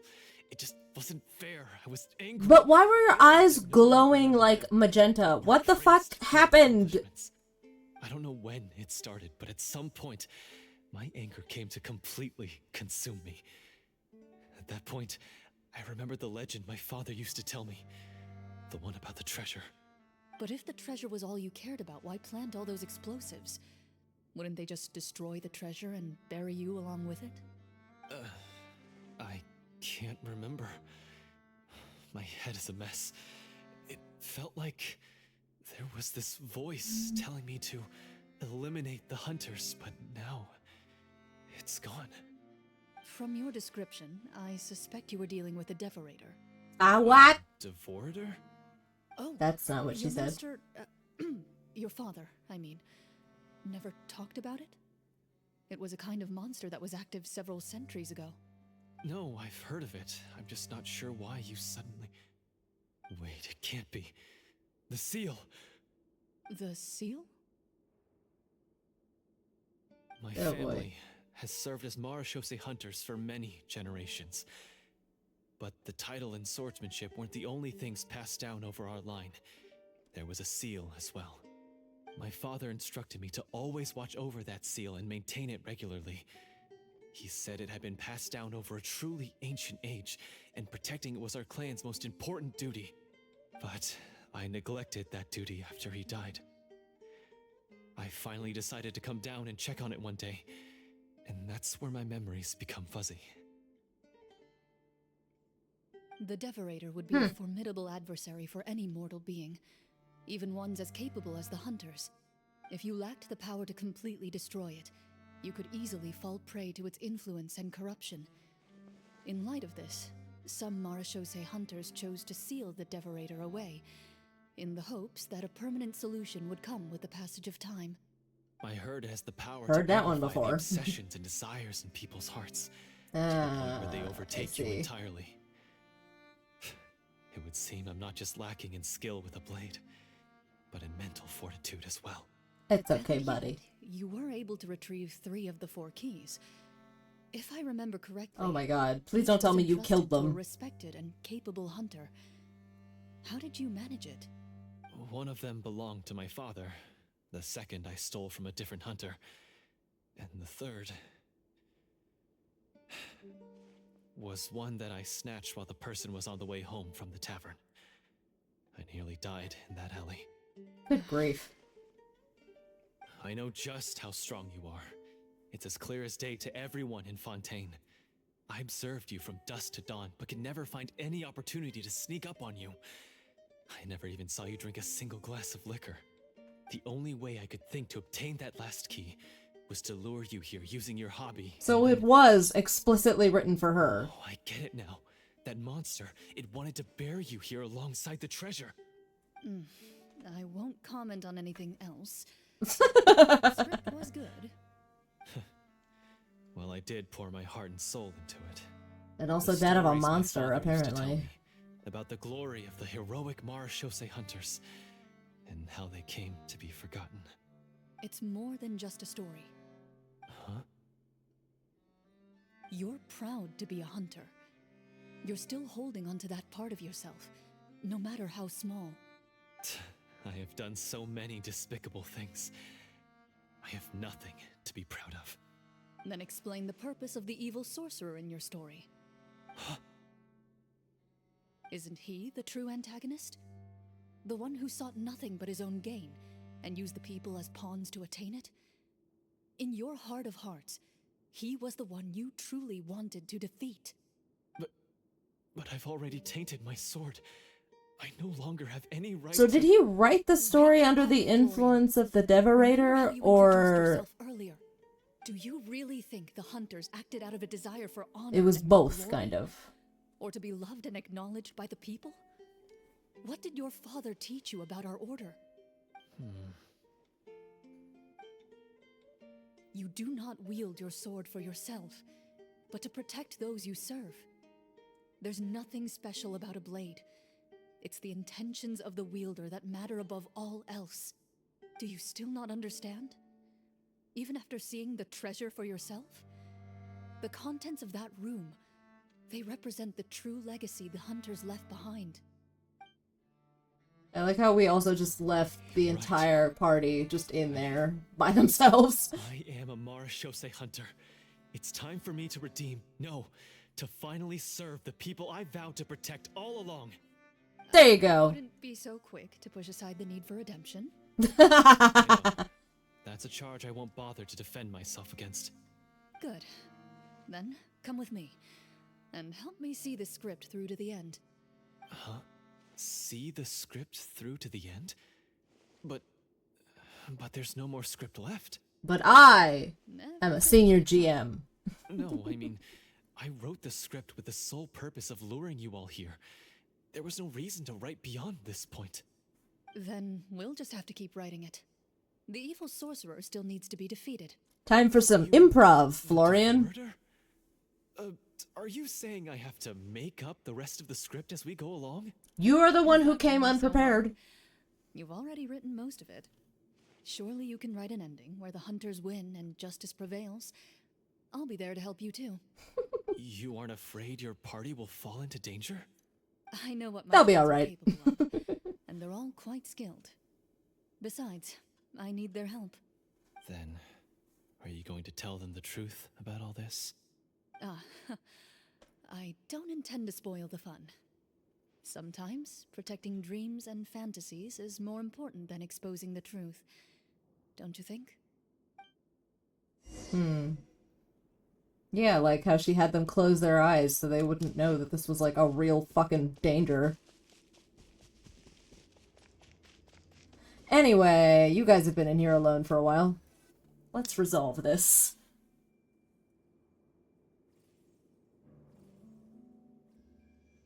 They're back! Took a while, didn't it? That took a while.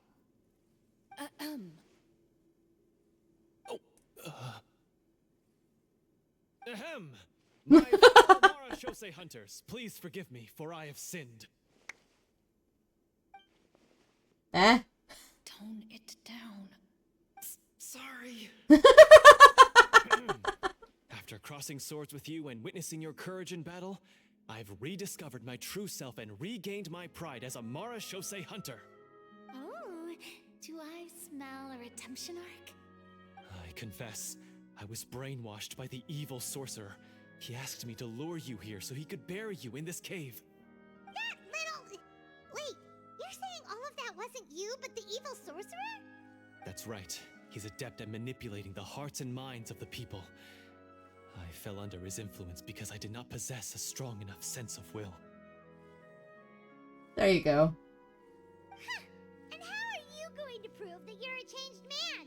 We're not going to fall for the same trap twice.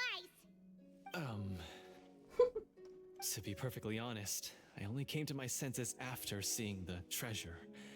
It reminded me of my father's past teachings. The treasure was actually... The friends we made along the way. Wait, you already know? Of course. Don't underestimate a veteran role player's exploration skills. Oh, wait, I mean, Marashose Hunter Navia's exploration skills. There you go. We just finished reading through the content of the stone tablet. That tablet recorded the lives of some fascinating people. For example, this Marashose Hunter called Est. She inherited the responsibilities of the Golden Hunter and passed judgment on many people. But in private, she had a very easygoing personality. Her favorite pastime was singing and dancing with her friends, and she was said to have a beautiful voice. Oh, so, wow. She was just like you. Oh, you really think so? Aw, Farina! Well, when you put it That was that cute. way, I suppose I also have a few things in common with this Walter. Working as an executioner, he supposedly used a countless number of tricks to confound his enemies in battle.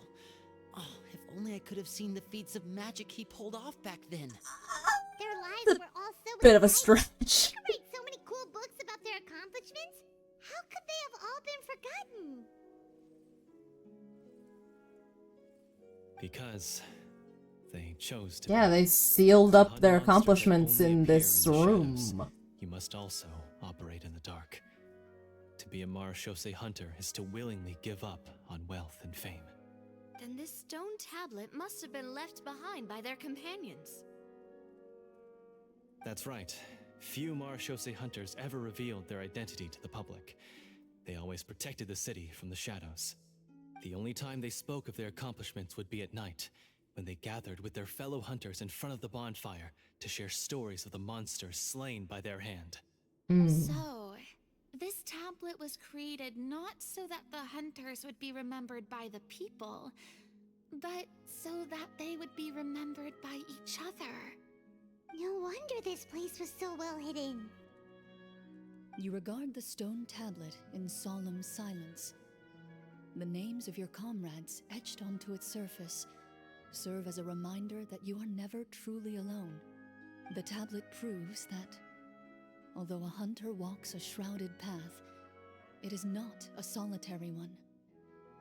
There will always be those who walk beside you, a fact that remains as true today as in ages long past. This is not at Their all where I legacies thought shall this was continue going. to be passed down from generation to generation, as everlasting as the stone onto which their names are carved.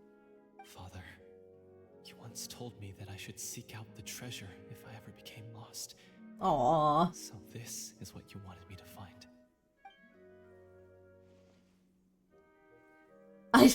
I've decided to trust you, or I'd like to do an insight check.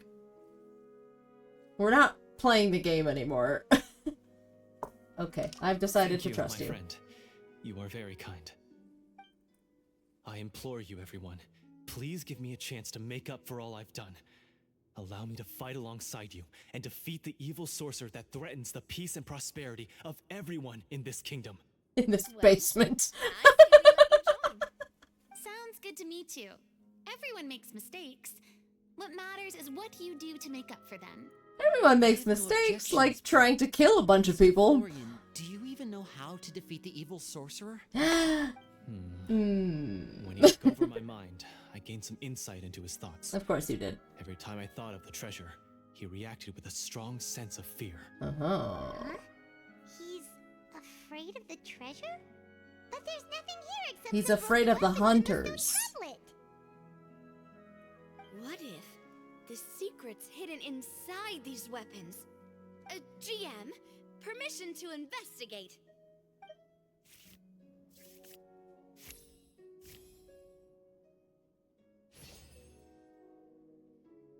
I was so concerned about the RNG, but this isn't actually any RNG, is it? But as you observe them, you notice a faint energy emanating from within. These blades have slain countless monsters. Though it's been a long time since they were used in battle, their edges remain sharp, as if they're simply waiting for the next worthy hunter to carry on their legacy. So basically, take these with us, right? I'll take this weapon, since it used to belong to Est. Maybe it'll find comfort in being held by someone who appreciates the arts. Good idea. I'll take Mr. Walter's bow then. From one archer magician to another. Again, not a magician! You really made some inferences there.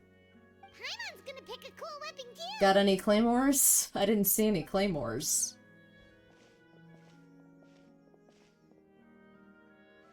As you grip your weapons, you can almost feel the will of past hunters coursing through your being. It's a feeling of courage, determination, a silent vow passed down from generation to generation that says, eradicate the monsters, no matter the cost. I know we're in a bit of a special circumstance here, but this feels a little stolen valor to me. Mr. Florian, do you know Just a where to bunch of find the nerds. evil sorcerer? The only I was able actual to see the hunter is surroundings where our minds clorinde. were connected. I believe he's currently hiding out at the church in the kingdom. We must be extremely careful. He's spent so long living among monsters that he's now taken the form of one. He will not be easily defeated. That's how that Why works. don't we explore some more and try to find some higher level gear? We don't want to just fight him and lose, right? Oh, No. no. We have to strike now. He was greatly weakened when I managed to break out of his control. If we let him rest, he might have time to escape. Good save. I agree with Mr. Florian. We've got to act while we have the advantage. Don't forget, the people of the capital are counting on us. Yeah, now that we've got a plan, there's no point in waiting. The longer this drags on, the worse it will be for everybody. Yes, that's what's called... Taking the initiative. Yes, that's exactly right. Alright, you've persuaded Paimon. Mr. Florian, please, lead the way. Of course. Follow me. Alright, here we go. Let's wrap this up. He had to set up so many scenes today, and now he has to join in for this last part. I really don't envy his job. Finally, you decide to slay the evil sorcerer and bring peace back to the kingdom once and for all. As you walk away, you feel the gaze of the stone tablet at your back, as if all the hunters of the past are wishing We're not you actually gonna success fight in the this thing, battle are we? ahead, and awaiting your triumphant return. No. It's over. Oh! Never mind. We are, in fact, going to do it for real. Vanquishing phantoms. Let's go do the thing. From here.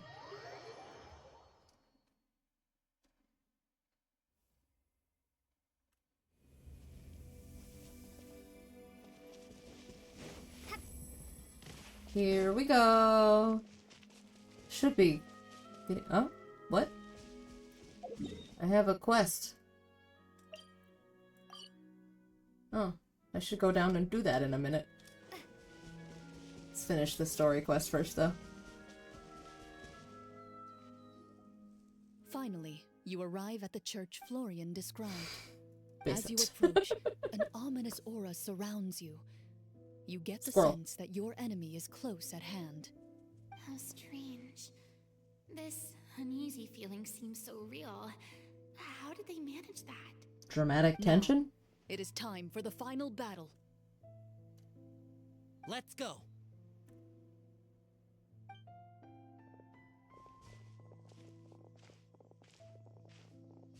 Florian, wait. What's wrong? I think you should wait outside. You've already been corrupted by the Devorator once. It could Fair. easily re-enter your mind and take control of your body. Yeah, we don't want that. I don't think it's a good idea for you to be this close. If it corrupts you again, it's possible you might take on a new form entirely. And I don't want to have to kill you. Why I have to go. Why I should be at the very front. You mean... Yes. I intend to lure it into my body. Oh, That's well, too shit. risky. If things get out of hand, I might have to kill you. Do you understand how dangerous this is? I understand, but if I do this, you'll have a clear and visible target. The Devorator will have a hard time passing up a chance to enter a body it knows how to control. You won't have to worry about any of your friends being taken over. You're not like me, Miss Clorinde. You're a just and powerful Marachose hunter. The monster broke free due to my error. It's only right that I shoulder the responsibility for its destruction. Oh, damn. This is We're going to have to slay Florian. Consider it a Oh, duty to no. restore my honor. Poor My guy. request is that you give it your all.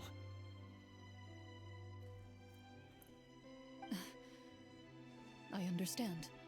Then, as a champion duelist, I hereby accept your request for a duel, and extend to you my most sincere regards. Thank you. Oh, jeez. The battle is now upon us. Let the Devorator once again tremble under the blade of the Marachose hunters. Oh, they're doing it this way so they don't have to design a new monster, aren't they? Grab some rainbow roses real quick.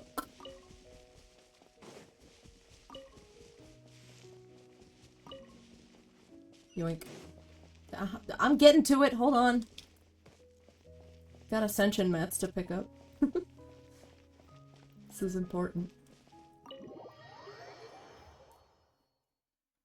Are we gonna play as Clorinde again? Or the party? Oh! Oh! They designed a Devorator! It's just a big puff of smoke. But hey, that was pretty cool. Oh! Oh shit! Okay, sure. So lifelike. Farina. This is for real, guys. Oh, like I haven't fought monsters like this. Come on, I want to fight it. This is really cool, though.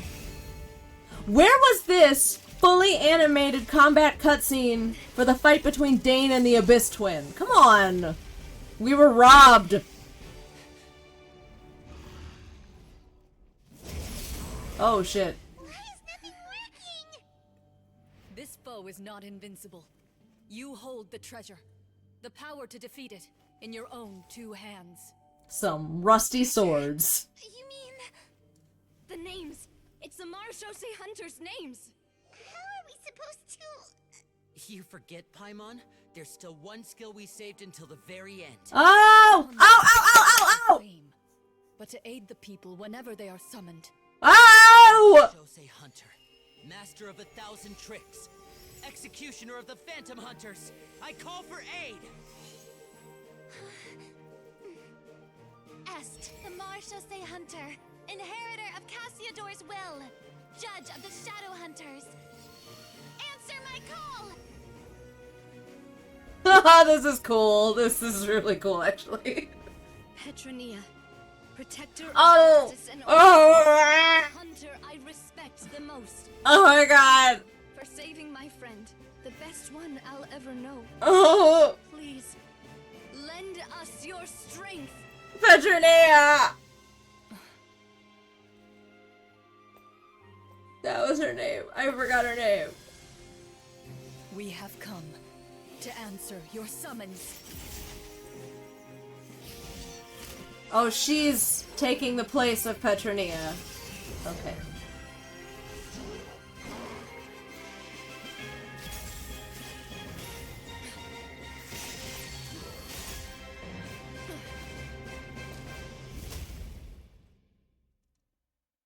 And So, the That's, monsters were that's pretty fucking cool, not and gonna the lie. Sorcerer was defeated. Peace soon returned to the capital. Those in the court, manipulated by the sorcerer, also recognized the errors of their ways. Some remembered the names of the heroes who saved their kingdom, but others simply continued their lives none the wiser. Such is the story of the Marachose Hunters. They pursue the phantoms in the darkness and exterminate all who pose a threat. They will always protect the Oh my city god, Florian's fucking body is just there! Oh my god. by the very people they serve. I'm assuming we've finally reached the end of the script. Yes, you've reached one of the better endings. It's a pretty solid story overall. I thought it was just an ordinary adventure at first, but the further we got into it, the more impressed I became with the production and the plot. That final battle especially. All the effects were super realistic. Mm-hmm. Right, yeah. Yeah. Totally. Navia knows what's going on. That's a really good point. I never expected the weapons we picked up from that vault would have that kind of effect. Yeah, mine nearly scared the daylights out of me when it started glowing. I took a good look at it after we Oh my god, is Farina the only one who didn't figure it out? Oh, we should probably give these props back, right? I'll just leave mine here. Did you have a good time? Let me know if another script like this comes around. That will not happen again. Then I'll head back for now.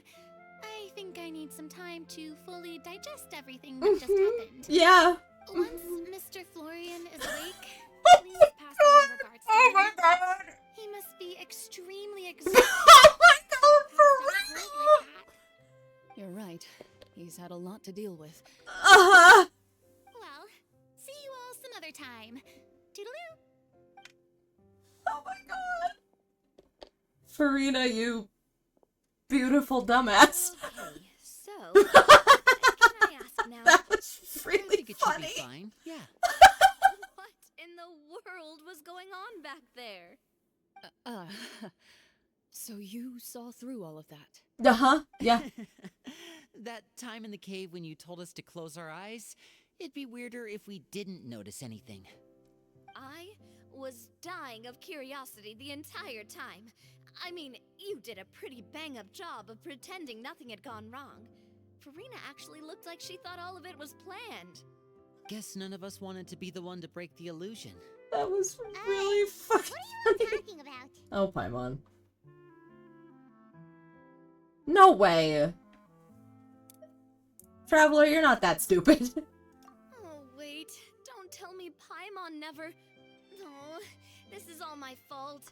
It's not too late to cover your ears. Here, Paimon, I'll do it for you. Bit late for that, don't you think? You're saying everything that happened back there wasn't actually part of the script? Oh no. It's probably more accurate to say this was never a real scripted story to begin with. Oh my god, he's okay. I thought he was fucking dead, just lying there, going cold. Get up right now and find yourself! Paimon. No shaking, please! Oh, my head. Oh no, poor Florian. I think you've been punished enough now. Did Paimon just hear that right? You guys made up that whole last part on the spot? It's called improv. It's not nice to lie to people, but Paimon's got to admit that was a really good story, Florian.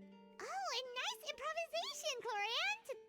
Yeah, it was like watching a magician improvise a spectacular magic trick after forgetting an important prop.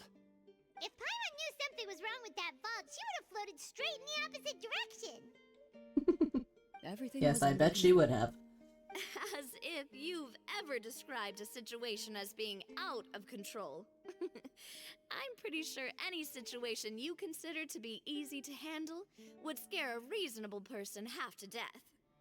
Guess I'm just used to it. Yeah, that's the trauma. Like the training and the job, and also the trauma. That explains why you're so good at coming up with things on the spot.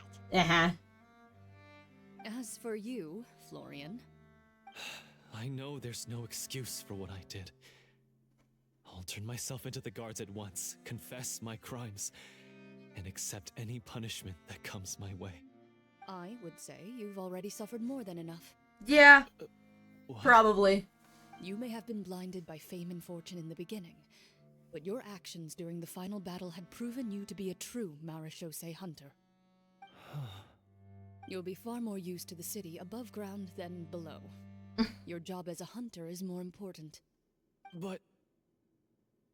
Of course, you'll still need to take the keys and pay a personal visit to the 2 hunters you wronged. Prepare to accept any terms they give you as well. Yes. Can I just go to jail? As far as I'm concerned, though, your showing in the duel was enough to prove your honor. Yeah, but they weren't there for that! Then I'll do exactly as you said. I'll go return those 2 keys right now. Thank you so much, everyone. I'll do my best to prove myself worthy of the second chance you've given me. I swear. I'm so confused as to how he's just fine. Until we meet He got again, turned into one of those big stone warrior things and then got exploded, basically. Like, how are you just up and talking? All you got's a little headache, that's it? Speaking of Marechaussee hunters, what should we do about the treasure in that cave? Should probably seal that back up, right? Are you sure? We could show it to people, make it so that the hunters are remembered. Way to miss the entire point, Paimon. No. Every name on that tablet made the same choice. All hunters know what the path entails. I am no exception. My identity as a Marechaussee hunter is not something I need people to remember. I wish only to be recognized as a champion duelist. Nothing more. That's certainly very different from the path of a magician. Still, I Uh-huh. admire your decision. Wait, Paimon just remembered something. If there were no special effects involved, why did our weapons begin to glow during the battle? Because we really summoned the hunters. Because the Marechaussee hunters of ages past would often imbue their weapons with special enchantments to suppress the monsters. Whenever a monster How was nearby, incredibly their weapons would convenient. start to glow. Oh, so that's why they had an effect on that guy near the end. I really thought the summons were doing all the work. Well, I'm sure the summons were a part of it too. Oh? How so? This particular devorator probably hailed from the same era as the hunters we saw in the room. The names you recited all belonged to the bravest hunters. Countless monsters fell to their blades. That's likely why the devorator visibly reacted when you said them out loud. So it was just a big old fraidy cat.